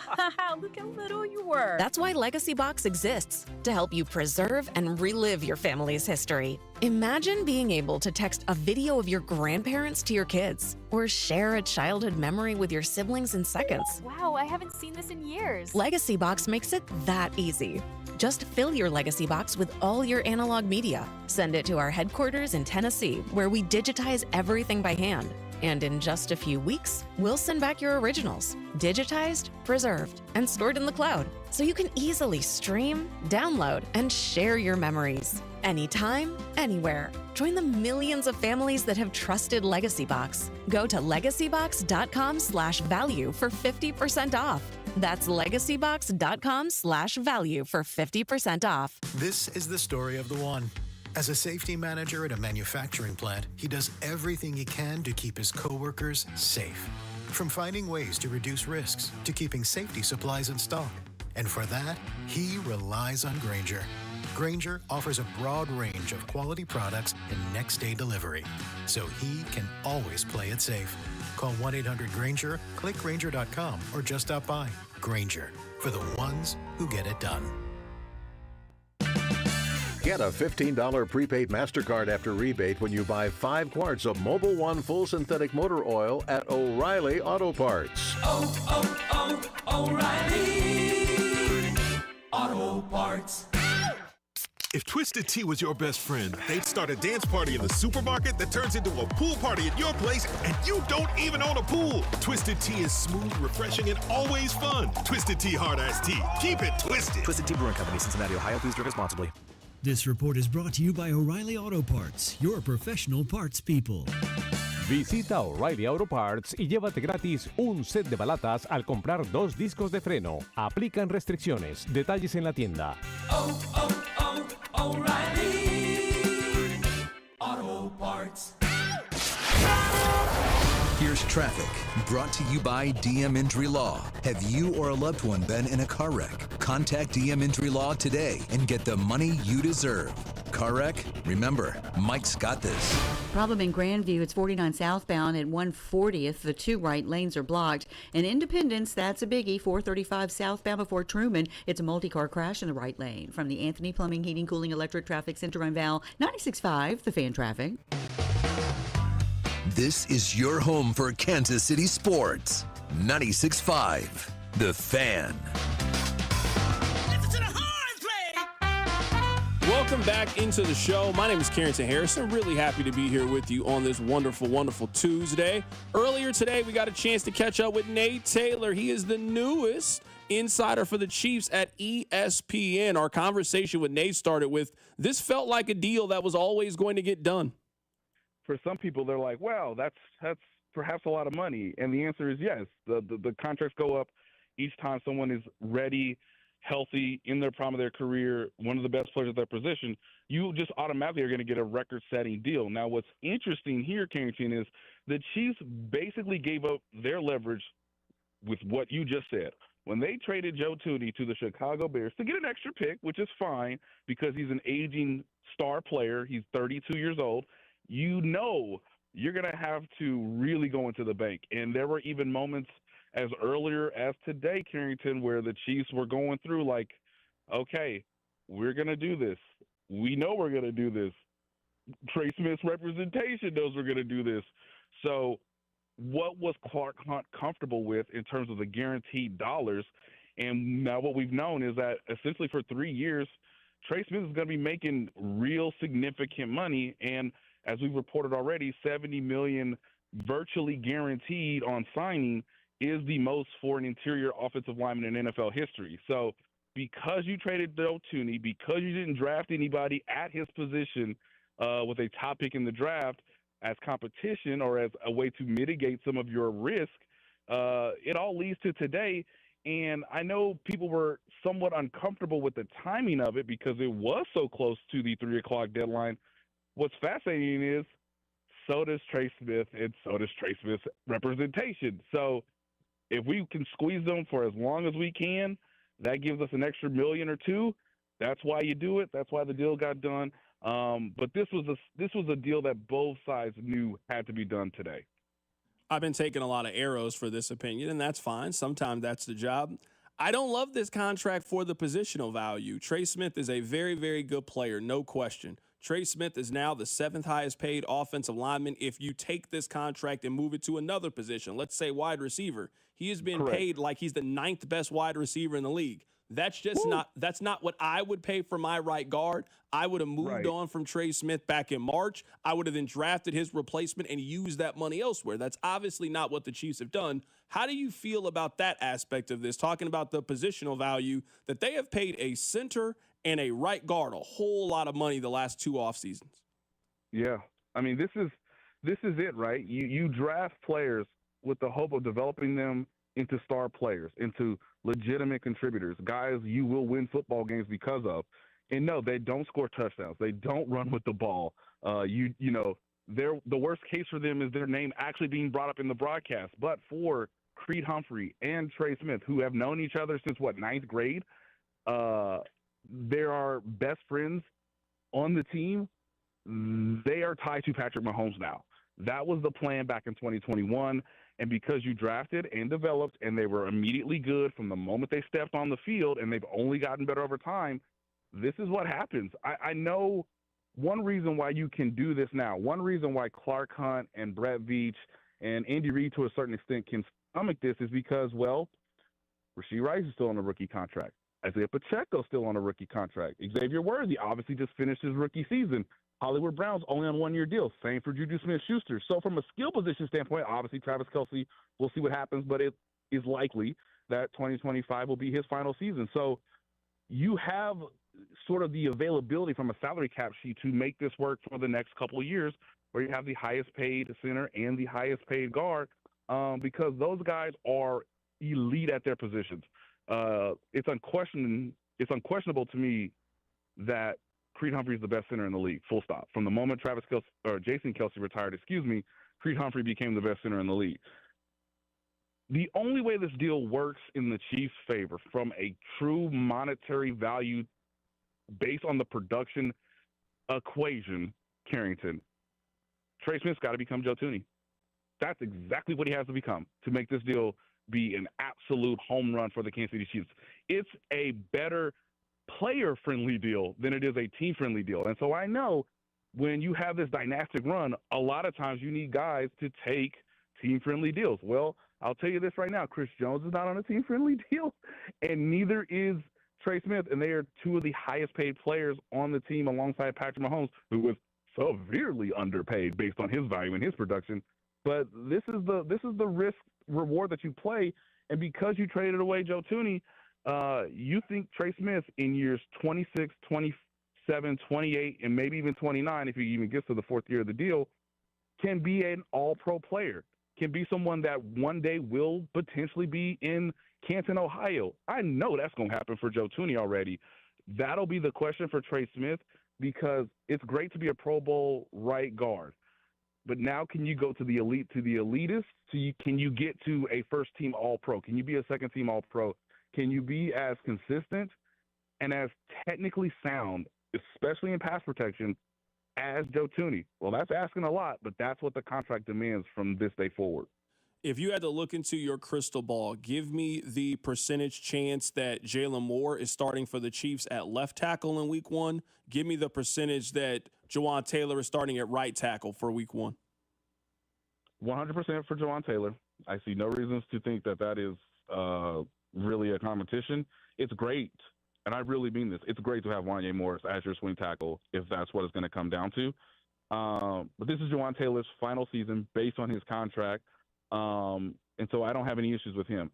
when it comes to left tackle and Joshua Simmons being in the mix, obviously having a much quicker rehab than most people thought, before the draft in terms of his left knee injury, well, that gives me like 70% in favor of Jalen Moore. Still a overwhelming advantage, but I talk to more and more people, and because Josh Simmons is young, because he was already an athletic freak before his knee injury, potentially he has a chance to return faster than most people expected. And then once he learns the speed of the game, once he, obviously fills out his body in terms of raw strength, and he can sort of, as long as there's been no issues with the mental acuity of Josh Simmons and whether or not he's going to translate, from the ears onto the NFL field. So even coming off a left knee injury that was non-contact that ended his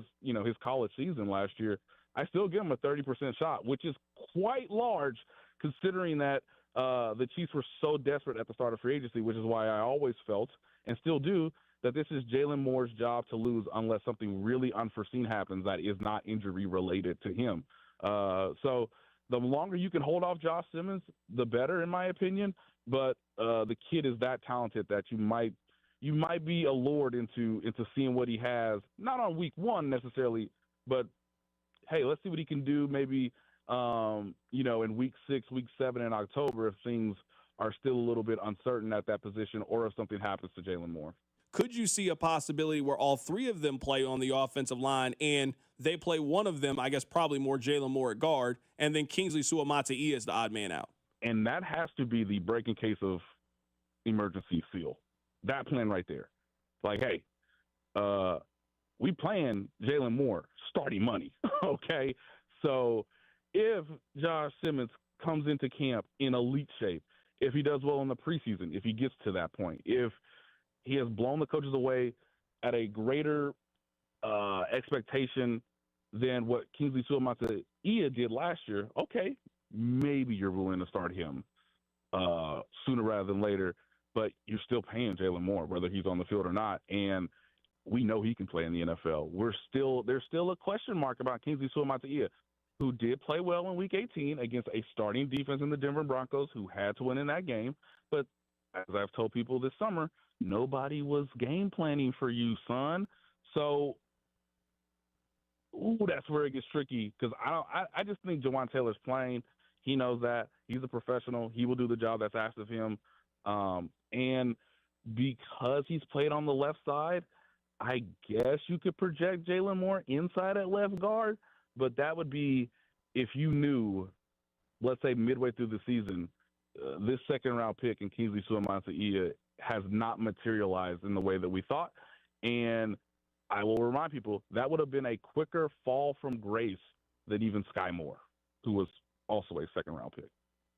Nate, I'll get you out of here with this final question. Now the conversation shifts to Trent McDuffie. We have seen all of the very talented young corners get paid. We were on Pro Football Focus earlier today, and out of the top 5 corners in the league, the only one who's not on their second contract now is Trent McDuffie. You would have to assume that this extension is coming soon. Have they begun negotiations? Have they started discussions? How close are they to getting a deal done with him?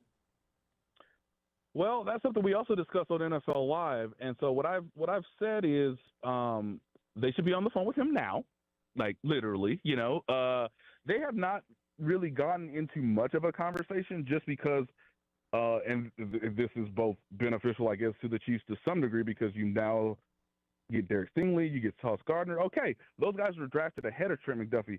Trey McDuffie better than those guys, so it's really nice for the players, similar to Trey Smith, where you're like, hey.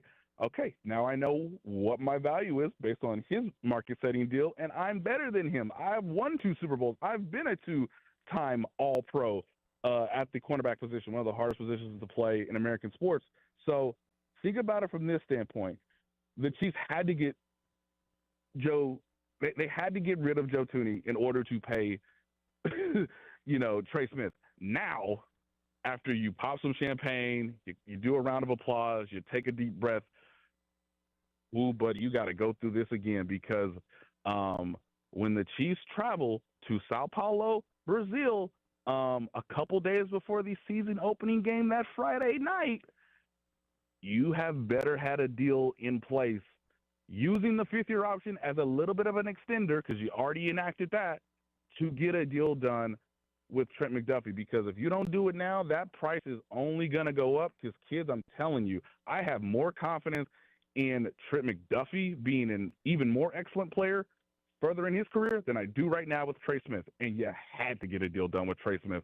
So they're in the same boat, and now their timeline is basically, okay, can we get something done before opening night, similar to what they did last year with Creed Humphrey? They got that deal done. That set them up to get this deal done with Trey Smith, and now Trey Smith has set themselves up to get a deal done with Trent McDuffie. That was our guy Nate Taylor earlier today on the show. If you missed it, he has taken a new job. He is going to be on ESPN. He was on NFL Live earlier today. He has taken over for Adam Teicher. He is now the new Chiefs insider / reporter for ESPN. Tonight is the All-Star game. Keep it right here on on 96.5 The Fan. The Drive with Carrington Harrison, your home for the best food takes in KC. Regular old American nachos. You know, I don't need jalapenos with mine, just chips, cheese. Brought to you by DM Injury Law. Have you or a loved one been in a car wreck? Contact DM Injury Law today and get the money you deserve. Car wreck? Remember, Mike's got this. 96.5 The Fan. Hey guys, it's Carrington Harrison from The Drive. Summer is officially here, and that means the sun is out and the grill is hot and life is calling you. But what if you're just not feeling it? Low energy, brain fog, maybe you have no drive. It might not just be your age. It could be low testosterone. At Heartland Men's Health, they know what you're going through, and they know exactly how to help. Low T can lead to poor sleep, weight gain, low sex drive, and zero motivation, but it doesn't have to be that way. Do you know what the first step is? It's taking the free Low T quiz at heartlandmenshealth.com. It only takes 2 minutes. Then schedule your $99 consult. That includes lab work and a full medical review. And if your treatment starts that day, that means your visit is on the house. Don't wait. Heartland Men's Health is changing lives in Overland Park, Independence, and North Kansas City. Call this number, 844-447-6600, or visit heartlandmenshealth.com today. That one phone call can change your life, can change your summer. So get back to feeling like yourself. Pick up the phone and call Heartland Men's Health today. If you're looking for that new career path, have you thought about IT? Think about IT. It's needed in every single industry, whether it's sports, healthcare, construction, manufacturing, you name it, and Centric can help you get there. No better time in the city either. The KC Tech Council reported that there were 3,000 jobs added in IT in March alone. 3,000. We've told you about our friend Russ Mondry and his expertise in this field. Over 16 years at Centric. He's going to help you find that career path. So go to Centric.com. It's time. Time for the pro to get everything for the job delivered. Large orders of lumber, doors, windows, paint, plumbing, anything the job needs, all from one partner. Get it today with same-day delivery. Get it tomorrow with next-day delivery on 50,000 plus products. Or get it on your timeline with scheduled delivery on everything from framing to flooring. It's time to get your whole job, all your jobs delivered. Ask about all our new delivery options at the Pro Desk. The Home Depot Pro, it's about time. Life's better with American Family Insurance. Because we know in making the most of your home, DIY doesn't just stand for do it yourself. It also means dream it yourself. And we're here to help protect the dreams you're building. Save up to 23% when you bundle home and auto. American Family Insurance. Get a quote and find an agent at amfam.com. Products not available in every state. Visit amfam.com to learn how discounts may apply to you. American Family Mutual Insurance Company, SI, and its operating company, 6000 American Parkway, Madison, Wisconsin. You want to see the ring? Here, I have a picture. Wow, look at you. I know, right? Went to Hellsberg and customized the whole thing. Oh, yeah? Yeah, well, I showed them all her inspiration photos, picked the setting, the diamond. It's actually pretty fun. Now for the real hard part, asking her. Well, congrats, buddy. The ring looks awesome. Start your story with Hellsberg. Designed with care and craft since 1915. Shop in store or at hellsberg.com. Thank you, KC, for voting Century Roofing the best roofing company in the Metro in the Stars 2025 KC Favorites competition. After 35 years, we're giving back to you by extending our free material upgrade sale through the end of the year. Get a free upgrade to impact-resistant shingles with any roof replacement for better protection and possible insurance savings. Trust the best, Century Roofing. Visit CenturyRoofingKC.com for your free estimate today. Century Roofing. Trust the pillars of strength. Century Roofing, we've got you covered, KC. If you love finding the deal and a bargain brings you bliss, the Hy-Vee 5-Day Sidewalk Sale is cause for celebration. This Wednesday through Sunday, stock up and save big on dozens of pantry staples, like Roma pizzas, 4 for $10, Pepsi 24 packs, $11.99, Frito-Lay's chips, just $1.99, Gatorade 8-pack bottles, just $5.99, and Sunbelt granola bars, 4 for $10. Hurry to the huge 5-Day Sidewalk Sale this week, only at Hy-Vee. Even though it's summertime, everybody's still busy, and that's where Hy-Vee Market Grill comes in. They've got the best dining value in town. Every day, they've got a meal deal from 11 a.m. to 8 p.m. And for $8 per person or less, you can treat the whole family to dinner, like smoked chicken Monday, pork chop Tuesday, cheeseburger and fries on Wednesday, and chicken enchiladas on Friday. And don't forget Steak Thursday with a perfectly seasoned steak, garlic mashed potatoes, and sweet corn for $12. Breakfast, lunch, or dinner, it's only at Hy-Vee Market Grill. Car, truck, or motorcycle wreck? Remember, Mike's got this. Brought to you by Climate Control Heating, Cooling, and Plumbing. Visit ClimateControlKC.com. Climate Control has been serving KC homeowners for over 35 years and know how to get your cooling system ready to handle the scorching hot summer. Schedule your AC system tune-up for just $59. Don't wait. Visit ClimateControlKC.com today. Climate Control Heating, Cooling, and Plumbing. Paid for Client Betrayal and Endorsement. The choice of a lawyer is an important decision and should not be based solely upon advertisements. Give me one good reason why I should call DM Law. How about 3 great reasons? 1, it's easy. 2, it's fast. 3, the results. Mike's got this. 816-888-7500. Mike's got this. You're listening to 96.5 The Fan from the Mission Plumbing, Heating, and Cooling Studios. You're listening to The Drive with Carrington Harrison on 96.5 The Fan and the Odyssey app. I have been fortunate enough. I've been to 2 Major League Baseball All-Star games, both here in the state of Missouri. I went to the one in St. Louis. I believe that was in 2009. Zach Greinke started. I was a big Zach Greinke fan, so I got a chance to go to that All-Star game. And I also went to the All-Star game back when it was here in 2012. Rob, earlier today, I took a look at the All-Star lineup for the 2012, and you know what? I think we should go through it. For the American League, at catcher, Mike Napoli. First base was Prince Fielder. Second base was Robinson Cano. How do you think he was received that day? I'm going to assume very, very poorly. I mean, it was probably better than the night before. The night before, he was very poorly received. For those of you that were at that home run derby, you know exactly what I'm talking about. That was some of the most fun I ever had at a sporting event. Just to boo Robinson Cano, and you could feel it building and building and building. And then when he got a 0, to be able to laugh at a professional athlete, know that you had that level of effect on how he performed. Oh, it was so good. Robinson Cano started and played second base. Adrian Beltre played third base. Derek Jeter was the shortstop. Jose Bautista, Curtis Granderson, Josh Hamilton. That was the outfield. And also David Ortiz. He was the designated hitter for the American League. And then if you look back, it was a lot of really good players. It was their first All-Star game. That was Mike Trout's first All-Star game. That was Bryce Harper's first All-Star game. That was Jose Altuve's first All-Star game. If you look at pitcher, that was Chris Sale's first All-Star game as well. Steven Strasburg, that was his first one as well. Going back, the 2012 All-Star game was actually a really, really fun game and a really important game.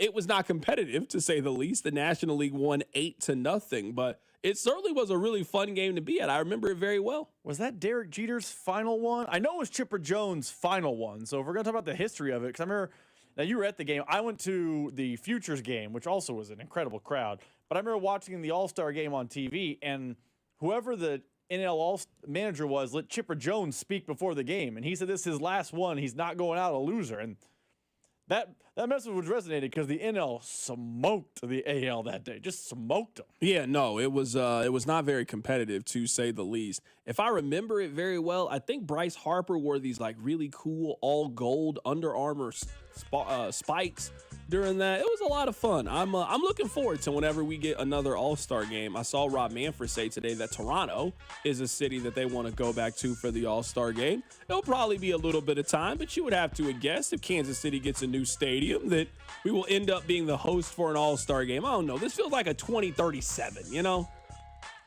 That's just what it feels like to me. It feels like a 2037 we get the Major League Baseball All-Star Game, and I'm sure it will be a lot of fun. We had a lot of fun today. Tomorrow is Missouri Day, right? Tomorrow's Missouri Day. We're going to have the AD on the show. We're going to have the head coach on the show. We're going to have some media people on the show. It's going to be a lot of fun. Take care of yourself. I'll catch you guys tomorrow. It's The Drive. The Drive with Carrington Harrison. Watch the show on YouTube by subscribing to the 965 YouTube channel. The Drive, brought to you by DM Injury Law. Have you or a loved one been in a car wreck? Contact DM Injury Law today and get the money you deserve. Car wreck? Remember, Mike's got